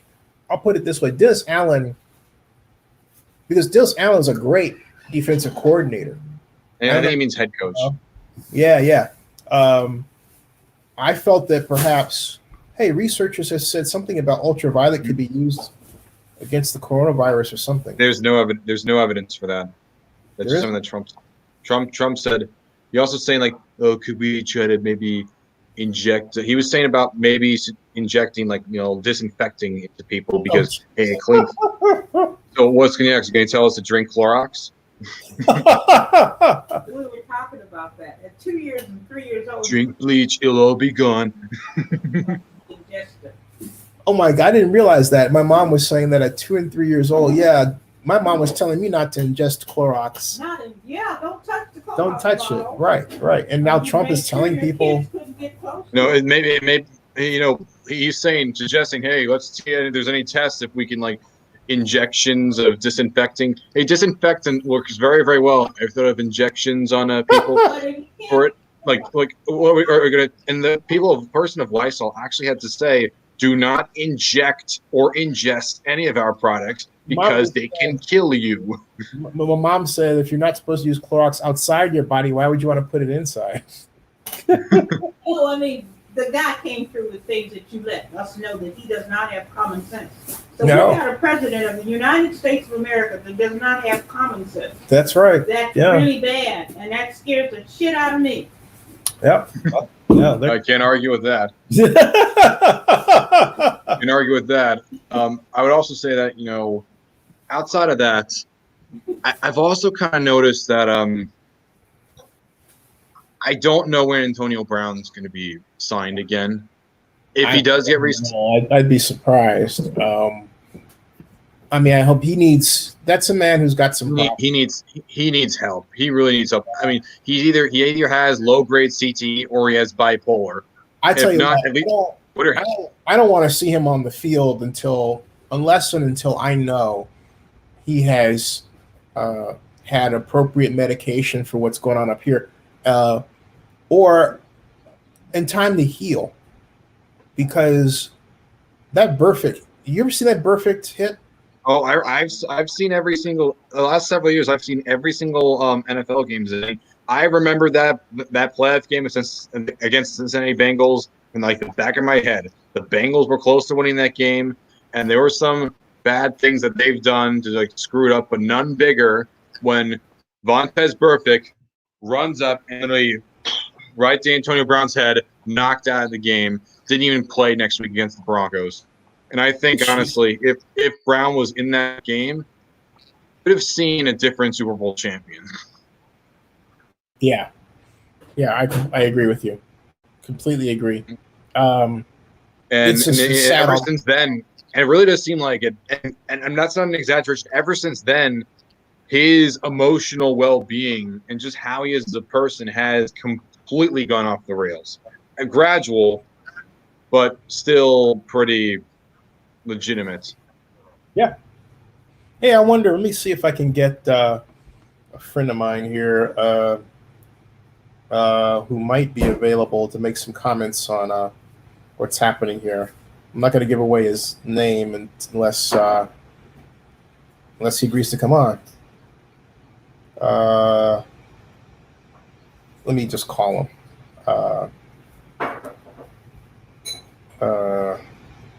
Let's see if that works. Hold on a second here.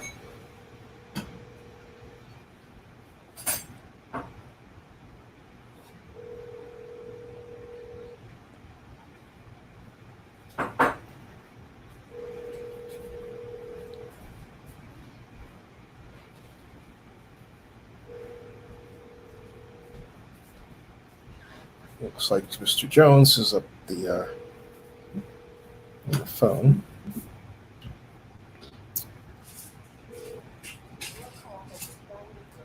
An automated voice messaging system.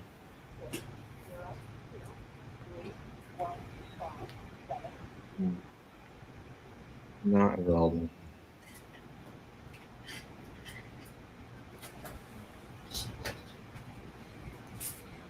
Get some water. I'll be right back. Hey there. Just checking to see if you're available to talk draft. Let me know. Talk to you later.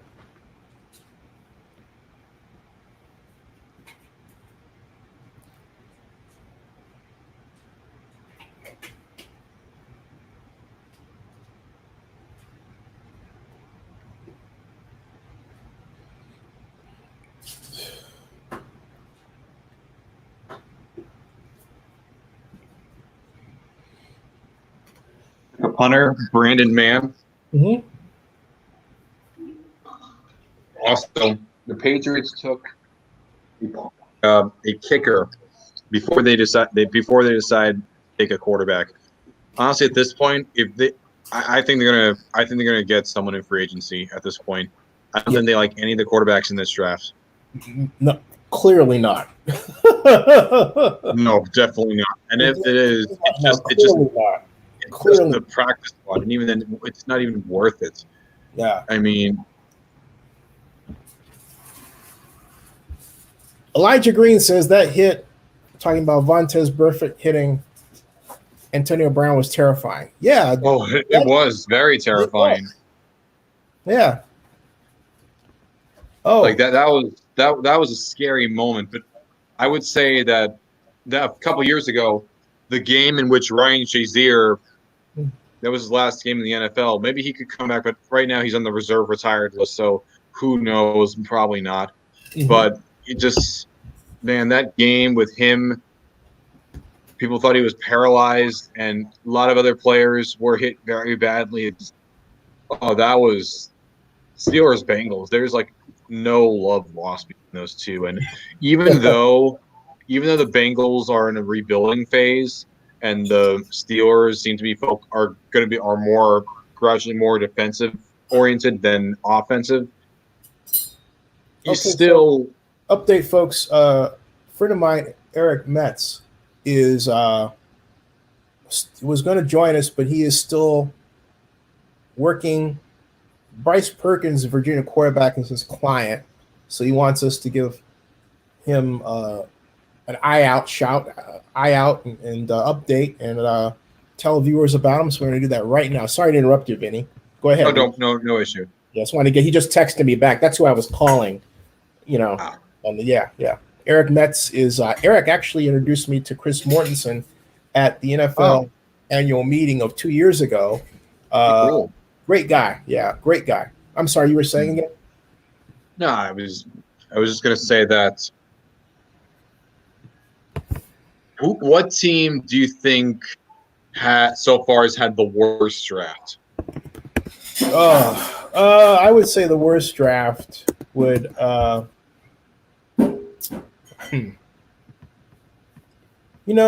can't see the Bears. Oh yeah, I can see. Oh, the Bears have not had the quarterback. They didn't. I don't know what they're doing. They want to have a system where it's all just 10 tight ends and a quarterback. Yeah, I mean, how do you square that? How do you have 10 tight ends? Or how do you do that? I mean, I'm like tells you they're not good at evaluating talent. That's what it shows you. My Lord, worse. My mom says, "What'd you say, Mom?" It says my mom is not high on the coach's acumen, if you will. Not at all. And Bears, them too. Like the Bears are one of those teams that openly hate their ownership, and it stems back, especially like when they remodeled Soldier Field. Mm-hmm. And they mangled it to the point where it's literally off of National Register of Historic Places. That they were so mad about that, and that's why they're so angry still, because Lambeau Field's fine and whatnot. Meanwhile, they don't. Go ahead. They don't what? I don't know. It's just like I've even seen some Bears fans openly say they want to see Virginia McCaskey die. That's how angry they are. I like and it's. I think McCaskies. No. Yeah, it's nasty. That's how nasty it is. And I'm not. Don't everyone listening. Don't ever say like that. Even as a joke, it's. Whenever you talk about, he was talking about what other people said. Hey, let's. This is Bryce Perkins. Oh yeah. Bryce Perkins is Eric Metz's client, and Oh. yeah, he's a quarterback out of Virginia. And let's bring in Ooh. Donald Richardson. Donald, how you doing? All right, I got the little munchkins running around. Oh, yeah. nice. Well, you have your little munchkins running around. Vinny has his dog. We had Dave Squires on from London. He had his kids on. So, hey, my mom is on. It's a family affair. Denny, sorry for talking about the thing with what Barris thought of McCaskey. Yeah. I was saying like how they're feeling right now. Yeah. Let's talk about. But I told Eric I'd bring up Bryce Perkins, and so this is Mr. Perkins, and let's see if we can zoom in on him more and his history. I can take this and do the old zoom in thingy, and there he goes, and again, and there we go. Yeah, and so yeah, 6'3", 215 from Queen Creek, Arizona. Number 3 with the Virginia Cavaliers, which means he played in air raid system under head coach Dan Holorgeson, and he threw for, get this, 3,538 yards, which is what you would expect for an air raid quarterback. 22 touchdowns, 12 interceptions. Longest game is 67 yards. So look out for Bryce Perkins. Maybe the Pats pick up Bryce Perkins at quarterback. Eric Metz. So let's write that. So you got I'm writing, hey Eric. Eric, we are talking up. Bucks just took Khalil Davis from Nebraska. Oh. Nebraska defensive lineman of the year. Solid pick. I like this one. Dad's nice depth to an already stacked defensive line. Hey, Patriots on Twitter? Is anyone on Twitter? Patriots are on the clock. They're at 195. Okay. Pick is in. Cool. Let's see who's taking. Is anyone on Twitter? No, I'm on Twitter right now. Rats. Hey, David. Where you put my phone? Come over here. Don't mess with that. Nice. See who the Patriots take. Justin Herron, tackle from Wake Forest. Huh. No quarterback. Nope. They're just going in the trenches. Yeah. He's a guard at the NFL level, though, I'd say. Eagles are on the clock now. Let's see who could be where should be a great landing spot for Bryce Perkins? Steelers. Yes. Steelers. Definitely the Steelers. I'd go with the Steelers because Mike Tomlin and, Mason Rudolph's obviously not the answer. Devlin Hodges is obviously not the answer. And Paxton Lynch is obviously not the answer. So a team that needs a backup, Bryce Perkins, I can see fitting that well. Yeah, if anybody's on Twitter, type Bryce Perkins, Virginia QB for Steelers on. There we go. As a recommendation, so they're coming up. We also look at we have Deondre Francois, still undrafted. He is a former Florida State quarterback, and real Justin Ray says totally agreeing with y'all on that. And let's see what else about Perkins here. There's the stats. Bio is down below. There's his games. He had 300. Look at this. December 30th versus 9th-ranked Florida. A 36-28 loss, but he was 28 of 40, 323 yards, 70% completion, 8.1 yard average, 4 touchdowns, 1 interception, sacked 3 times. That was the Capital One Orange Bowl. Then versus Clemson. They got spanked. He certainly did, but then look at his. Yeah, he was a more pedestrian 27 of 43 for 266 yards, 62% completion percentage there against Clemson. Hey, no surprise there. But they won against Virginia Tech. We threw 311 yards. He was 20 of 33. He's had a heck of a year. Wow. I mean, he's a man who definitely should be on someone's roster. Eagles got Sean Bradley from Sean Temple was Bradley from taken. Temple. We Wow, are running our yeah. COVID-19 technology response on Teams. I can actually share. Whoops. Okay, so that's Oh, gone. yeah. Oh, that was there we go. Okay, so now we're back. That was it's Sam Brown's turn. This is that.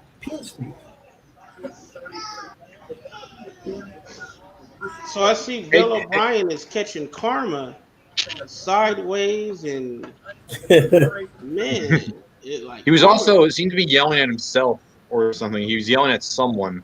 Well, you know what happened?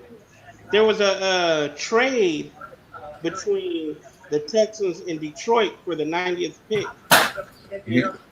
Detroit had reneged, and that's why he was caught on camera. They reneged at the last second, literally at the last second. Wow. Blake Ferguson. Snapper off the board, Daniel Jeremiah, and shockingly. So here we go. We got all right. Where are we here? Said the Texans got Jonathan Greenard. The guy was a linebacker from Florida. We still got a lot of draft left. We have Lions, Steelers, the Rams with that funky logo, the Eagles, the Vikings, the Arizona Cardinals, the Vikings again, the Patriots. Hey, maybe another landing site. Maybe Eric Metz's client gets picked there. The Vikings after that, the Jaguars, the Bills, the Green Bay twice. Back to back, actually. Thank you. And the Jets, Eagles twice. And then the Seahawks before we go into the 7th round. And then into Melanie Fitch and Mr. Irrelevant. In fact, look. Melanie Fitch, NFL draft on Google. And then click on news. Tell me how many times you see Oakland news now. Fitch is F-I-T-C-H. Melanie Fitch, NFL draft. Also noticing right here, the Vikings 201, 203, 205. Mm-hmm. They have picks. They're loaded. Like, remember, they have 13. Woo. Dr. Eddie Jones, Donovan Peoples, that's Jones' father. Who is he taken by? Oh, yeah, he was taken by Browns. Mm-hmm. Another depth guy.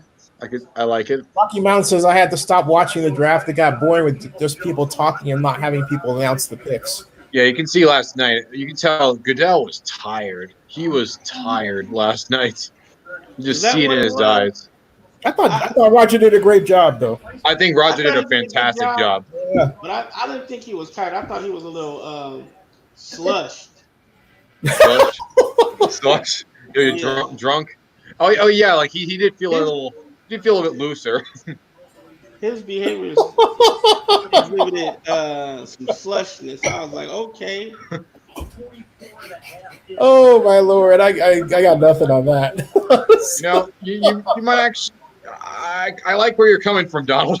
I wouldn't hold that out of the realm of possibility. I really wouldn't. Because hey, it's really just him and a few others down there. Right. Oh my Lord. He was like saying, "Yeah, the M&Ms are. In case you're ordering the M&Ms, I've been eating them." This would make great radio. Antoine Brooks Jr., safety from Maryland, taken by the Steelers. So still no quarterback here. Steelers. Yep. Hey, they do need help, and secondary is always important for them. The Maryland's in tackles, not bad. Rams with the Tom Brady pick, as I to call it, 199. Stay with us. The draft continues on ABC, ESPN, and the NFL Network.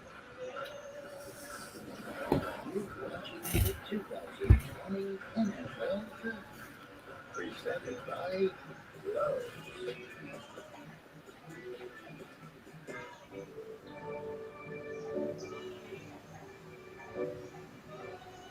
I remember like last several years on day 3 of the draft would always be on ESPN2. It would never be on regular ESPN.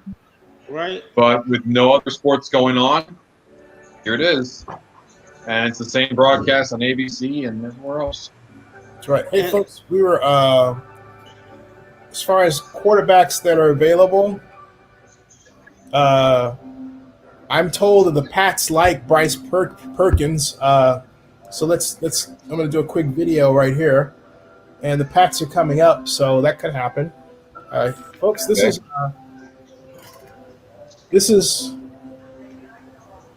Bryce Perkins, number 3 QB of the Virginia Cavaliers. He's 6'3", 215 pounds, from Queen Creek, Arizona. Queen Creek. Stats: played in the air raid offense under Dana Halorgeson, and he racked up some gaudy statistics in his previous and final year at Virginia. Take a look at this, folks. Passing 225 completions out of 349 attempts, 64% completion percentage, 2,680 yards in 2018 for a 7.7-yard average and 25 touchdowns. The very next year, he follows it with 320 completions, over 100 more, 496 attempts, 64.5% completion percentage, the same. But look at this, 3,538 yards, 7.1-yard average and 22 touchdowns, 12 interceptions there, not too many more. But the whole point is he is a true air raid passer that would be fantastic for any NFL team, but I am told the New England Patriots like him. And guess what, folks? Here come the Patriots right here in the NFL draft, round 6. They are right here, right there. There are the Pats, pick 204, right there. So let's see. Is that the landing spot for Bryce? Stay tuned to Zenny62 on YouTube, and also come and visit us at our NFL Draft Party. Just type NFLDraftPartyOnline.com. Now, with that being said, I have to float this. I wasn't gonna talk about it. I was gonna hold on to it for a little while. But don't get me sued. Don't get me sued. I'm not gonna get you sued, but I just gotta call it. Like somebody floated it to me. All right. And the longer this draft goes on, and the longer, the deeper we get into free agency, it's looking more and more possible. All right. What do you think about this? The Patriots tanking this season. They tanked this season to draft Trevor Lawrence next season. People actually floated that idea. No, I don't think they do that. But I don't think it's going to happen. I mean, because they still have a pretty loaded defense with Devin McCourty, Stephon Gilmore. I mean, you still have Matthew Slater there. You still have Julian Edelman there. You can't just draft a guy like that. You have to have a pick to be able to take him. That's not how it works. Yeah. That's why you tank. Huh? That's why you tank the season. That's why you take the what? Tank. That's why you tank the season.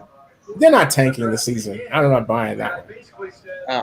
I think it would be interesting to see the Patriots lower like that. I would say that personally that the Patriots are still going to be a playoff team. I don't think they're going to win the division again. I think they're going to be – I feel like they're going to be the 6th seed. Folks, hey, here's the commission. I just want to hear them real quick. And ESPN and our NFL Network and ABC, we're so happy and thrilled by this entire experience. Yeah, there are a million things that could have gone wrong and may still go wrong, but so far everything is great. One of the things that I've heard from a lot of people here and also a lot of people viewers is they love the intimacy that we see in this format of seeing the setups in the coaching houses and the general managers' houses in Europe. You like it?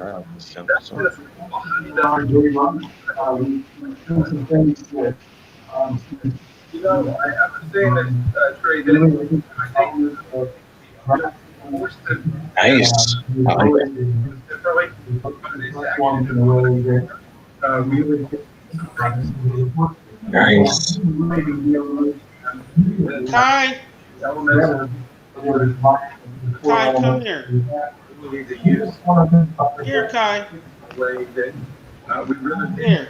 not until we were forced to. And so Yeah, I gotta agree with Bronx Goodell too. I mean, I really like the way this draft has been set up. I mean, people were saying that this could go badly.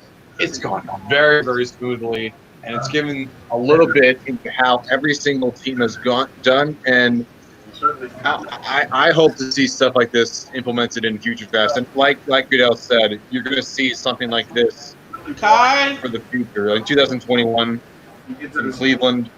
Bit of the core elements here, bit of everything.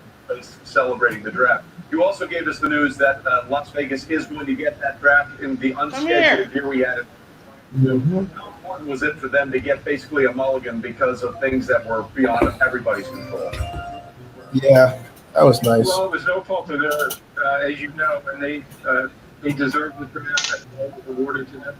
And they, they did a great job leading up to the draft and putting us in a position where I know that would have been extraordinary. But for us, this was an easy decision. We wanted to be back there. Our draft schedule over the next couple of years, so 2022 worked out perfectly. And so we're still looking forward to it. In between. Cleveland. About that. It's a stadium. What has been the most fun for you? I mean, you're sitting in your favorite chair where you watch the games on Sundays. I think, I the FaceTime with the players and a lot of interaction. Just from your perspective, what has been the thing that surprised you the most about what you've experienced this past? I think the virtual just was a lot more meaningful than maybe people thought it was going to be. I've always said that my favorite part of the draft is being part of that moment when these young players are extraordinary young men. They really are. They're just fantastic young men. And to experience that moment when they realize their dream that they've worked so hard for, overcame so many obstacles for, sacrificed so much, and to be with their families and then be able to experience that moment is really, it's a privilege, honestly. And so for me, I was still able to do that. It was different, but players and more of those players. I was just with Jake Fromm just a few minutes ago. So, for me to be able to do that, really, it was a deeper experience than I actually thought it was going to be coming into it. Well, we just saw a picture of you sort of relaxing in that chair. The story time, Roger, reading a pic. So enjoyed sort of the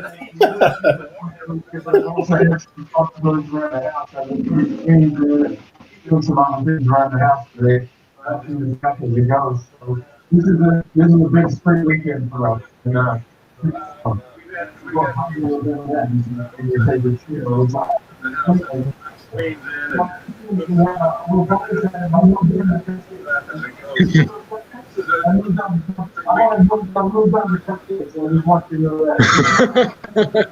In your favorite chair, which I completely.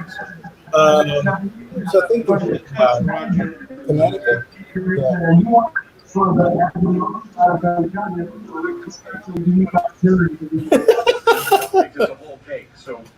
we're really we're happy with the draft for a long time.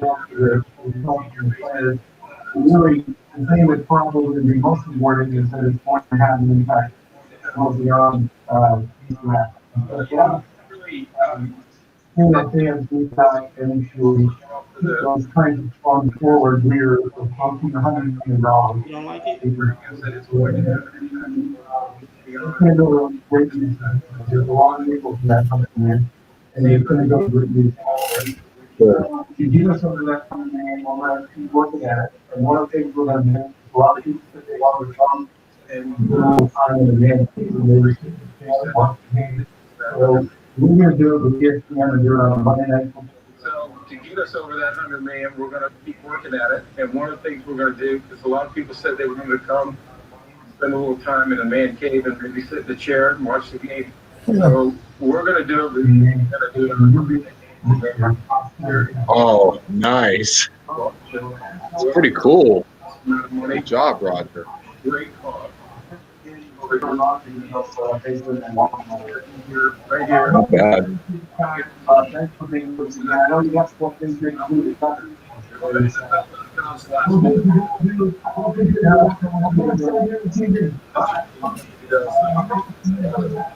much did we spend to do that? Thanks for being You gotta love the professionals in here. That was a really great interview that Wingo did with Goodell. You can just tell how much of a good time Goodell is having with this. He is so impressed with how this virtual draft has gone. Where do you get on the chair? I didn't get that. Where do you go? No, we were talking about it here. Let's see here. The kicker is going to the Buffalo Bills in the same division. Exactly. You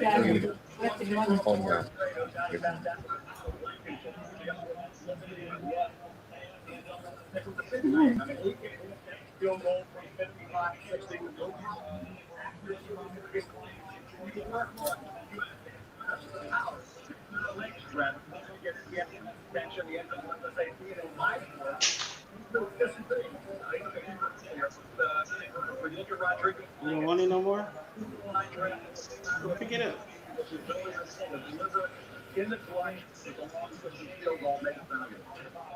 Put it in the trash.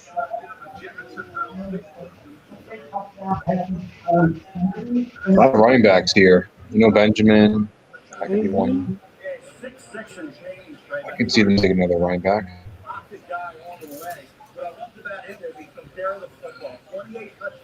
You get Lamar Jackson here too. Nice. The other Lamar Jackson. What if they're both by the Ravens? You'd have to differentiate the two. When you're 6'6" and you can throw the ball and you seem like you are going through your progressions well and you're staying away from the biggest. David Squires says the Pats could trade up next year. They always have a lot of picks. Yeah. The Vikings just traded back again with the Ravens. As they didn't have enough picks already. So the Ravens took James Proche from Southern Methodist. Holly Warner. Whoa, the Niners have a great tight end stable. Wow. Mm-hmm. Yeah, this team, it's either them or the Saints for the NFC in my eyes. Who? Niners. The Niners. Standing in space to latch and control. Hasn't been ultra involved in the passing game. You'd say Seahawks or maybe the Bucks. I'm not too sure. Braden Mann, punter love. Punter love. I should mention. Punter love. I like that. Hey, you know what? That should be a T-shirt. Well, one of my most wanted guys, when he becomes eligible, there's going to be one guy that I'm going to be more passionate about than most people will be. Hey, Donald. Yeah. Introduce your little one. Say hi, Ty. Hey. Hi. How you doing? Hey, fella. How are you? He upset right now. He dropped his lollipop. Oh, no. It happens. Don't worry. Think of it this way. That's replaceable. You cannot replace your father. That's a ploy to get another flavor. We've been through this. Couldn't leave her inside linebacker. My mom was waving hi to you. Oh, say hi, Kai. Say hi. Say hi. Hi, see, she's waving hi. Hi. Hi. You pick it up now? How old is he? 2. 2? He's 2. Aw. Yeah, he's an energetic 2. Yeah, that's what I'm talking about. Real Justin writes punter love. That'd be a cool T-shirt. I don't know why. It would be. Silly. I mentioned punter because when he becomes eligible, there is one guy when becomes eligible that I am going to want more than Evan Weaver anyone got else online. taken. Wait a minute. Did Evan Weaver get taken? John Evan Runyon's Weaver- son got taken. Wait a second. Hold that. Hold everything, folks. Hold everything. Right there. The pick is in. Evan Weaver. Oh yeah, Evan. Oh yeah, I was saying Evan Weaver got taken. Woohoo! Go Bears. All I right. was feeling like I saw that name. Like, Evan Weaver. Why don't I? Oh yeah, right. Linebacker, California. They needed linebacker help. They got it. Man, I've just been so impressed with the Cardinals have been doing. Hey, folks. Even though it's a few picks, just because it's a couple of picks. Yep.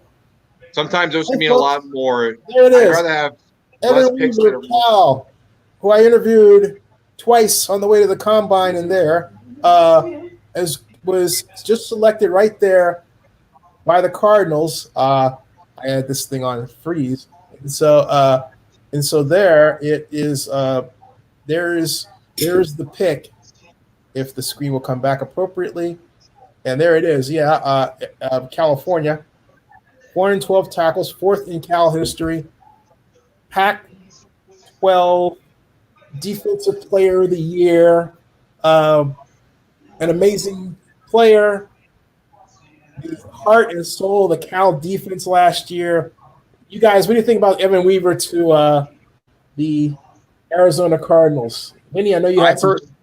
I personally like this choice for the Cardinals' perspective. They need help at linebacker, and even though you got Isaiah Simmons in the first round, this has a nice piece of stability on the linebacking core.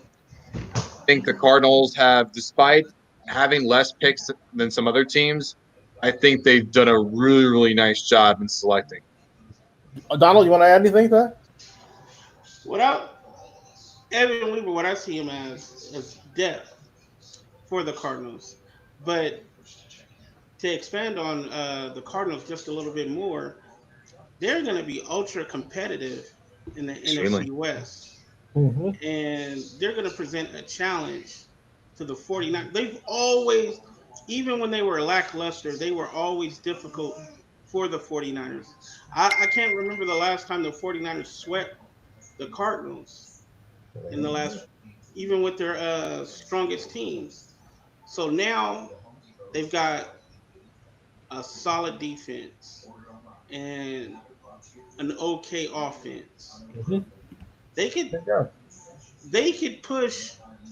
I don't want to say that they're going to push the 49ers out of the playoffs, but they could push them down as far as where they seed at in the playoffs. Mm-hmm. They could cause them to lose home field advantage. Oh, wait a minute. The only one team's going to get home field advantage. Mm-hmm. Yeah, one team's going to get home field advantage and a first round bye throughout, Mm-hmm. and there's only going to be one team. My prediction is that the NFC West will have 3 teams make the playoffs: Niners, Seahawks, Cardinals. And I think the Cardinals are going to be that 7th seed. And folks, so Evan Weaver, if you want to see the interview on Zenny 62, you can. I'm going to post it right here real quick. In a little bit, actually right now. I can do it right now. But congratulations to Evan Weaver, who fell a lot more than he should have, and is a player who he's not exactly the kind of player that is going to jump off at you in terms of tests, but when you see him play, he turns it on adrenaline-wise, and next thing you know, you're saying what everybody else has said. My God, this man is a excellent defensive player. So Evan Weaver becomes an Arizona Cardinal, drafted in the 6th round. I know he's going to be really upset about that, which means he's going to play his butt off and try to wreck everybody in the league, including the 49ers, as the opponent for passing on him. That's because he's like that, and he will exact revenge. That's how he thinks. Okay, so but here is the Evan Weaver interview right here, and get off that door right here. Good to bring it back, and hopefully they can hold on to it this year. Evan, what's it mean to represent the University of California here this week? It means a lot. I mean, we don't get a lot of attention. I mean, we have a bunch of guys in the league, but we don't get a lot of attention. So I feel like we're always kind of the underdog, and that's kind of the way that we play, and that's the way that our minds are built. And, we just can't, we can't wait to prove ourselves Saturday and Sunday this week. What can you take from you learned at Cal that you carry over into the NFL Combine? I think just hard work and preparation. Coach Wilcox, Coach Sherman, Coach Reuter. I mean, they really just installed how to prepare for games, how to get everything right, and just be able to bring that into the NFL. I think is going to suit you. What's it mean to represent your hometown? Where did you grow up at? Spokane, Washington. What's it mean to represent your hometown and be here this week? Yeah, I mean it's awesome. Just a really small community. Been getting a lot of texts, a lot of love, and hopefully just start proving a lot of people wrong on Saturday when I get on the field. Does it feel real? Maybe as a youth in your backyard playing. Yeah. I'm playing the NFL someday. I see a smile on your face, and now you're here. Yeah. What's the journey like? Where you were as a young youth, and now you're playing NFL Combine. I think the journey's just been wild. I mean, just a whirlwind, to be honest. I mean, coming into Cal, playing for 4 years. I feel like just yesterday I was playing Pee Wee football. Trying to figure out how to play the game. Now I'm here, and it's just really a blessing to be able to be in front of everybody. So there he is, folks. Evan Weaver of Cal. He's an Arizona Cardinal linebacker. Congratulations, Evan. Go Bears. Good job. Stays in the Pac-12 of the NFL. He's on the ground a little bit too much. The effort is something as a pass rusher, you're going to use him to do the other guy even finishing more. You hold them, allowing the posse, and then come down there and help bring Windsor. The board and Steve goes to the goal. Frank Wright and Clem Chris Bauer continue to work their way through the draft. In the sixth round. He's got a bar back there. You see that? Are you up there? Another guy from that doesn't discus. I mean, that whenever you see someone at discus, it always shows explosion. He's got a bar back there. 94, Nebraska. Where's Randy Gregory? No, 84. No, that's 94. Randy Gregory will actually play this year. 2020 NFL.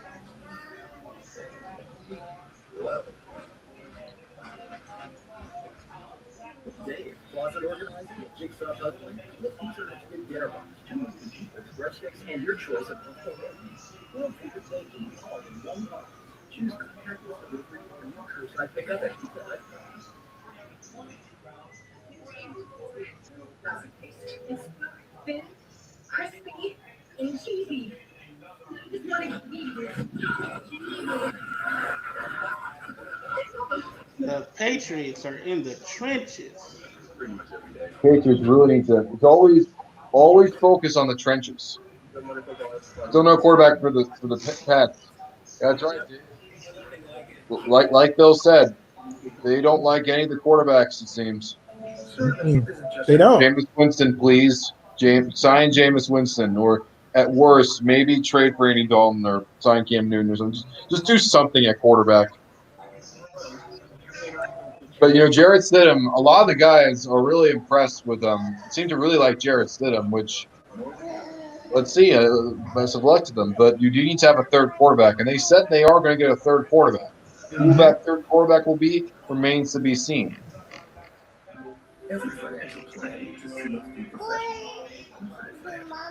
Hey, folks, here's Evan Weaver for the Combine. Right there. Yes, sir. Mr. Weaver, first of all, how's the experience going for you? No, it's going good. Really just enjoying it. Just being able to be out here with the guys and learn a lot and get a lot of feedback from coaches, which is really awesome. Mr. Weaver, you're asked got the axe. Yeah. How's it feel? It feels great, just to be able to do that for the Cal community and be able to do that for, everybody's been waiting almost a decade now. So it's just good to bring it back, and hopefully they can hold on to it this year. Evan, what's it mean to represent the University of California here this week? It means a lot. I mean, we don't get a lot of attention. I mean, we have a bunch of guys in the league, but we don't get a lot.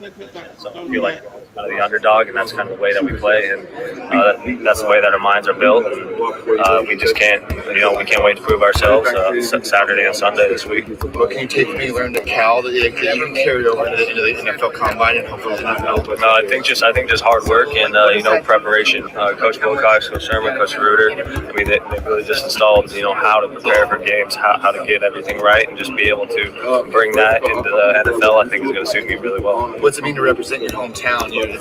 Where would you grow up at? Spokane, Washington. What does it mean to represent your hometown and be here this week? Yeah, I mean it's awesome. Just a really small community. Been getting a lot of texts, a lot of love, and hopefully just start proving a lot of people wrong on Saturday when I get on the field. Does it feel real? Maybe as a youth in your backyard playing, putting up some days, this on your face, and now you're here. Yeah. What's the journey like? Where you were as a young youth, and now you're playing. I think the journey's just wild. I mean, just a whirlwind, to be honest. I've been coming into Cal, playing for 4 years. I feel like just yesterday I was, playing Pee Wee football, trying to figure out how to play the game.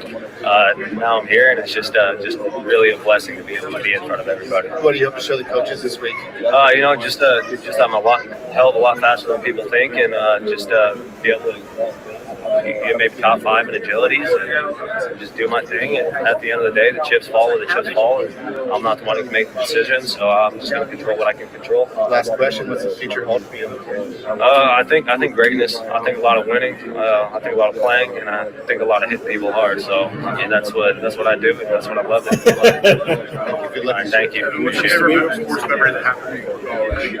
Favorite sports memory? Oh man, that happened before college. I think probably winning the state championship my senior year. Just being able to do that with the guys that I grew up with. A lot of guys who just we never really saw ourselves doing that growing up, and be able to experience that with a lot of lifelong friends. Any other memories besides football, outside of football? Favorite sports memories? Oh man, this one time in first grade, I had a quadruple play, believe it or not, in baseball. Not really possible, but caught a line drive at shortstop, tagged the dude who was on third. So the two guys on third tagged both of them. So one of them stepped off, tagged that dude. The other one stepped off, tagged that dude. The dude on first tried to run second, ran over, tagged him. 4 outs in one play. So that might be the first time in history. I try my best, but maybe next time we get 5. I'm not sure how that one will happen. But definitely got to tell that to scouts as well. Oh, for sure, no doubt. Who's the best quarterback you faced in the Pac-12? Probably Justin Herbert. Just being able to have ball placement, really throw wherever he wants, and just it's just a stud. Knows the game. You led the nation in tackles. Do you still feel like you're underrated in some ways? Oh yeah, of course. I mean, I feel like I'm one of the top linebackers here, if not the top. And, I mean, it's not up to me at the end of the day. We'll see in like 10 years. So why do you think you're underrated? I mean, it's just part of the game. Playing in the Pac-12, a lot of night games. A lot of people don't really watch a lot, and I'm excited to be able to prove myself on Saturday and be able to show everybody that this is West Coast football. We're here to stay. The 52 superlative plays you made. Which one was the favorite? I'd have to say Washington Pick Six junior year. Just be able to be the number 12 team in the country. Just unbelievable feeling, hometown team. So. This was about my friend Coach Wilcox. Just the weird funniness about him. He just kind of has those quirks. Hey, bro, we love you, man.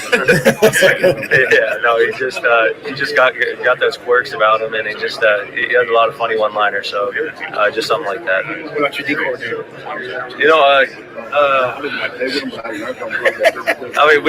We butted heads quite a bit, but just being able to learn from someone and having someone with enough patience to not just teach me, but the rest of the defense and kind of bring up the young guys. But does that come from the fact that you're a quick study and you a lot of times taking over the Cal defense and made some great plays? Yeah. So how much of that was just film study on your part? I mean, a lot of it's preparation, film study, walkthroughs. But I mean, I wouldn't be able to do it without the guys next to me. I mean, they, you know, without all 11 guys on the field, you can't make a lot of plays, you can't win a lot of games. So. And again, purpose that moment, we got the axe on the field. Your dad there, people like me giving you a hard time. Yeah. What was that like? Oh, it's awesome. Just be able to bring it back for the Cal community. It's been a decade, and yeah. I mean, it's a feeling that money can't buy. Go Bears. Go Bears. So there you go, folks. Evan Weaver. Go Bears. Well, the Packers are on the clock. Let's see if they actually take a wide receiver here. Raider Nation, what's going on? You're watching the Raiders Report. Today's show, I got the 2020 NFL draft grades for the Las Vegas Raiders. It was a very interesting draft. We start.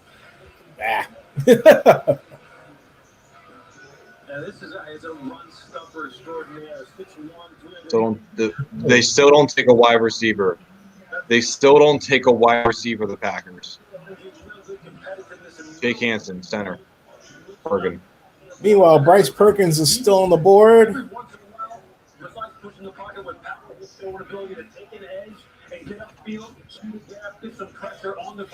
Tyler Davis.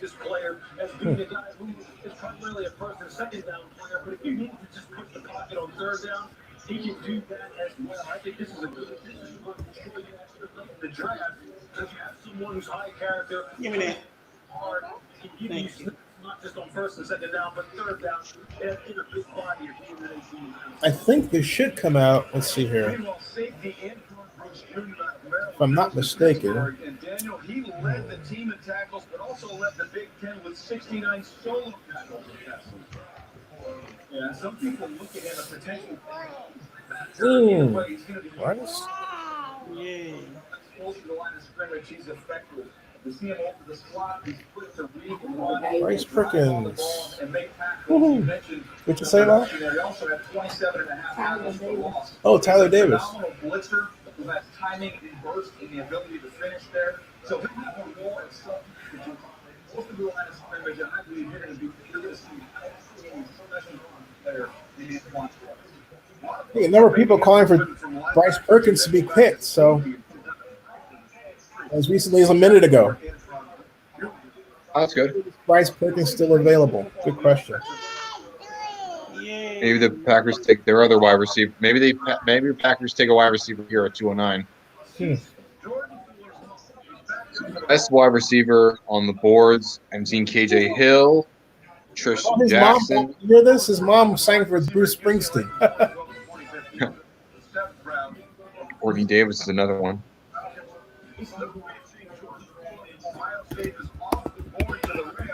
Okay, Packers select at 209. Yet another lineman, Simon Stepanek. What? Whoa. Indiana.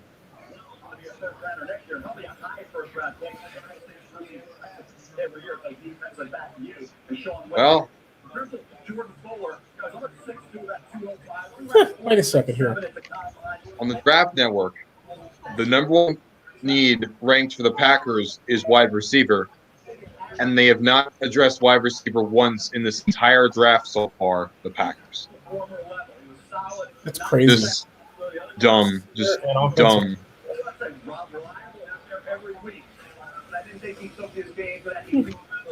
Let me see something here. Packers roster. Let's see what's going on. Because they have a lot of trust in Devin Funchess.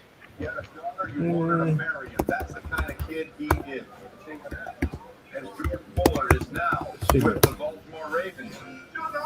The Ravens will join us when we come back. Stay with us. How you feeling? ABC and the NFL. All right, so let's see here, folks. The Packers roster right now, they have Devontae Adams at wide receiver.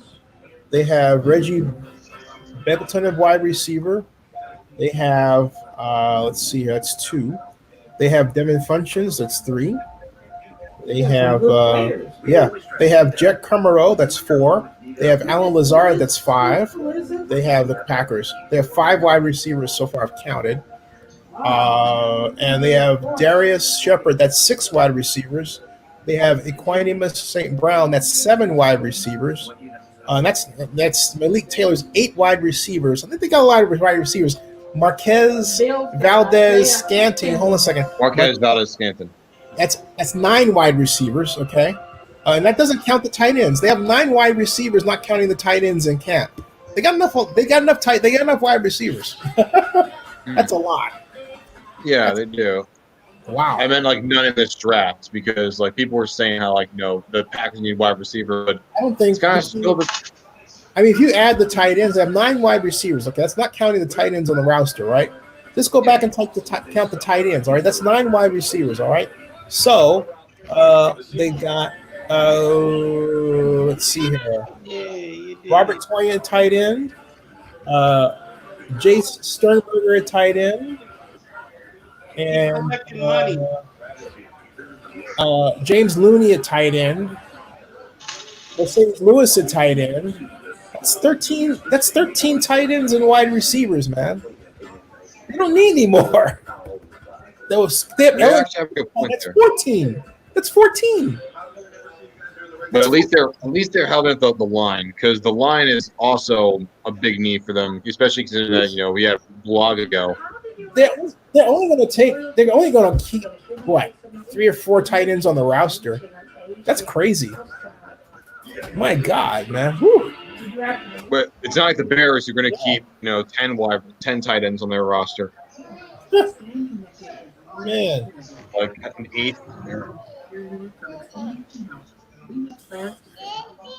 Are you done yet? We'll ship you a self-installed kit. No tech visit required. There are single digital tools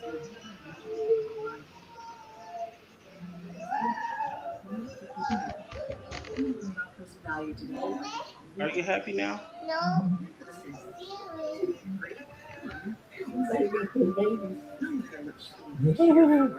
Filling out the census is a good thing. The census data shapes funding for public schools and programs. So now is the time to use a trail to census.georgia.gov. I wonder how long they had to practice to get this together right. Our numbers will surge. And remember, Captain, everything helps.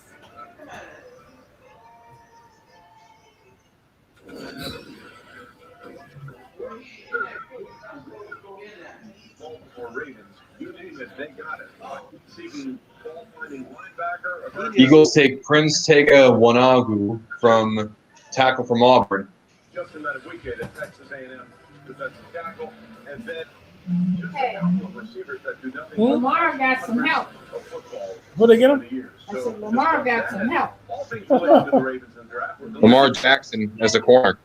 Yeah, 1 second. John, thanks for being with us. I wonder if Bill Polian wants him to play wide receiver too. How has the experience been for you? Because Kai? No, it's great to be with you, Trey. It's been fun. Hey, it's been my wife, my daughter, it's been amazing. It's been different. So yeah, I've enjoyed it. Neighbors sleeping around. So get the neighbors out of here. We're focused on things here. Let's talk about some of the things. First of all, Patrick Queen. You just saw Patrick Queen. He's just a guy who just. That's trade pick to the Colts. Means the Colts have 3. They have 3 picks in a row. The Colts. Young player came on this year. They trade that? They literally traded. The Colts literally traded up so they can have 3 6-round picks in a row.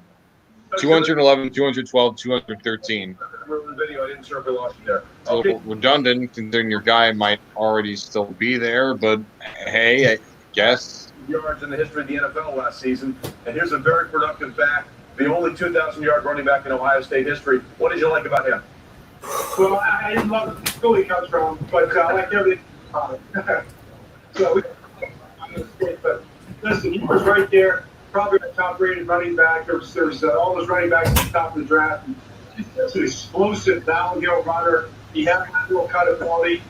Tough tackle, on tackle. So I think we got a lot of he's a big part of that. You can take it back up here. You drafted not one but two. Rusher. Dr. Malik Harrison. That's right. I'm an open, we're open equal opportunity employer. All these stretches on that. I hope you're happy to have those guys. And, they're great players. Obviously, it's a great program. So, yeah. Isaiah Rodgers just went to the Colts. Rutgers rushing the Their ball. first 6th-round pick. Last in the NFL last year in grabs and receiving yards. So you pick up a couple here that had The page isn't updated. You don't have to try. collegiate seasons in 2019. James Prochet out of SMU, and then also Devin Duvernay. So not only do you get 100-catch guys, you get them both from the state of Texas. What do you like about these two guys? Well, both things, you're right. They have great hands. And I don't know if I can drop from either one of those guys all the tape we watched the whole time, really almost their whole careers. James Prochet's got great return ability, very serious guy, very competitive guy. And Devin's the same kind of way. I got him on the phone, man. He was all business, man. He's like, let's go to work. We got to get my playbook. I think he feels like he's got a lot to prove. So, we like those kind of guys here. And they're going to complement us very well. I mean, just being with Duvernay, this guy can run, he can go, he can take balls, like he stand on his feet right there. He makes high catches. He plays inside. He plays outside. Great tackles. He's a guy. Real quickly, there was one point we had the camera on you at some point. I think it was last night, and you were all kinds of fired up. You were high-fiving woman about a certain pick. Did something happen there? Because the emotion that you were showing in that drop was actually pretty cool. Well, it was Duvernay. We were planning that out. We had those three picks there. We kind of had an order. We ended up getting all three guys we wanted. We got Duvernay, we got Harrison, and then we got Phillips with the last pick of the third round. So we had ordered up. Yeah. He's got his footballs up there. Yeah, we're big enough to do that kind of stuff. Yep. He's a smart guy. And it's a good idea. He's got the little homes out there, see, at the top of the door. He's got the little homes up there at the top of the door. And of course, which Asiasi started in Michigan. Just want to make sure we all understood that as we talked to him at Ohio State here. For your pleasure, I'm sure. Hey, Coach, we appreciate the time. Be well, be safe. Thanks for being with us, all right? Michigan, man, too. We took Bredesen. Don't forget that. I told photographic memory. The playbook will not be a problem for Brent Bredesen. Trust me. All right, John, be good. We'll see you. All right, so again, we're doing this Draft-a-thon. We're having a lot of fun. We're trying to do some musical interludes as well. And how about one from One Republic performing Better Days? One Republic.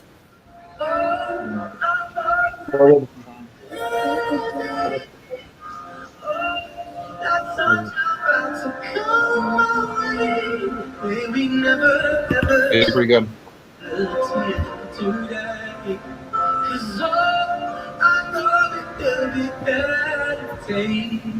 Waking up in California, but the clouds in the rain. Let me feel like another storm.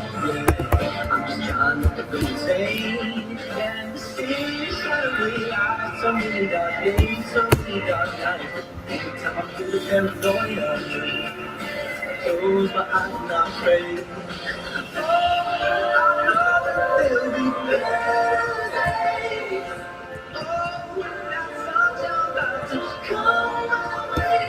Maybe never shine today. 'Cause I know that there'll be better days. I'm waking up to the new year. Guys getting out of the way. I'm waking up to the good feeling. And I know they'll wash away. So whenever you do, don't worry about me. I'm thinking about you, don't worry about us. 'Cause in the morning everything changes. Hey, folks, be sure if you can, it's right here. If you want to donate to the NFL, it's relief.nfl.com. Here's the page as I'm sharing the screen. And Draft-a-thon right there. And voila, there it is. Make a difference. And if you donate, the NFL will match your donation. That's right. So take a look. See? they've raised $6,286,990.07 thus far, supporting Meals on Wheels, the Salvation Army, United Way, American Red Cross, and the CDC Foundation, Feeding America as well. So help them out, promote them. There it is, folks. The NFL Draft-a-thon is underway. So yeah. Right now, the Colts took Des Watkins. Colts took Des. No, not the Colts. Was it the Colts? They took. Sorry, they just showed the Eagles and no, they took Desmond Patton. Why am I thinking Desmond Patton from Washington State? Showing on ESPN how the Eagles, besides Jalen Reagor, they took several other wide receivers throughout the draft. I think the Eagles did a really good job. Like I'm really liking their day 3 so far. The Eagles, yeah, they really addressed their needs. Isaiah Rodgers, cornerback from UMass, went to the Colts.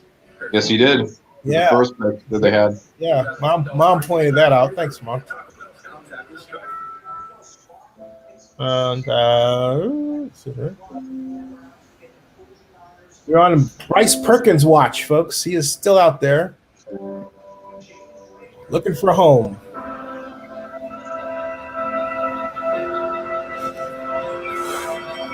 Adam Schefter's explaining the trade from Marquise Goodwin to the Eagles. Yeah, he went to trade to the Eagles. Colts. Trade the Eagles? Yeah, Marquise Goodwin was traded to the Eagles. Yeah, right. Right now, Adam Schefter's explaining it. Not bad. Wait a second here. This is lousy. Hold on. Man.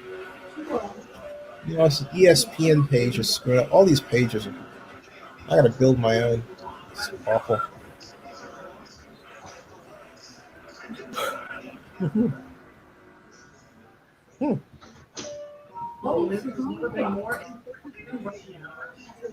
Okay. Wow, look at that. Isaiah Rodgers, quarterback. Desmond Patman, wide receiver from Washington State. Wow. Great pickup. And here come the Colts again. 213. 3 6-rounders in a row. Come on, Bryce. We got Evan Weaver off the board. Maybe we can get Bryce next. This would be nice for him to address third string at quarterback. Yeah. Come on, Bryce. Jordan Glasgow, the Michigan safety. Two-time first team All-ACC. I like it. They need to help out. They needed safety, and they got good talent here. Let's see what the Seahawks have done. Linebacker, they took a defensive end. Just be getting everything a bit before I am because I'm not getting it on the screen here at ESPN. And maybe because I'm broadcasting it first. I don't know, because that's consistent. Whatever. And they just, you know what? They haven't even updated it, have they? He's got too many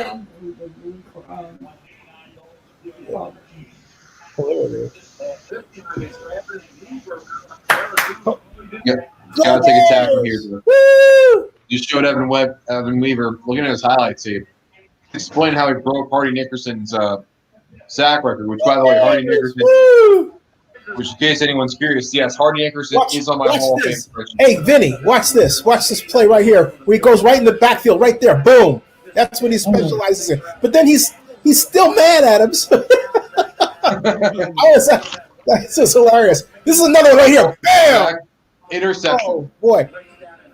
This was against no one around. Oh, this is a heck of a play. Watch what happens right here. See that? And he causes the fumble. That turned the game around for us. And then watch this. Oh, I love this. And he doesn't – look at that motor. Boom. You let a guy like that fall this far, It's ridiculous, man. Look at that. That's why I've been so impressed by the Cardinals. Oh, yeah. This is the game I was at. He returned it to a touchdown right here. Yeah, that one. Oh, Bears. Oh, they gave it to him right there. I remember that. No one around him. No one wants to touch him. Oh. I guess the offense was social distancing too. Yeah. See, the Seahawks have picked two. The Cardinals got him. Arizona. Yeah. Yeah. They gotta help out. They gotta take offensive line. They gotta take offensive line here. Or wide receiver, Freddie Swain from Florida. This guy here is And looks like that's it for the 6th round. Off to the 7th round. Bengals have actually not made a single trade. If you notice, the Bengals pick every first pick in every round. That's the Bengals. They do that. Yes, the Bengals did not trade. No, they've been known not to. Just. Mm-hmm. But hey, they're good picks. No, I'm not going to complain. They're good picks. Florida wide receiver. Oh wow, another great pickup. Yeah, wow. The Rams are in St. Louis.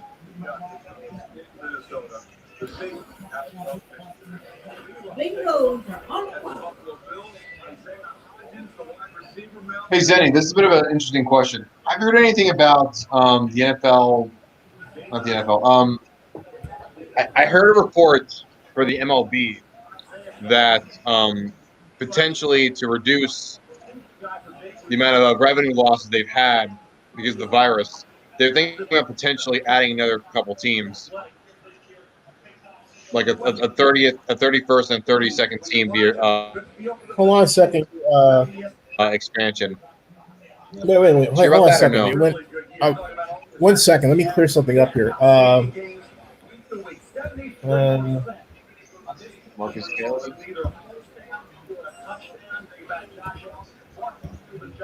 Bengals got Marcus Bailey. Hey. Marcus Bailey did go to the Cincinnati Bengals.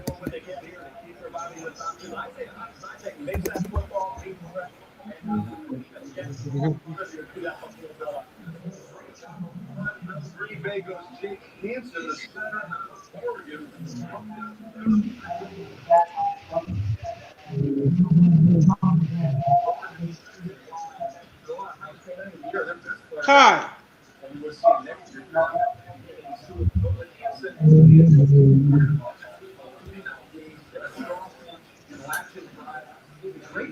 Kai.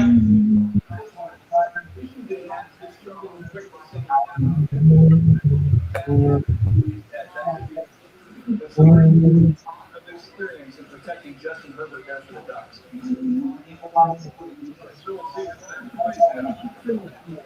Oh, okay.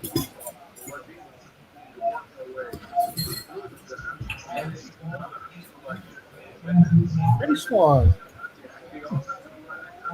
Oh, good one. Stepaniak's a great card.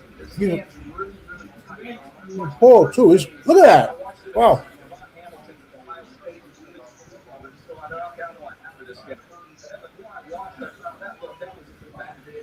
I can't even collect my thoughts with you around, Kai. You're doing way too much. Marcus Bailey. All right, we got the last round. We're on the way. Cameron Curl from the Cameron Curl was just drafted by the Washington Redskins, safety. Yeah, I might have to bow out in a couple of picks because Kai wants total attention. For their career, the other one being Selleck, not healthy. John Runyon. Here's Indiana. Now, Simon Smith.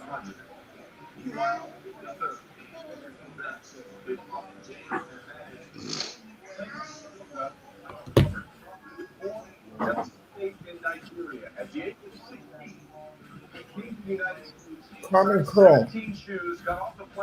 Look at that hair, baby. That's what I'm talking about. The idea was for him to come here and be. All right, she passed away. claimed was to be the next LeBron James. The only way he started playing football was while Philadelphia began, and he stopped playing basketball after breaking his legs in 2015. Oh, mom died in 2017. That's sad. That is sad. Yes. Wow. I have hair like that too. And going to Philadelphia, Lewis.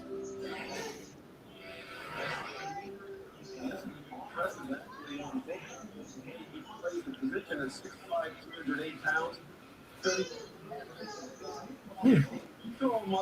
Okay, in a minute, relax. Say what? Kai wants to, kids are like pets, man. They got to get outside. He's chomping at the bit. He's always on balance. Now, hand use, hand punch. Maybe the Niners will take a quarterback.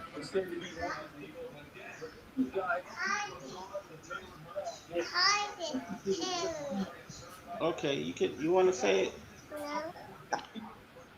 You know, if you can get this guy in the 6 round, you're doing some pretty good work. I really like this thing. Hey, fella. Say hi. Say hi. Hi. Hi. Hey again. Hey. What you doing? What's his name, Donald? Hi. Kai? Yeah. Hey, Kai. How you doing? Yeah. Hey, fella. He wants to go up. There's squirrels in the front yard. He wants to go out front, watch the squirrels. Yeah. Make sure you watch the squirrels. Make sure not to chase them, or else they'll run away. Hey. He about that light.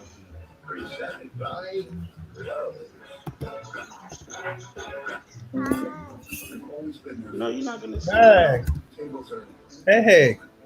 Not today. You're not singing today.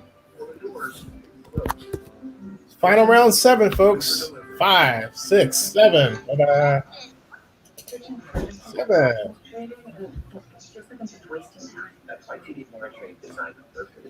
Hey, Kai, you having a good time? You having a good time, Kai? You having a good time? Yeah? She drinking. No, this is his microphone. He likes to sing and dance. That's his. Oh. That's hey, his Kai, thing. who's your favorite singer? He likes so much different. He likes a lot of different music. It surprises me. Like I don't know how to pronounce his name correctly. I was flipping through the Xfinity music stations, and Parvati came on, and Kai's trying to sing along. He's trying to sing along with it. Then you go back a couple of different stations, and it's Jennifer Lopez. He's trying to sing along with that. I don't know. He likes what he likes. More than just a big discount. I'm gonna need you. You get relentless protection. When new smartphones are expensive, the family has to share one. Step up with Boost Mobile and use Samsung Galaxy A20 phone when you switch. Or don't and prepare to lose some furniture. Okay, so we got, let's see here. Step up with Boost Mobile and get 4 lines for $25. What other reports we got here? And remodel the living room. Let's see, the word now is Joe Staley retired. Officially. Oh. Officially, yeah, on his Twitter. Hey, Thad Moss is still on the board. But we can assure you, wow. You can count on WellStar for world-class care. That's horrible, man. I mean, the 49ers ought to pick up Thad Moss. For any and every concern. On the front lines, we are fighting for the health of the communities because we are all in together, and we are all in this. Come on, let's look it up. Okay. More than healthcare, people care.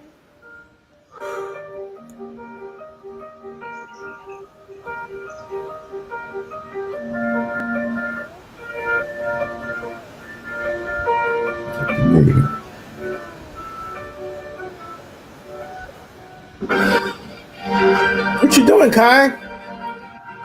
Hey, Kai, what you doing? He wants me to sing with him. He wants Kai wants you to sing with him. Nice. He know I don't do that. Disconnected. No, no, no. You're not hating. And that's never been more apparent than right now. What we do together today will determine how we live united tomorrow. Stay home. Stay strong. And if you're able, get for your neighbors who need help the most.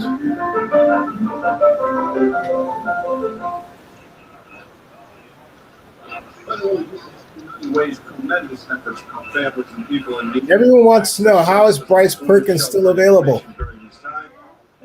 Bryce Perkins is probably going to be a free agent pickup. Hope not.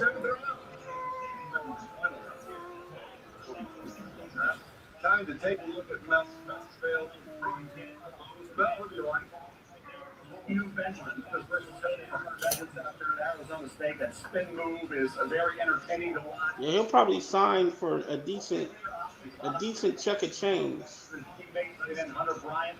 Luke Marcoux had a phenomenal year at San Diego State for this past year.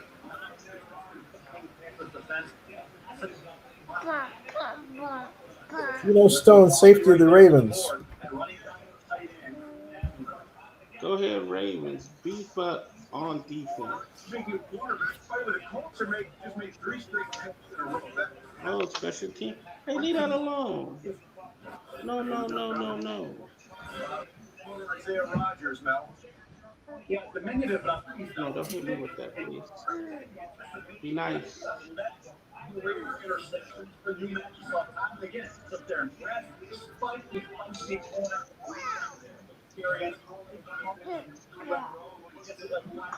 Impact there. One special blocking that field goal. In the return game, he was outstanding. Yeah. Returns 24-yard average, 11 returns for over a 10-yard average, and a touchdown. So Isaiah Roberts initially, if we had a trade-off returner. And then, of course, another pickup in a row. Lewis Desmond Patton, the wide receiver out of Washington State. Yeah, this is an impressive young man. Oh, yeah.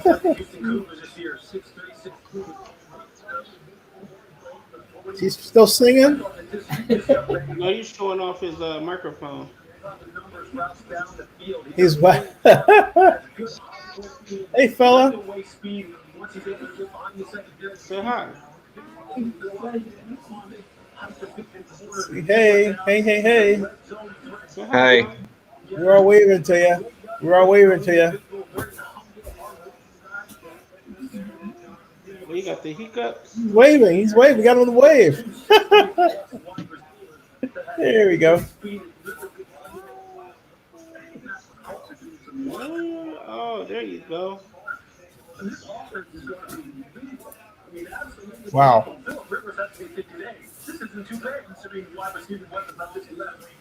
That's why I go. I kind of like that shit too. And then what we just saw was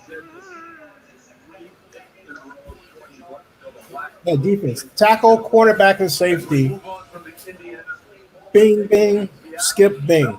Yeah. And swing. That was Del Rio kids that threw him that ball. Really 200 pounds this past season. Receiving 6 yards, 8 receptions against Georgia. A good job against Florida State as well. Indicators with return 9.8-yard average for punt return this year, and a touchdown as well in the return game. Don't bring really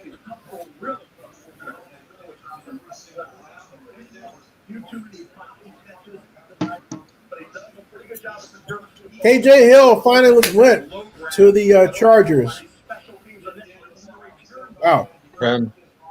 Panthers on the clock again. Ouch. Man, you gotta watch my head, bro.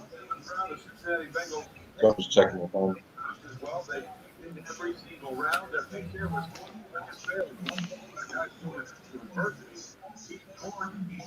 Bailey, steal. 5 years at Purdue, yet somehow he still found a way to be productive and find himself back. Yeah, this is and this point was back. He just needs to stay on with Twitch.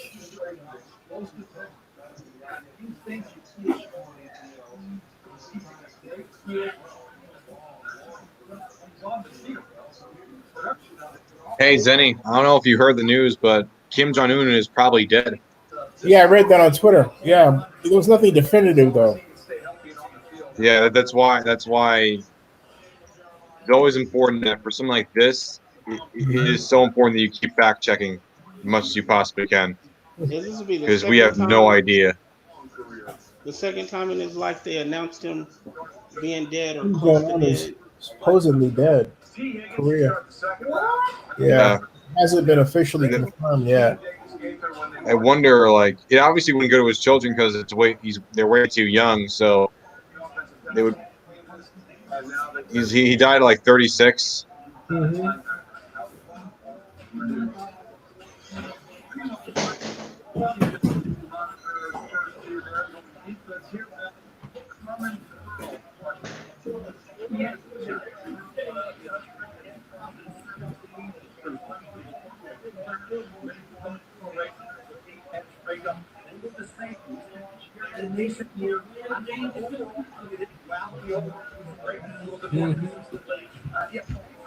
He's only 36.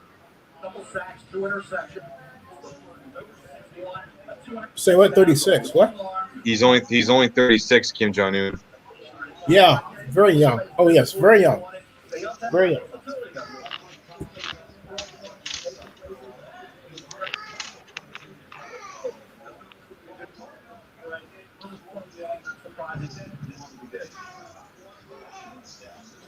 We'll see what there. Meanwhile, take a look at Juwan Jennings, who is now descended in the seventh round. His father, Mr. Alexis, the Jones back Kentucky. His brother, basketball. But we're talking about a guy, Daniel, Juwan Jennings, who has had discipline issues for not one. Oh jeez.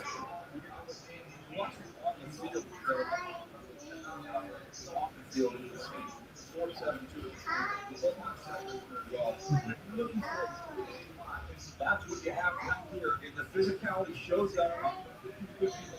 They just they're using this.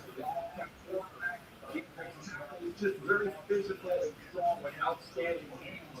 He's also really good on push coverage in that area. So the speed is a major concern on the field, Trey, but this he does something really well. He's a big physical. If we take a look at the kick game, because they've been very active this entire weekend, including the trade that Adam Schefter told us.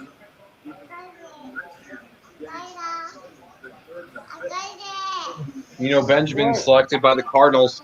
Again, another quality pick here by Arizona. Benjamin. Yes. Taken in the 7th round. Man. Nice. Good job. Cardinals having a nice. I have them as a potential 7th seed, but either way, they're going to be competitive the entire season. No question. Benjamin, I got an interview with him on Zenny 62 here. And he and Evan both to the Cardinals.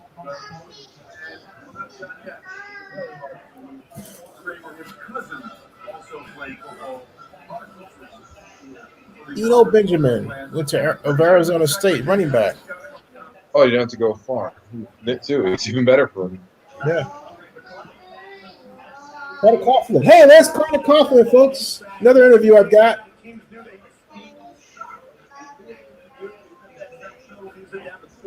Boom.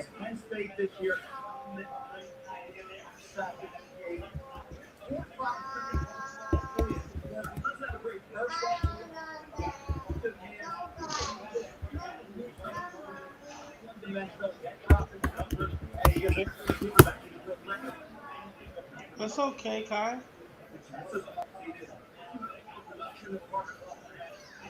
Great approach. I think for Dave Gettleman and the Giants. Yeah, he's a great guy.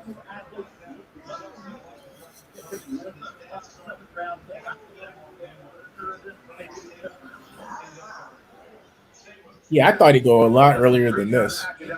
I thought he'd be like 5th round, or 4th or 5th round. Get running backs anywhere. All right, guys. I gotta go. I gotta feed Kai and. Gives you Okay, bye, Kai. I've always taken pride in being a really, really tough player. So on top of that, What kind of move is your favorite move to use? every post chop's my favorite. So get him to shoot his hands, step in my inside hand, and chop his hands down and get around the board. That sounds like it hurts. Huh? That sounds like it hurts. No, it doesn't hurt, man. It's all fluid motion. You gotta get a hang of it. You gotta get the feel for it. But it's great. How many linebacker positions have you played, or have you been blessed to be able to play just one? I've played a couple of different positions. But the last 3 years when I started, I played about positions. Yeah. Do you have a preference? I love rushing the passer, which is great being on the edge. But I also think that I got a lot of versatility and the ability to play in different positions. So more responsibility is great experience. On the matter of rushing the passer, which offensive linemen has given you the most trouble over your college career?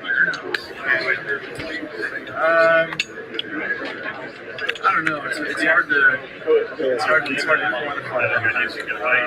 I will tell you one thing. My boy Farlele and Sam, there's some dogs over there. So I'm going to go with the Minnesota offensive line. They're going to be unbelievable this season. I think you're both against guys bigger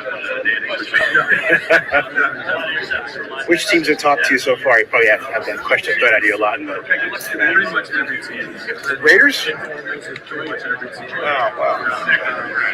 Between here and the Senior Bowl, for sure. So it's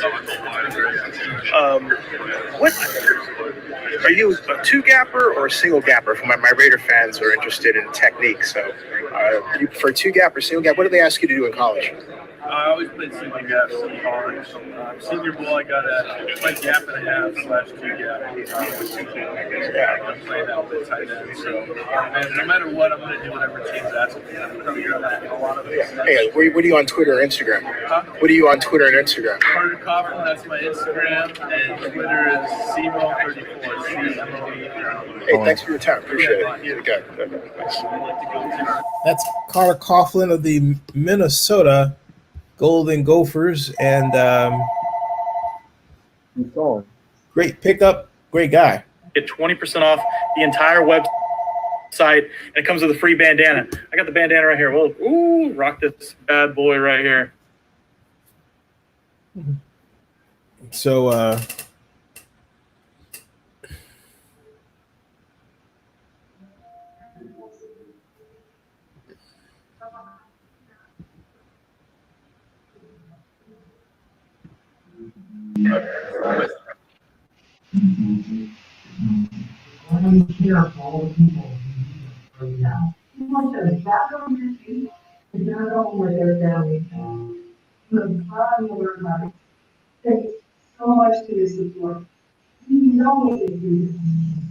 Cole McDonald, quarterback from Hawaii.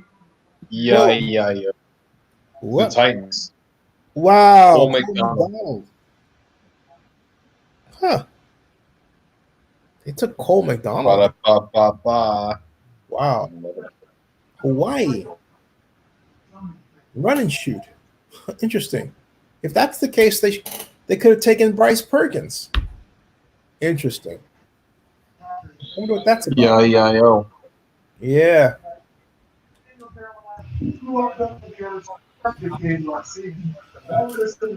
traded up to get a quarterback in Jordan Love, even though they had a quarterback in Aaron Rodgers, Daniel Jeremiah, who led them to the NFC Championship game last season. That move is just still so confusing. With Brett Favre and Aaron Rodgers 15 years ago to the day. So Jordan Let me see something here. What is he? What are they getting? Well, they're getting somebody that's an incredibly gifted thrower, Trey. And when you watch him, I'm talking about the ability to throw from different platforms. You can see him throwing fading away, different arm angles. He can generate unbelievable velocity, but also flashes the ability to make throws with touch, get the ball up and down. The difference, though, is you got to go from being a thrower to being a quarterback, and the big part of that is decision making. He's got to get better, stop locking on throws, and stop turning the football over. Not have a lot of his key guys around him that he had the year before. New coach. I'm watching. With 6 grams of natural protein, there's nothing you and almonds can't do. Everybody gather round now. One of a kind, coming to bid at $5, 10, going to twice and sold 20, make it 35 a bit. I'm trying to see what they saw in Cole McDonald. I'm not. Here it is. This is why the Packers have had long-term success in terms of being competitive for a long time, because they make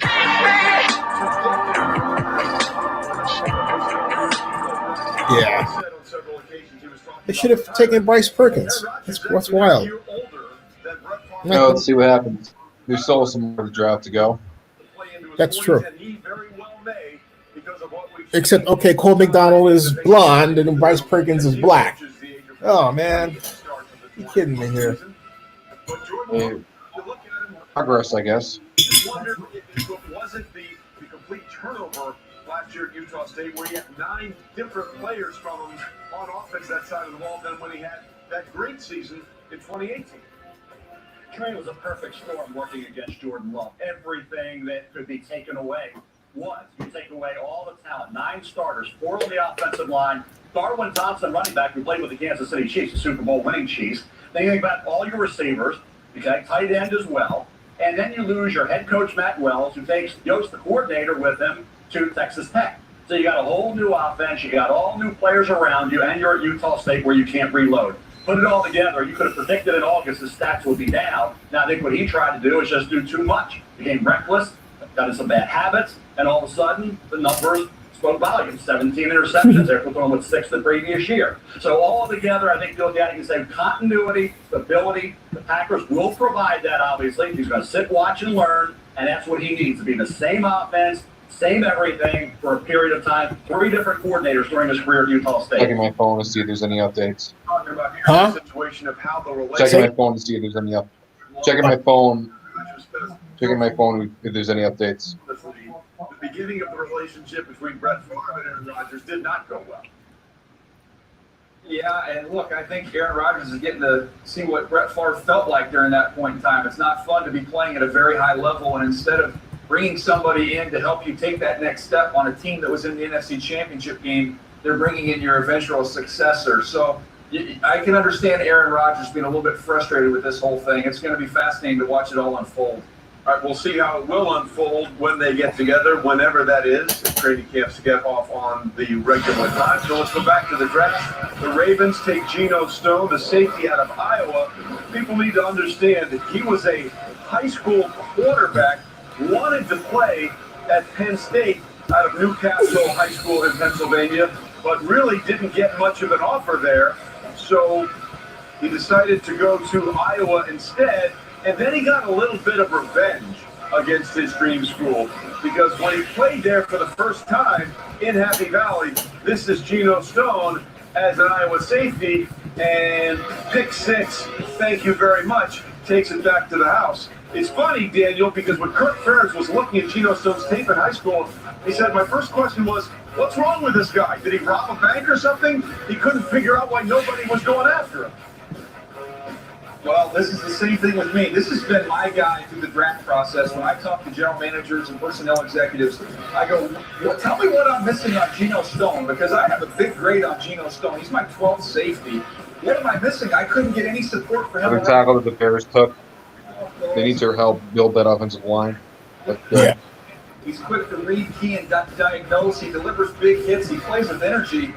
I don't know. I guess I just missed on this one. I thought this guy was a darn good football player and did not imagine he would be available at this point in time. yet he is, and the Baltimore Ravens. I know Mel likes to say this every year, but the Ravens are having a very strong draft, and it's picked up again, once again, by Geno Stone, the safety out of Iowa, and James Crochet, also the prolific wide receiver out of SMU. Meanwhile, let's take a look at some other picks being made, including one by the Chargers that was made that I think a lot of people might like. It's KJ Hill, the wide receiver out of Ohio Yeah. State.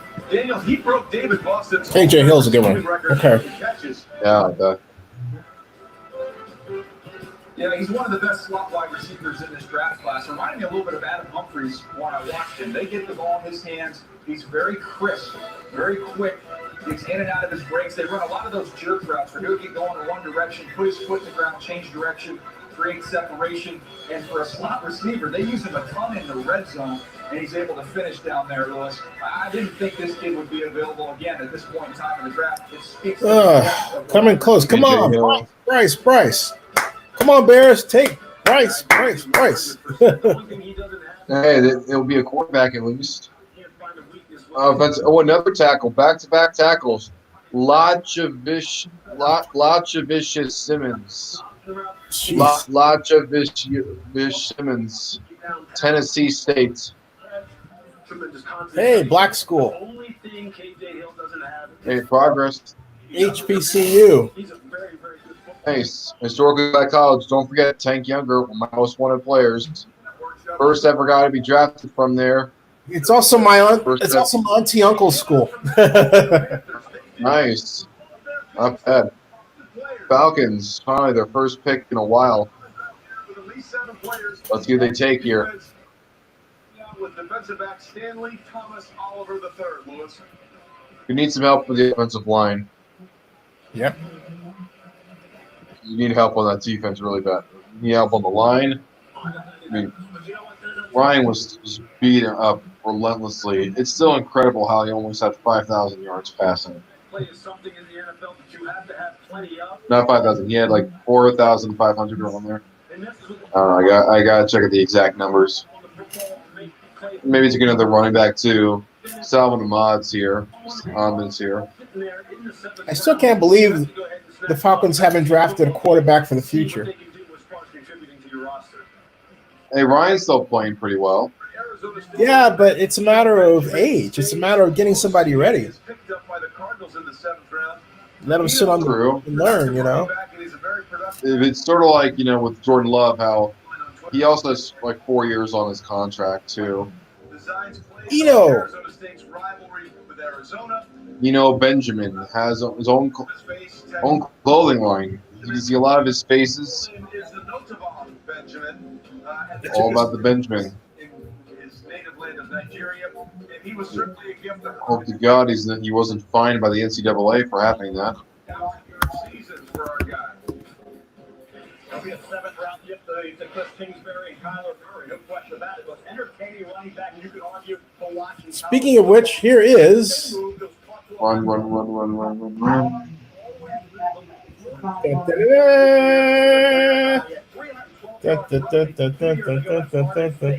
Who do the Atlanta Falcons select? A kicker, Sterling Hoff-Richter from Syracuse. Kicker. Yay. Here is from, try that again.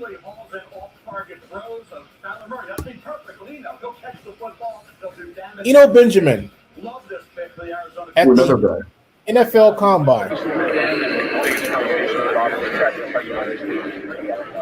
Basically, the vision when Herm was hired was to basically set us up for this stage here. Everything we did was pro-like. I think he did a very good job. The whole staff did a very good job of teaching us how to be a pro and how to go about our business. And so I really commend that staff. Look at that place, man. Well, people were actually building Cliff Kingsbury's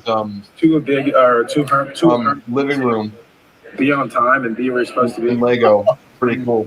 Pay dividends. Like I said, he treated us like professional, and so. Oh, that doesn't even get it, man. They shrank it. Look at that. I felt like that helped us. They shrank his room. Into being prepared. His room is 5 times. I love Lego. Shout out to Universal for buying the rights for the Lego film. So, just the previous year before that, we had an opportunity to seal the Pac-12 championship, our Pac-12 South title, and we went up to Oregon and we lost by 2. And so it was kind of a revenge game for us. It wasn't more so let's knock them out of the playoffs and keep them from going. It was more so getting back at what they took from us. What separates you from the rest of the running backs here? I would say just my will to compete. I know a lot of these guys are great guys, but at the end of the day, How do you like this having the player interviews right here? Isn't that cool? You know, it's really cool. I mean, it's quite an accomplishment. It definitely is a privilege. I'd love to give them that opportunity. Right here, right next to them by the table. It's pretty incredible, honestly. We talked about little things as far as investing and buying property and making sure you save your money and able to feed your kids, and stuff like that. Hey, how you want that to do? No, not really. Not really, no, sir. Hey, you know, from a technique perspective, what's the best part of your game, and what do you need to work on? I would say part of my game is being able to make the first man miss and stay up in contact balance are two of the things that I pride myself on. One thing I would say, I think I can improve on, I would say pass protection, not from a physical standpoint or willingness, more so the technique of it all, yes, sir. Did you have any plays where you had to actually read the defense coming out? Oh, yeah. They call them shout routes. One thing, what do you mean by read the defense? Well, if you're getting outside coverage, you turn in, inside coverage, you turn out. Or, Yes, sir. We have options. So it's either in and out or sit. You can sit in the middle of the zone. Redskins select James Smith-Williams, defensive end from North Carolina State. Smart. I would say smart. I like to see things pre-snap before they happen to kind of have an idea where I'm going before the ball snap. And I would say I'm pretty agile as well. What makes your spin move so good? I would say just being aware of what's going on around me. I think I have a pretty good feel of the game, and I know how to use leverage. At this point in the game, or at this point in time, football is not about your moves and what you do. I think it's more about angles and the leverage. And so you kind of basically set that up and basically take full advantage of it. How much did you put on getting ready for this combine? I would say, I don't know. When you look back at Senior Bowl compared to now, you'd say 12 pounds. But at the time, I was straight weight. So what you do with that is you decrease your calorie intake and you're able to lose weight. And I wanted to get to a point where I felt most comfortable and then add back and still feel comfortable. And so all I did was increase my calorie uptake, and I feel comfortable where I'm at. You know, what formation do you like to run out of? What was that? Was there a purpose to that weight? Oh, yeah, that was to find out where I felt most comfortable, where I felt like my fastest would be. And then from there, where I felt comfortable, build back on and keep it and still feel comfortable. And that's the thing that's interesting. So many people say if you put on weight, you're going to get slower, but it's going to make you more powerful. Is that correct? I would say just kind of getting rid of bad weight and putting on the good weight is kind of my main thing behind that. What formations do you like to run out of? I like under center, and I like spread out of shotgun as well. I formation? I formation, yes, sir. Full back in front, tight end is what we use, and everything like that, yes, sir. Is there a picture in the league now that you model your game after, or someone you really enjoy watching, someone that reminds you of yourself? I would say there's a few of them. I would say Saquon Barkley, Alvin Kamara. I would say Le'Veon Bell. I think Saquon Barkley's determination to finish runs is something I like to model my game after. I like Alvin Kamara's versatility as far as being able to run the ball and catch the ball. And then Le'Veon Bell, I like his patience. He's one of those guys who really understands what's going on. Oftentimes I sit in the offensive line room so I can understand what they're doing and get out there and help those little things help me play faster on the field. This sure is talk to you about as far as so much youth issue, and I'm sure the year didn't go exactly how you at the next level for you. Yeah. Especially early. How did that help you coming to this process? Patriots took Dustin Woodard. I'm glad it happened like that. Want it to happen. That's it for them for the day. Just being able to see things like that. I think Patriots did not take a single quarterback this whole draft. And it was not more so about me. It was about what can I do to help the team win. So if it was At this point, I think they're definitely going to get someone in free agency. As much as I can, knowing I'm not going to get the ball. I mean, they're not doing that by accident. Just little things like that. No, I mean, people are saying maybe Andy Dalton, but honestly, I don't see Andy Dalton getting traded there. I think they're going to sign someone in free agency for like a 1-year deal. We knew that we were going to be starting young guys on the line, freshman quarterback, so we knew we were going to see 9, 8-man boxes. Readiness, so it was something I was kind of prepared for. And it was, like I said, it was just basically becoming less of me and more about the team. I think so too. I'm shocked he even was taking this late. I thought he'd be taking like around third or fourth round. And then he just kept dropping and dropping. Those are guys that I always compete with in these rival camps, and I've built good relationships with them. And so I do admire their game just because I know how long or how far they've come from, where they've been, and just the places that they come from. So it's kind of awesome seeing us all being on this huge stage, just from a young group of kids just trying to get here at the same time. Hey, what will you miss most about school? Sir, what will you miss most about school? I would say the people. I left Texas at 17 years old. I was able to go out and experience things on my own, and I was able to really find myself and grow. And just being around those people, I felt like those are really the people. Dallas Cowboys select today. And so I'm probably going to miss the people the most. Ben DiNucci, quarterback, James Madison. Huh. Ben DiNucci. Wow. He's going to be like a practice squad guy at most. Oh, I remember hearing about him from James Madison. There you go, right? Wow. He's my top running back here. DeAndre Swift Bryce? from Georgia. You got some good ones coming up. You see Jonathan Taylor down there too. Swift too. He's got some D'Angelo. That's wild, man. Unbelievable stuff here. Wow. Okay. Unbelievable. Well, on the other hand, if they're making a run on quarterbacks, maybe Bryce will go. It's the kind of guy you don't want to bet against because he's overcome the odds as a one-on-one, becoming into a heck of a player. Steelers need to back up. To that point, Mel, he was discouraged Ben DiNucci and was running wind sprints at Michigan State. Cowboys take Ben DiNucci? Who the heck is that? Head coach Mark Antonio. James Madison, I guess. The Steelers have had Chase Claypool, Alex Highsmith, Anthony McFarland. That's Booger's son. Kevin Dodson, Jr. Then they're 6'3", 09. We're taking another guy at corner. Celebrate those people who have had long and illustrious The careers. Giants. Hey, Dad. Joe Staley announced his retirement. Because they traded for Trent Williams. The New York Giants. I make the Hall, hopefully. Yeah, Brett Favre. You do not like a lot of face of me. And they do not take corner, and so they take defensive tackle and Carlos Davis from Nebraska. 90,000 tackle draft. The man is a classic family getting booty right here. Didn't need help with the interior. And the 2016 Dick McCann Memorial Award. His longtime ESPN analyst Chris Mortensen. His 2009 season, DiNucci was really good. 3,400 yards, 9.1 average, 29 touchdowns. Not quite what Bryce did, 80 yards, 6'3", 210. Similar build. James played for the James Madison Dukes. Carlos Davis, defensive tackle, Nebraska. Hey, did you get my text? Me? Yeah.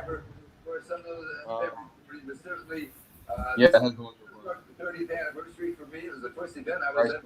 I hired the Duke for ESPN by Craig Fidelli, the Sunday Night Football the football producer and a good friend. And there's nothing more I enjoy more than the draft. And it's just fun to do. And of course, ESPN's been a great place to be working. And sent it out. Thank you. I think I like this better. Thank you. Yeah, I do like Mustache Mort. It's one of my favorite Morts if we go through all the years. But I've been thrilled to work with you on the draft for a lot of years and on NFL Live. And we Congratulating Chris Mortensen on his 30th draft that he's ever covered. Yeah, I'll tell you what, Been Trey. here forever, it seems. Since 1997 was the first time I got a chance to meet him. And with all the people at ESPN fired in the last several months. Warrington is paid. To the draft, you paid for me, you flew me up That there. means something. Set off to the side. Hey, could you go to the video and actually tweet the part that has the tweet, because it only came out as a link and not the name. And I wanted to make sure his agent. I want to make sure his agent saw it. That's the whole point. Oh, okay. Yeah, thanks. Try again. I wouldn't be anywhere near where I am today if it wasn't for Chris Mortensen. He's opened every door to his professional career. Does the agent know who I am? He will after this.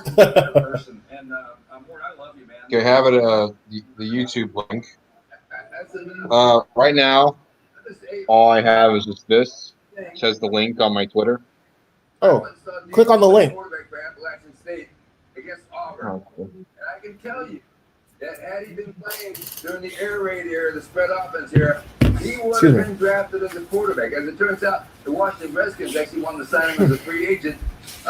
Maybe Excuse me. possibility of safety. But he made the right Just change the link. quite well for himself. He's doing Say it. really well. So are you, Morton. Go on the link, but everything. Here's the Well, that's first interesting. one. I want to go with All right, now to the business at hand, ladies and gentlemen. Let's get to another selection by the Atlanta Falcons. Sterling. I got another idea. Hold on. Safety now. It's,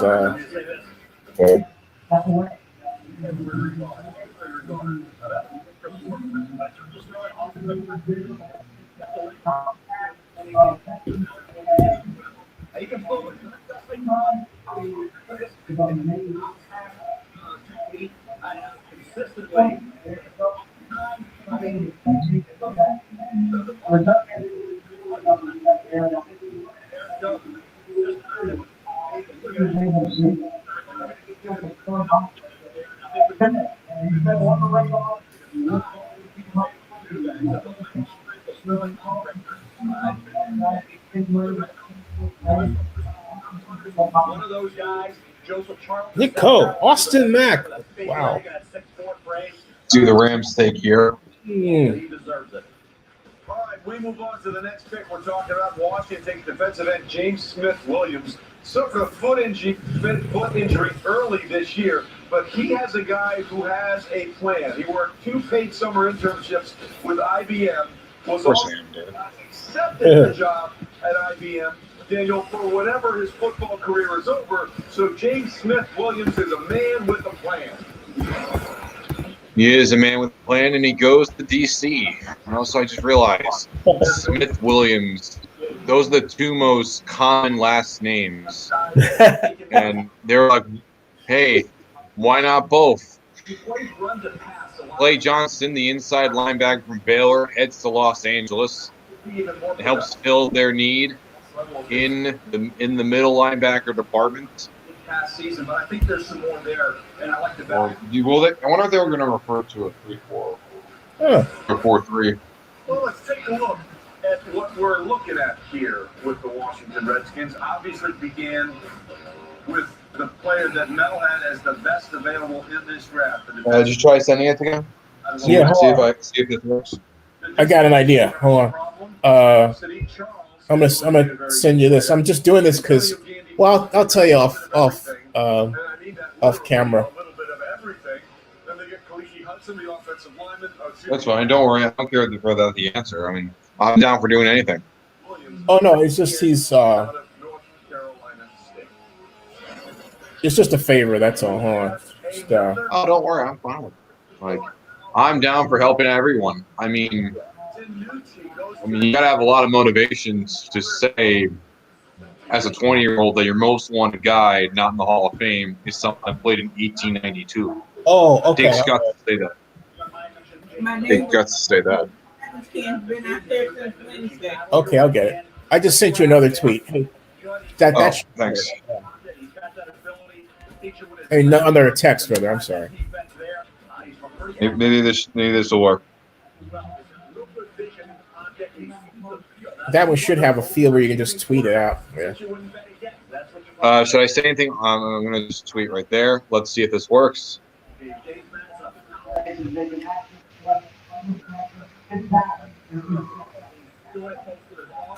Yep, got it. Woohoo! All right. Thank you. Yeah, perfect. His agent's Yeah. gonna love that. Oh, yeah.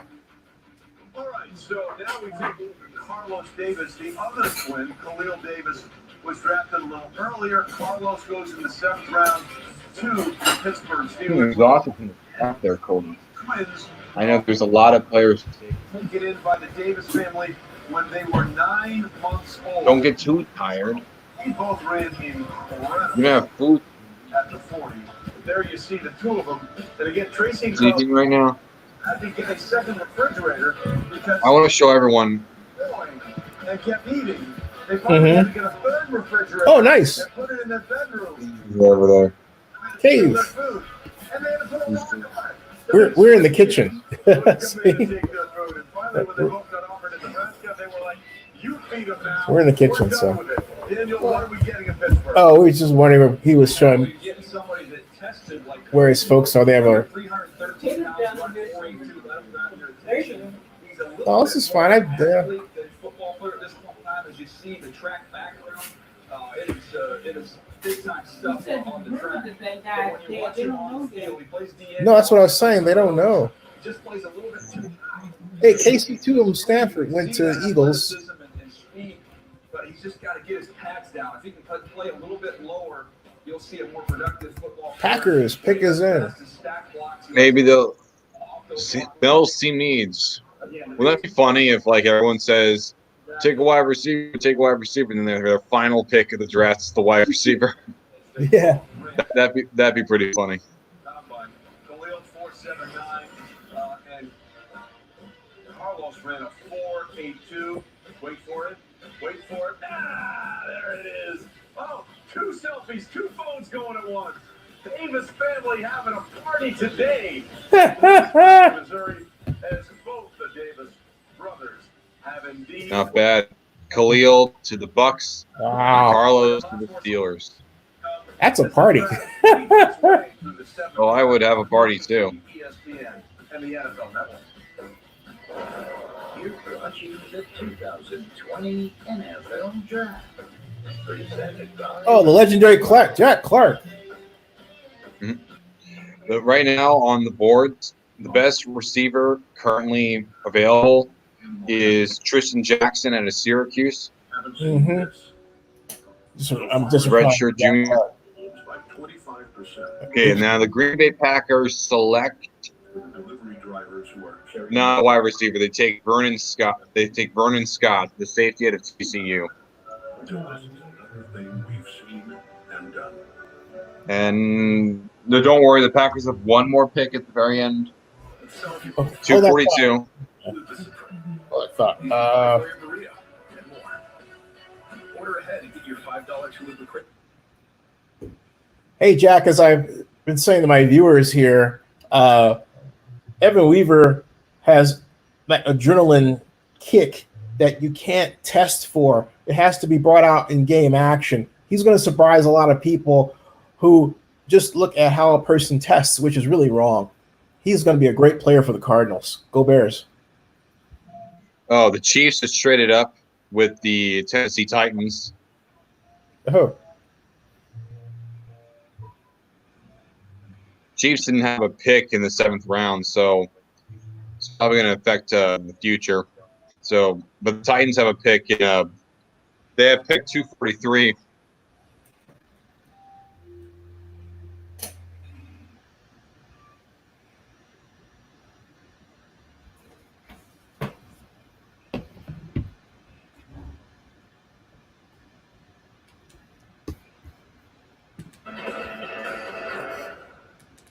Let's watch a cooking show. Cooking shows. Vernon Scott. TCU went to the Green Bay. Wow. Introducing AT&T TV.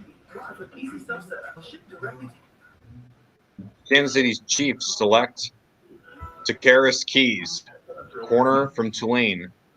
I figured that would be the case. They do need help at corner. This is a good pick to trade up for it.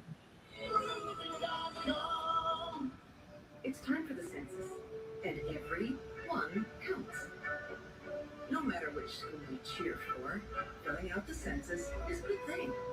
The Census data shapes funding for public schools and programs.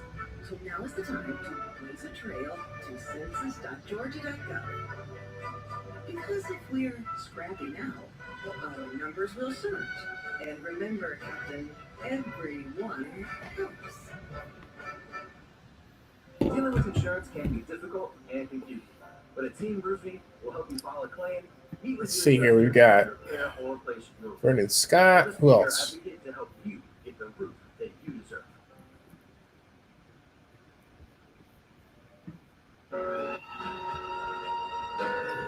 want to shout out to all the healthcare workers, all the doctors, the nurses, everybody that's just showing love, everybody that's helping. To all of our first responders, healthcare providers, and essential workers, from the bottom of our hearts, thank you. You are the heroes who get our country through this. Also, I have to give a special shout out. I'll be right back, folks. I'll be here, guys. Don't worry. I'm not going. I'm going to be right back. Congratulations to all your draft picks. Welcome to the T-shirt Lions School. To all our new draftees, welcome to the Jets. My most want, in case you're wondering, guys, my most wanted guy not in the Hall of Fame is William Heffelfinger. Played in '92. And Charles Follis,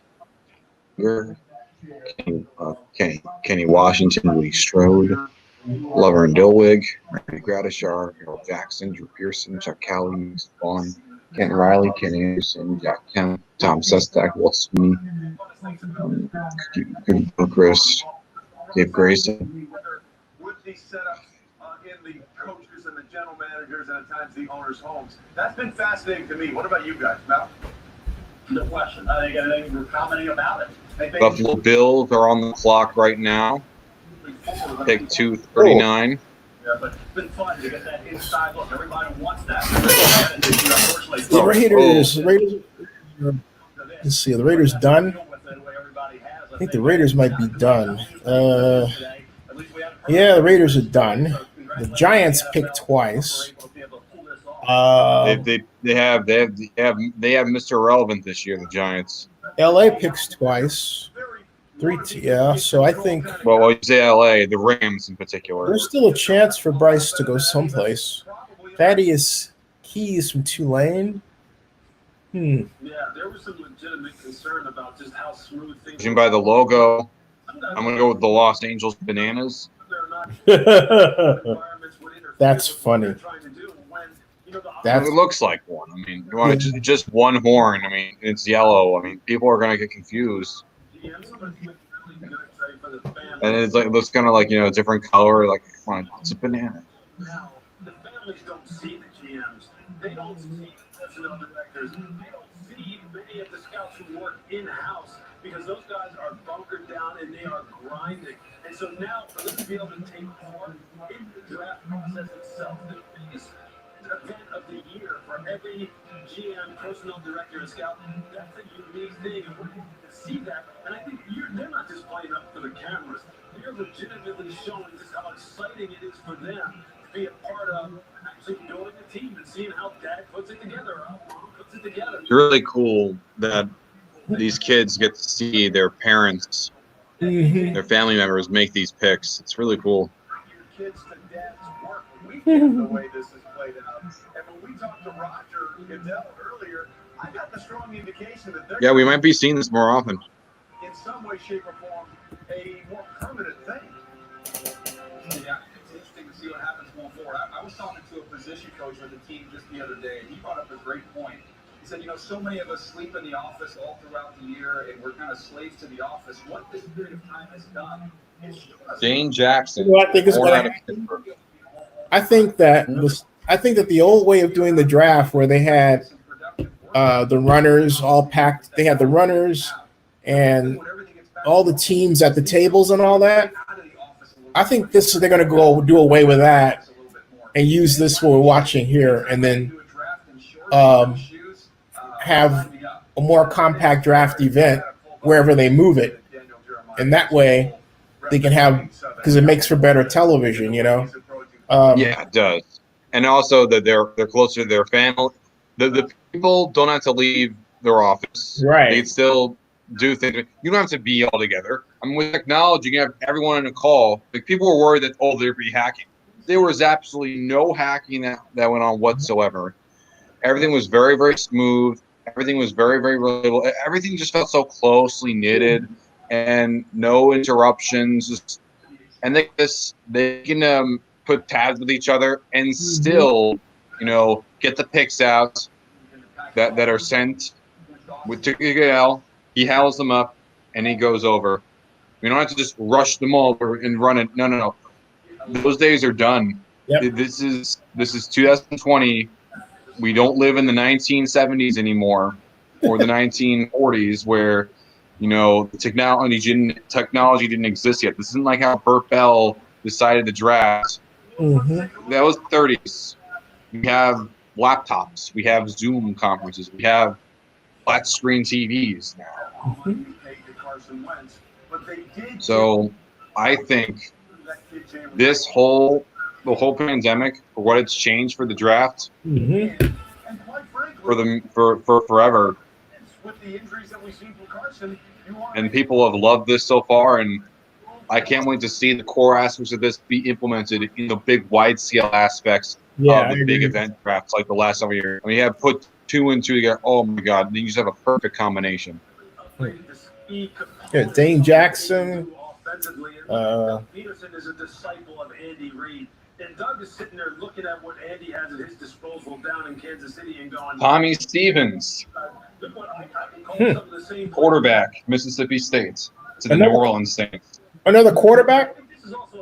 Yes, Tommy Stevens, a guy with 60% completion and 11 touchdowns and 5 interceptions last year alone. Transferred from Penn State in 2019. How are Dolphins doing? Well, the Dolphins probably have the best drafts in the whole draft. One of the best classes in the whole draft so far, at least based on value. I've seen some people project that maybe the Dolphins could be in the running for the division, but I still think. You know what? I have to point this out. They're skipping the black guys and they're taking the white guys. Yeah, it seems really obvious, man. It's like, geez. Of course. I mean, come on. You're showing Bryce. Bryce's stats are better than this guy. Snow averaged almost 10 tackles a game. 8 of those were tackles for loss. 2 years ago, he had 99 tackles. This year, and it says derailed by injuries at Mississippi State. Bryce didn't have any injuries. It's stupid. It's stupid. I mean, go for the better guy. You're this late in the draft. You traded up. They traded up for this. They traded up. Why would you trade up for a guy with riddled with injuries in the 7th round? I mean, really? Like, why even bother? Why even bother? Tampa Bay Buccaneers. Okay, let's see. The Rams, again, that logo is still very weird. I don't know which one I dislike more, that one or the goat that they have. Champel Russell, the outside linebacker out of Temple. Great.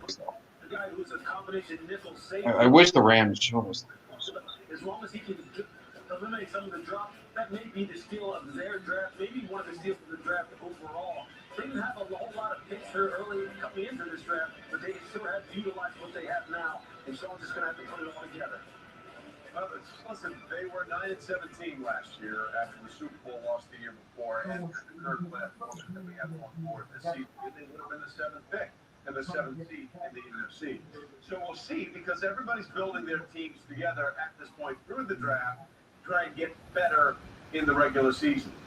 But we go through the draft for one reason and one reason only, to get the best of men. Okay, from Chris Berman. I don't think this Bell's been here forever, and his hairline is ever receding by the day. Well, the unfortunate projection for Bryce is that he didn't make the combine, and so he's projected as going undrafted. So, yeah, that's definitely gonna hurt your stock. Yeah. Who the hell is Mel Kiper? We don't have to take anybody that Mel Kiper says we have to take. That's why the Colts are picking second every year in the draft, not battling for the Super Bowl like other clubs in the National Football League. And I'm going to bust the next three. If we come back 2-3 years from now, you can place this back, break my face if you want. I will say that Roethlisberger, Rivers, and Manning, none of the three will be busts. The Oakland Raiders select Darius Hayward. That I was there when that happened. Yeah. Oh, Darius Hayward Bay. Surprisingly, he lasted longer than I would have thought. But granted, he was just on the Steelers, and he had like 2 catches in those 3 seasons or something like that. This is what we said. I'll tell you what. I'll go back to what happened when that came down.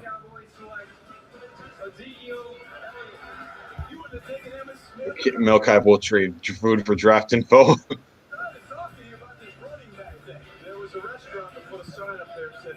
Jonathan Garmin, Miami defensive end.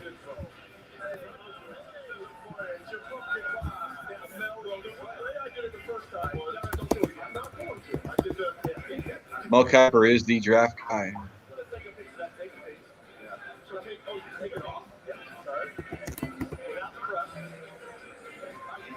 Hopefully Todd's doing okay. Yeah. Man.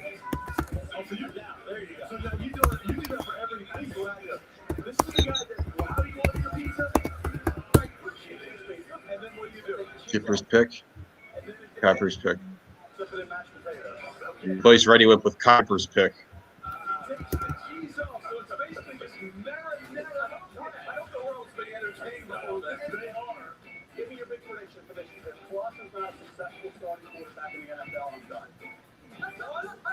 Taking the hair gel and walking out, or I'll do this. I'll eliminate the hair gel, let this stuff flop wherever it wants. Now, am I done? You got a choice. You got a choice. Just that. You can either retire or no more hair gel. It's your choice. Who said I had hair gel? You did.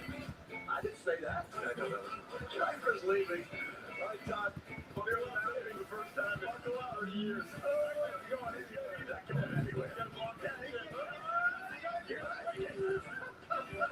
Checking anything else that's new.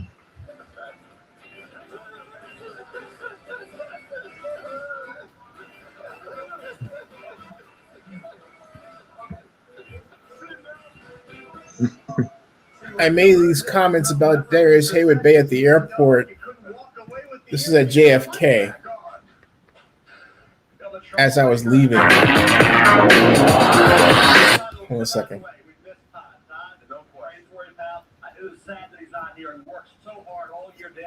Were you big on him or nah? No. That was a bad pick. Because it was a very, reach. very bad pick. Yeah, it was a reach. Who would you say? Here, right here it is. Bit younger. See, this is I made Hi, this. everyone. I'm at JFK waiting on my flight to get out of here, having had a great NFL draft. Voice a bit higher. Year. Some notes I want to share with you. First of all, This is at the JFK idea United. advanced by my longtime friend Richard Lieberman that ESPN is biased against the Oakland Raiders is complete bogus. I walked over to Mel Kiper at Radio City Music Hall, asked him if that was the case. He mouthed no because they were between segments. He was above me there. Looked over to Chris Mortensen. They both said no and went back to work. And in fact, they got a great chuckle out of it. If anything, Looking good for your age. it's evidence that the Raiders are biased against ESPN because several years ago, Al Davis called ESPN a third-rate network. Well, of course, that third-rate network has first-rate money because they own much of the NFL's broadcast rights. So, remember Cap City's ABC deal? That's ESPN within that. So at any rate, one moment, please, because it's noisy here. Back again. At any rate, that's thought of not to be the case. Now, who had the best draft? You really can't determine that until 3 years beyond the draft itself. But from the point of view of myself and many, high marks have been given to the Denver Broncos, the Philadelphia Eagles, particularly with Jeremy Maclin, because Maclin paired. Oh, yeah, he was a good player. He was the player. Now, Did retire. receiver poses a dangerous potential. But for me, my favorite was the Miami Dolphins because I contend that West Virginia quarterback Pat White, selected by the Dolphins with that Wildcat offense they run, and the fact that they're going to allow White to compete with Chad Henne for the starting job, represents Pat White didn't win it. the best match of player, scheme, and need I've ever seen in my years covering this draft. So I'm going to say that the Miami Dolphins had the best draft and that Pat White is going to be an effective force immediately. I was almost right. See you in the Bay Area and online. Pat White only lasted one. Pat White didn't even last like one season with the Dolphins. 2 seasons. Yeah, 2 seasons. What happened? Like, I think I honestly forgot. But I don't remember it being. I remember it being more than one. Let me put it that way. I'm trying to find. Let's see here. Wasn't he injured? Was he That's injured? the thing. I don't remember exactly what happened. I'll have to look that up. I'm trying to find some more stuff I had from back then. That's what I was. So I was on another objective there. Oh, I see. What happened was that he says that he had a helmet-to-helmet collision with Ike Taylor on January 3rd, left him unconscious and carried off the field. You look a bit younger there, Zenny. Well, it's 10 years ago. Yeah, that was actually 11 years. 11 years. Oh, not bad. But you're still looking good. I'm trying that. Thanks. You're still looking good. But looking at here, Pat White, it was really just injuries, but then he was like not really play. Then he was just dealt immediately afterwards. He put on waivers, no one picked him up. He signed the Virginia Destroyers of the United Football League, which only lasted a couple seasons. And he went to the Reds for a year. Then he went to the Edmonton Eskimos. Then he retired. Now, since 2018, he's been a coach first for Alcorn State and now currently with South Florida as the running backs coach. Oh, this is check this out. This is the Raiders spying on me at the 2007 NFL draft. This is watch this. This brings back memories. That was really stupid, man.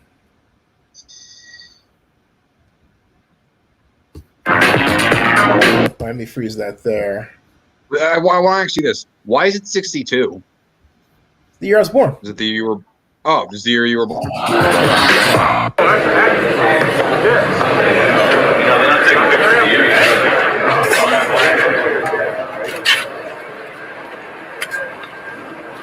Chelsea Piers, nice. Adrian Peters. That was Gaines Adams, guys. Calvin Johnson. Calvin Johnson, nice. There's Marcus Russell. Gaines Adams. Yeah, he died of a heart attack. Oh yeah, I'm feeling like I know that name.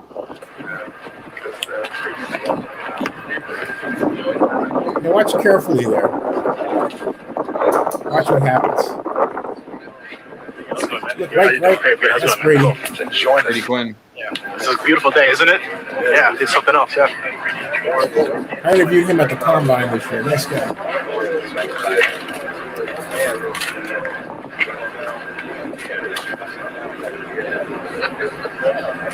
Keep watching. Roman Gabriel. Roman Gabriel?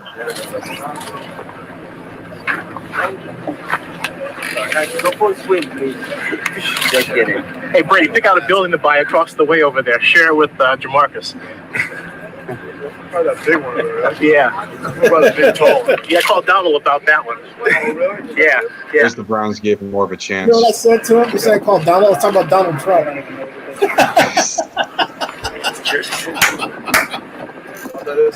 Yeah, Jersey. 10 years old. Part of that building. I'm not kidding.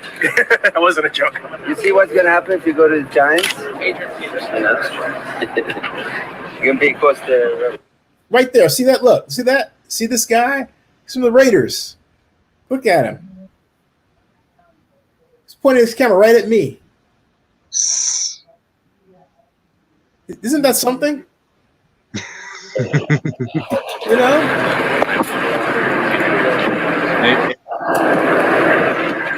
Oh, Amy Trask. Oh, you know something funny? I actually did a paper on Amy Trask.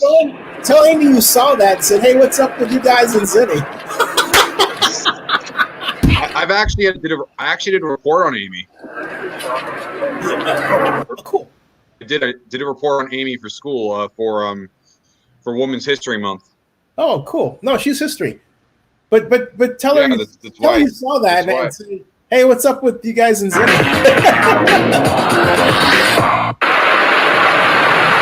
This was I have to explain this. What happened was when the draft was in New York, they used to have the guys go to the Radio City Music Hall and they'd stand on the marquee. You know what the marquee is? Yeah, I know where that is. They would have them stand on it. That's what this is. There was like a every year. So that's what this was. I always loved how the draft is now a much bigger deal with going everywhere. I'll fast forward it too. It's right here. Was Russell like, well, in college especially. Like he won the Manning Award, if I recall. See? That's Gaines Adams, the late Gaines Adams. That's Brady Quinn. Andrew. He works for the NFL, the guy on the extreme right. The last time I checked, Gaines Adams didn't realize he had a heart condition until it was, of course, too late. Right. There's Jamarcus Russell there. And the guy yelling, that's Adrian Peterson right there. Yelling. Yeah, that looks like AD. Marcus Incognito. Marcus is cool, man. See, that's all the people looking at him.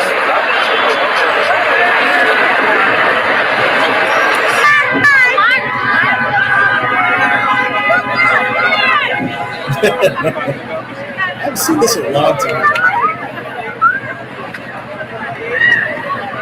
Draft is a much bigger deal now. You're just on racing now. Draft is massive. Ian Jackson, quarterback. Does Marcus look pissed or what? I don't know. It feels like he always has that expression on his face. He does look at that though. He does look pissed. Yeah, it feels like he always has. I always see him with that expression on his face for some reason. Like, you know, I mean, he just has that look. Like, dang it, you know. Like something, you know. That was before the 29 million. Where Jamarcus is right now? Probably the same. You have to remember, he's only like 18. All right. Well, I mean, like right now. Currently, as we speak. See, that's Brady. That's Calvin Johnson. Jamarcus Russell, Brady Quinn. That's a cool shot right there. Could have freeze framed that one. Yeah. Brady Quinn, he was known for having a drop, and I know that for when he was with the Browns, they didn't really give him much of a chance. No, I think they did. Yeah, it didn't turn out right, but he's a nice guy. I like Brady. I root for him. Yeah, I see him on CBS from time to time. He's a great announcer, man. He's really come along. Yeah, I love announcer from college. I think the Lions did Calvin Johnson dirty. He's still pretty mad at them. So that's what they used to do that way. So we come back to that. This is Eric Metz. That comes through. Great Tuesday, everybody. The NFL draft is approaching the 25th of April through the 27th in Nashville. The Raiders have the 4th pick. The Cardinals have the 1st pick. The Niners, the 2nd. Actually, that's not. I didn't want to hear me. That wasn't what I was looking for. Let's see here. Going through our. That's Gil Brandt. That was in 2008. Yeah. 2008. 2008.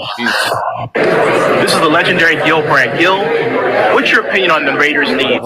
10 years later. Well, I think they did better in the off season. I thought they did very, very well in the.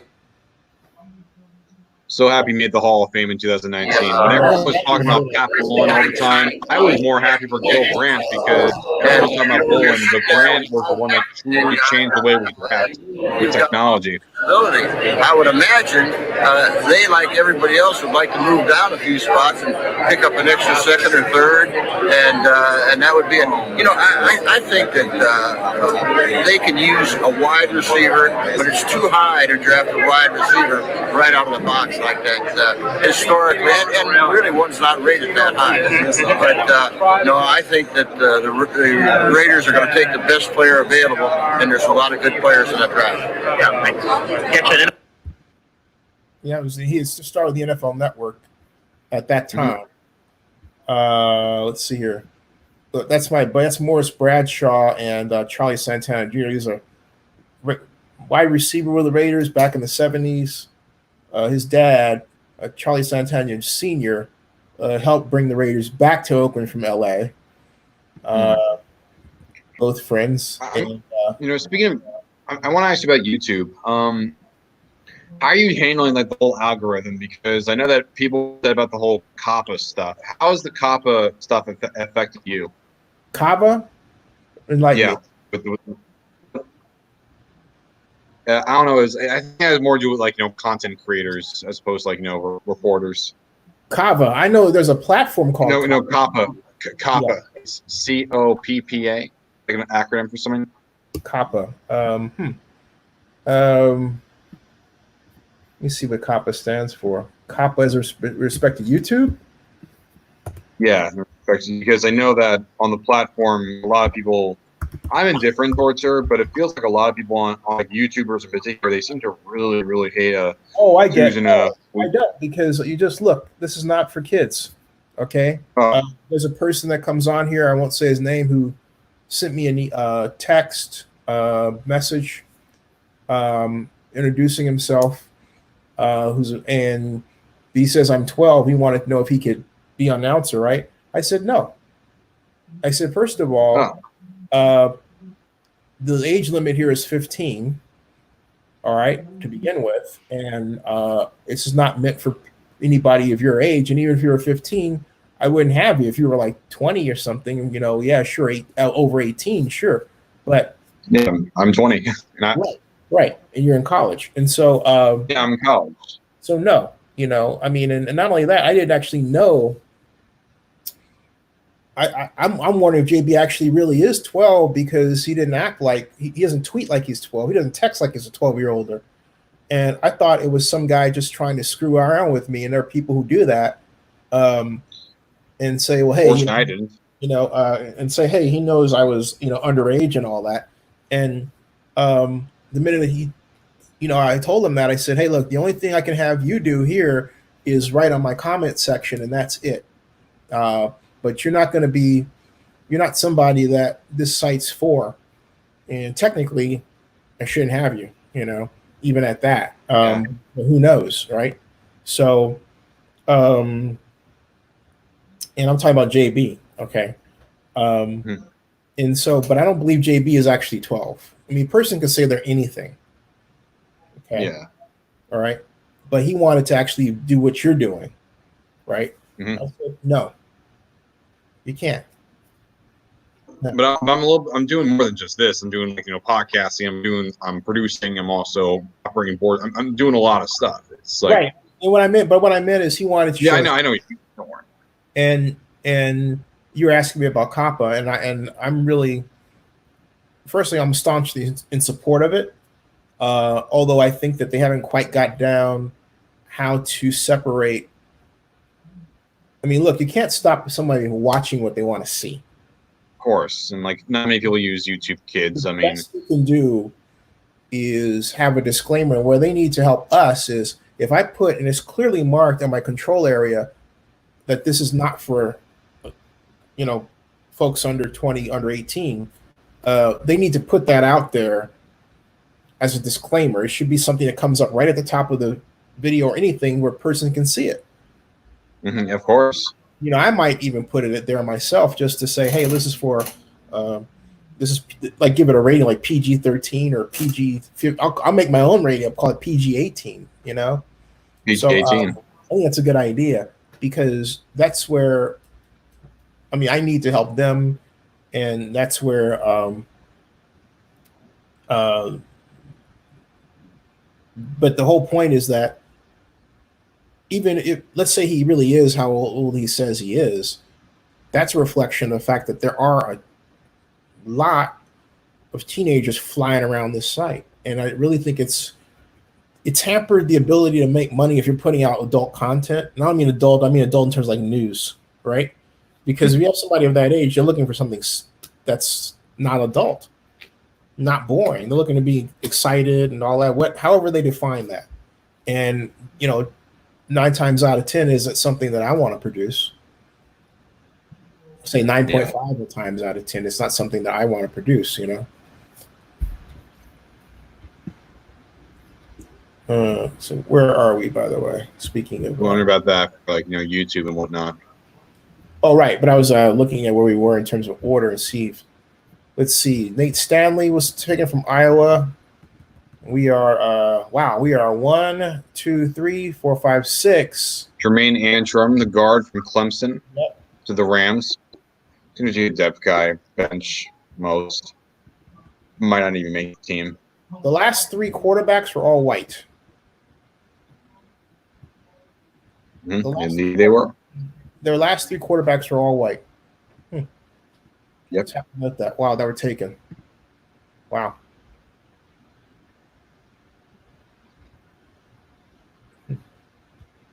Mom says, was Russell that good? He had an arm, but no, Jamarcus Russell was he that good? My gosh. That's what you mean by that, like in terms of when he was coming out of college or how he was when he played? He can only mean when he was coming out of college, and so that's what he would have to mean. But he played it. He was from LSU. The number one. He was the number 1 pick, so I assume so. No, he was the number 1. What happened? In fact, what happened was it was between he and Brady Quinn, and Bill Chakas and myself were sitting. We were at the. In fact, I remember exactly where we were. We were at dinner at the Rainbow Room, and at first we got a message or email that Brady Quinn was going to the Raiders, and then the tip was reversed, and Jamarcus Russell went to the Raiders.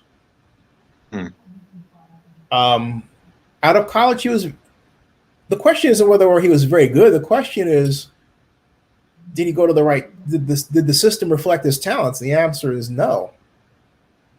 He didn't work out at the combine. He was still taking number 1. What does that tell you?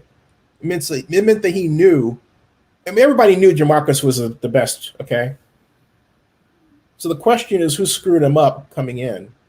And it's just like Joe Burrow. All right. The reason why I don't think Joe Burrow will be that good is because he's a product of that system.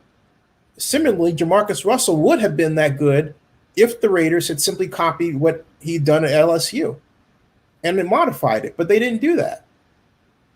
There was a lot of problems in those days, particularly he wasn't a guy that can run either. He's a big brother who could throw.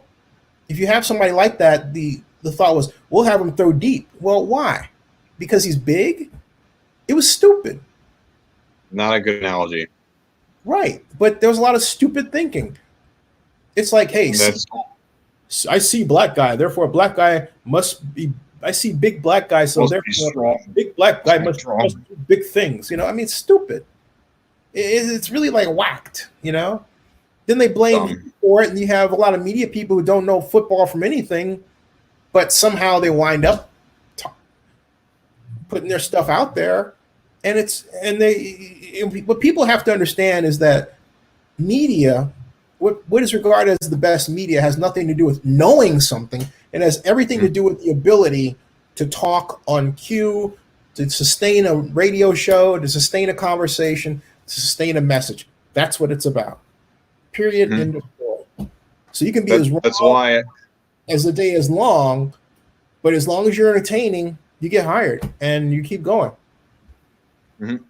That's why we need people like you, like me, and just need to shoot our message and try to just hammer it in them. And if they don't like it, we're just gonna force it on them. Yeah, that's it. So let's see where we're at here. We are now at pick 3 picks away from Mr. Irrelevant. And that needs to be a special deal there. The greatest Mr. Irrelevant ever was Ryan Suckup. Yeah, I Kicker. was, of course, the 2012 Mr. Irrelevant. I will show everybody the video of Mr. Irrelevant from when I went, so you can get a taste of what it's really like after Mr. Irrelevant is named. Yeah. Why do they even name him Mr. Irrelevant? I don't know why, but it feels like it's somewhat of a slight jab at you. It is. Well, the whole point was that Pastor Satala had said, we've interviewed a bunch of times here at Zenny62 on YouTube, had said, he took the idea to Roger years ago because he says, look, the last person taken is just as good as the first one. And so why have this situation where the last person taken is irrelevant? And so that name stuck. And now his daughter in-law, Melanie Fitch Satala, no, it's Melanie Fitch, but she is the president of Irrelevant Week. And she was just on this show with Dave Squires 2 nights ago on video talking about it. She was in Newport Beach, where Lee Steinberg lives. Lee actually is the man who produces the fake contract for Mr. Irrelevant. And they have a whole banquet for Irrelevant Week. I went with Julie Bueller. That was a lot of fun. And yeah, wonder what I have. I'll have to fire up that video. And they have a whole jersey for the final pick for Mr. Irrelevant. Yes, they do. Yeah. Let's see here. Would you consider being the last pick an honor? Yeah, it is. It is. Because you can I do like it. They can pass over you, right? They can pass over you. Mm-hmm. Again, I mean, they don't have to pick you. Sure. Hunter Bryant, Lamar Jackson. I wonder if Roger's going to say the final pick. It's a good question. Here's let's see here. Derek Tsuzuka, defensive end from North Dakota State. Now, who the New York Giants? The New York Giants have Mr. Irrelevant. Let's see who they take. Let me turn this up here, and then I'll. I'm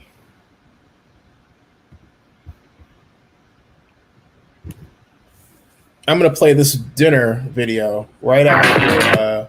I'm going to set this up to play after Mr. Irrelevant. You can hear Lee Steinberg talk about it. I'm going to. Where are you going? I'm going to get my garbage can. Okay. So anyway, we're almost done here. Oh.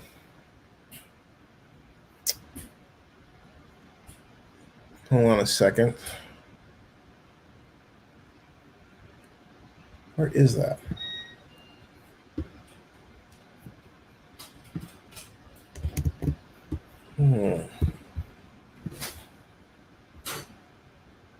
Let's see here.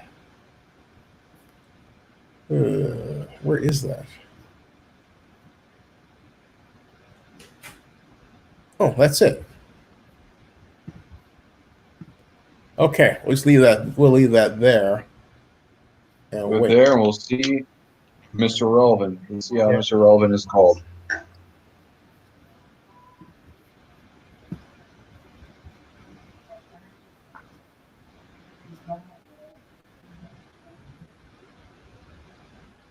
Let's see here. All right. to about 315 pounds, but this guy really held his own. He's an athletic kid. Giants are on the clock. It says on the clock. It's been saying on the clock the last several minutes. They'll lose 4 starters. And one guy, Jackson Carmen, returning, was a heck of a player for next year. But Tremaine Anchor, the good job, solid. Talked about picking inside. It should be a pretty easy transition for him. Hey, everybody, we're waiting for Mr. Relevant to end the 2020 NFL Draft, and that will be Melanie Fitch. Coming up in a few seconds, the Giants are on the clock. They have the last pick right here. See that? There. So, and we're waiting. And the pick is in. Stephen Sullivan? That's not him. Pick is in for the Giants. In for the Giants. See, what are they going to do for Mr. Irrelevant? Are they going to do anything special? Let's see. Oh, yeah, they'll do something special. Just wait. They're going to, I'm talking with, there's a Vinny Laspinoso here. There's Vinny. Relaxing on the couch. There's no one else here. Mr. No one else. Waiting for Mr. Irrelevant. Man, LSU had this amount of selections in a draft.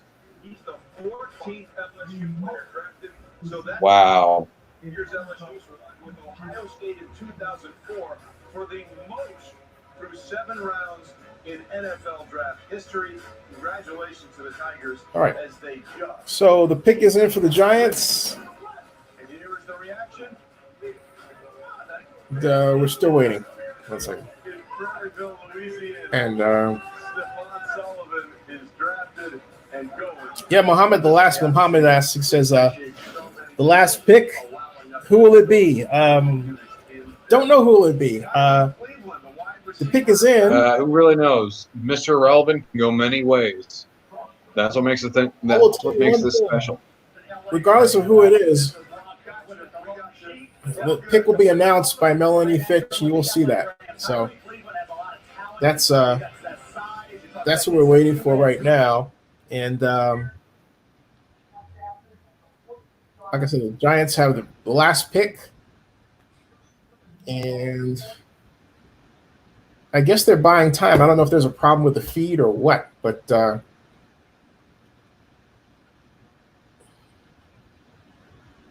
you would think this being the last pick. Well, I know what they're doing. Basically, it's pre-recorded, so they have Melanie saying something,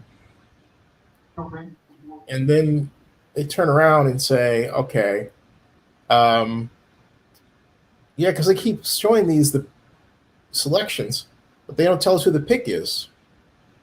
Oh, here is Chris Williamson is the cornerback. Is that it? Chris Williamson, maybe. I don't know. Let's see here. This is hold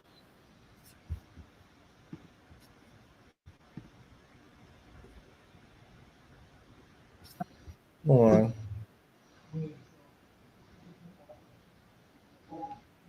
Still not named, and still the draft. They say Giants are on the clock. They said the pick is in. So if the pick is in, it means we're waiting for it to be Joe Judge and David Gettleman. Okay. It's time for the final pick for the 2020 NFL Draft. It's Mr. Irrelevant out in California. We have Melanie Sullivan. Here it is. Here it is. Here it is. There's Melanie. Let's see here. There we go. Hey, NFL fans. Thank you for saving the best to last. I'm Melanie Sullivan Fitch, and I'm here at my home in Newport Beach. Hey, Paul. Idea about celebrating Mr. Irrelevant, last selection in the NFL Draft. For 45 years, Irrelevant Week has not only been about celebrating the last selection in the draft, but it's also about championing the underdog in all of us. We're excited to participate in the draft-a-thon. Irrelevant Week is going to be providing COVID relief to families in Orange County with children. And now for the moment that we've all been waiting for, with the final pick of the NFL draft, tell us, who is Mr. Irrelevant 2020?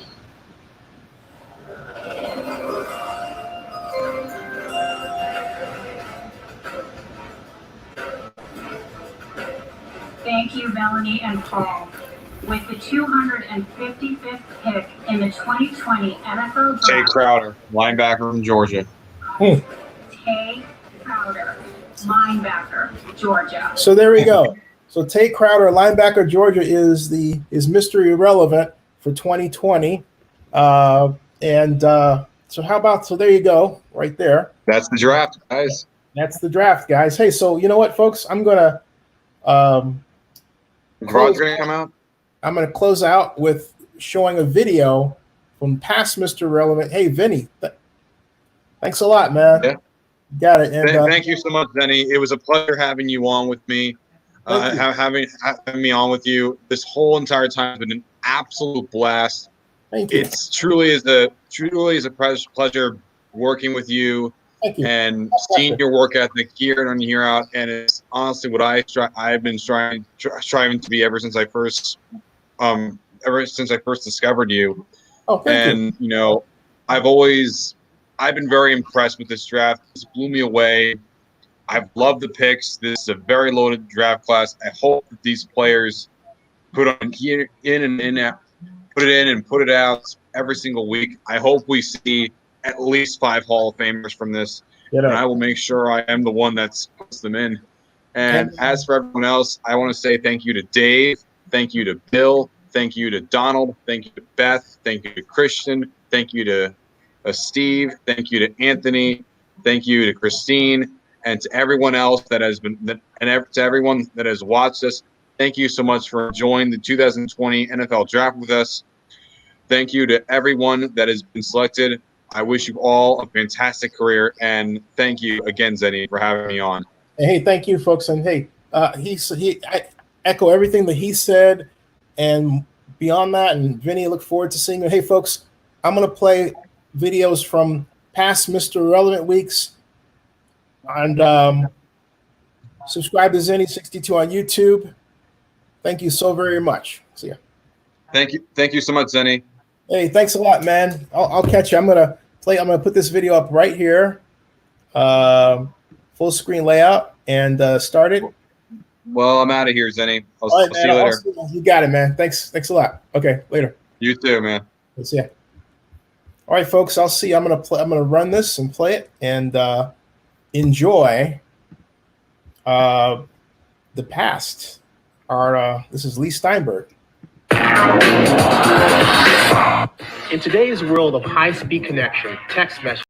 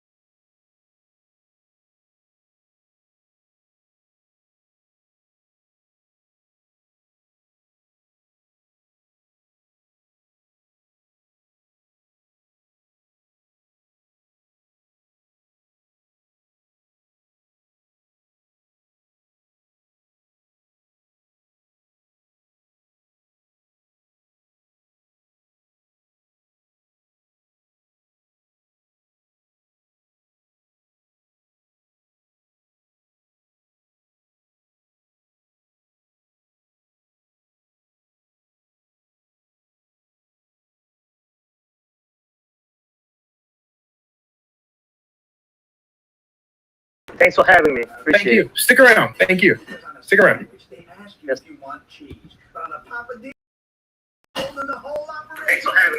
Hey everybody, I just want to thank you all for watching, and all y'all, thank you for watching. Hey everybody, I just want to Also, thank you all for watching.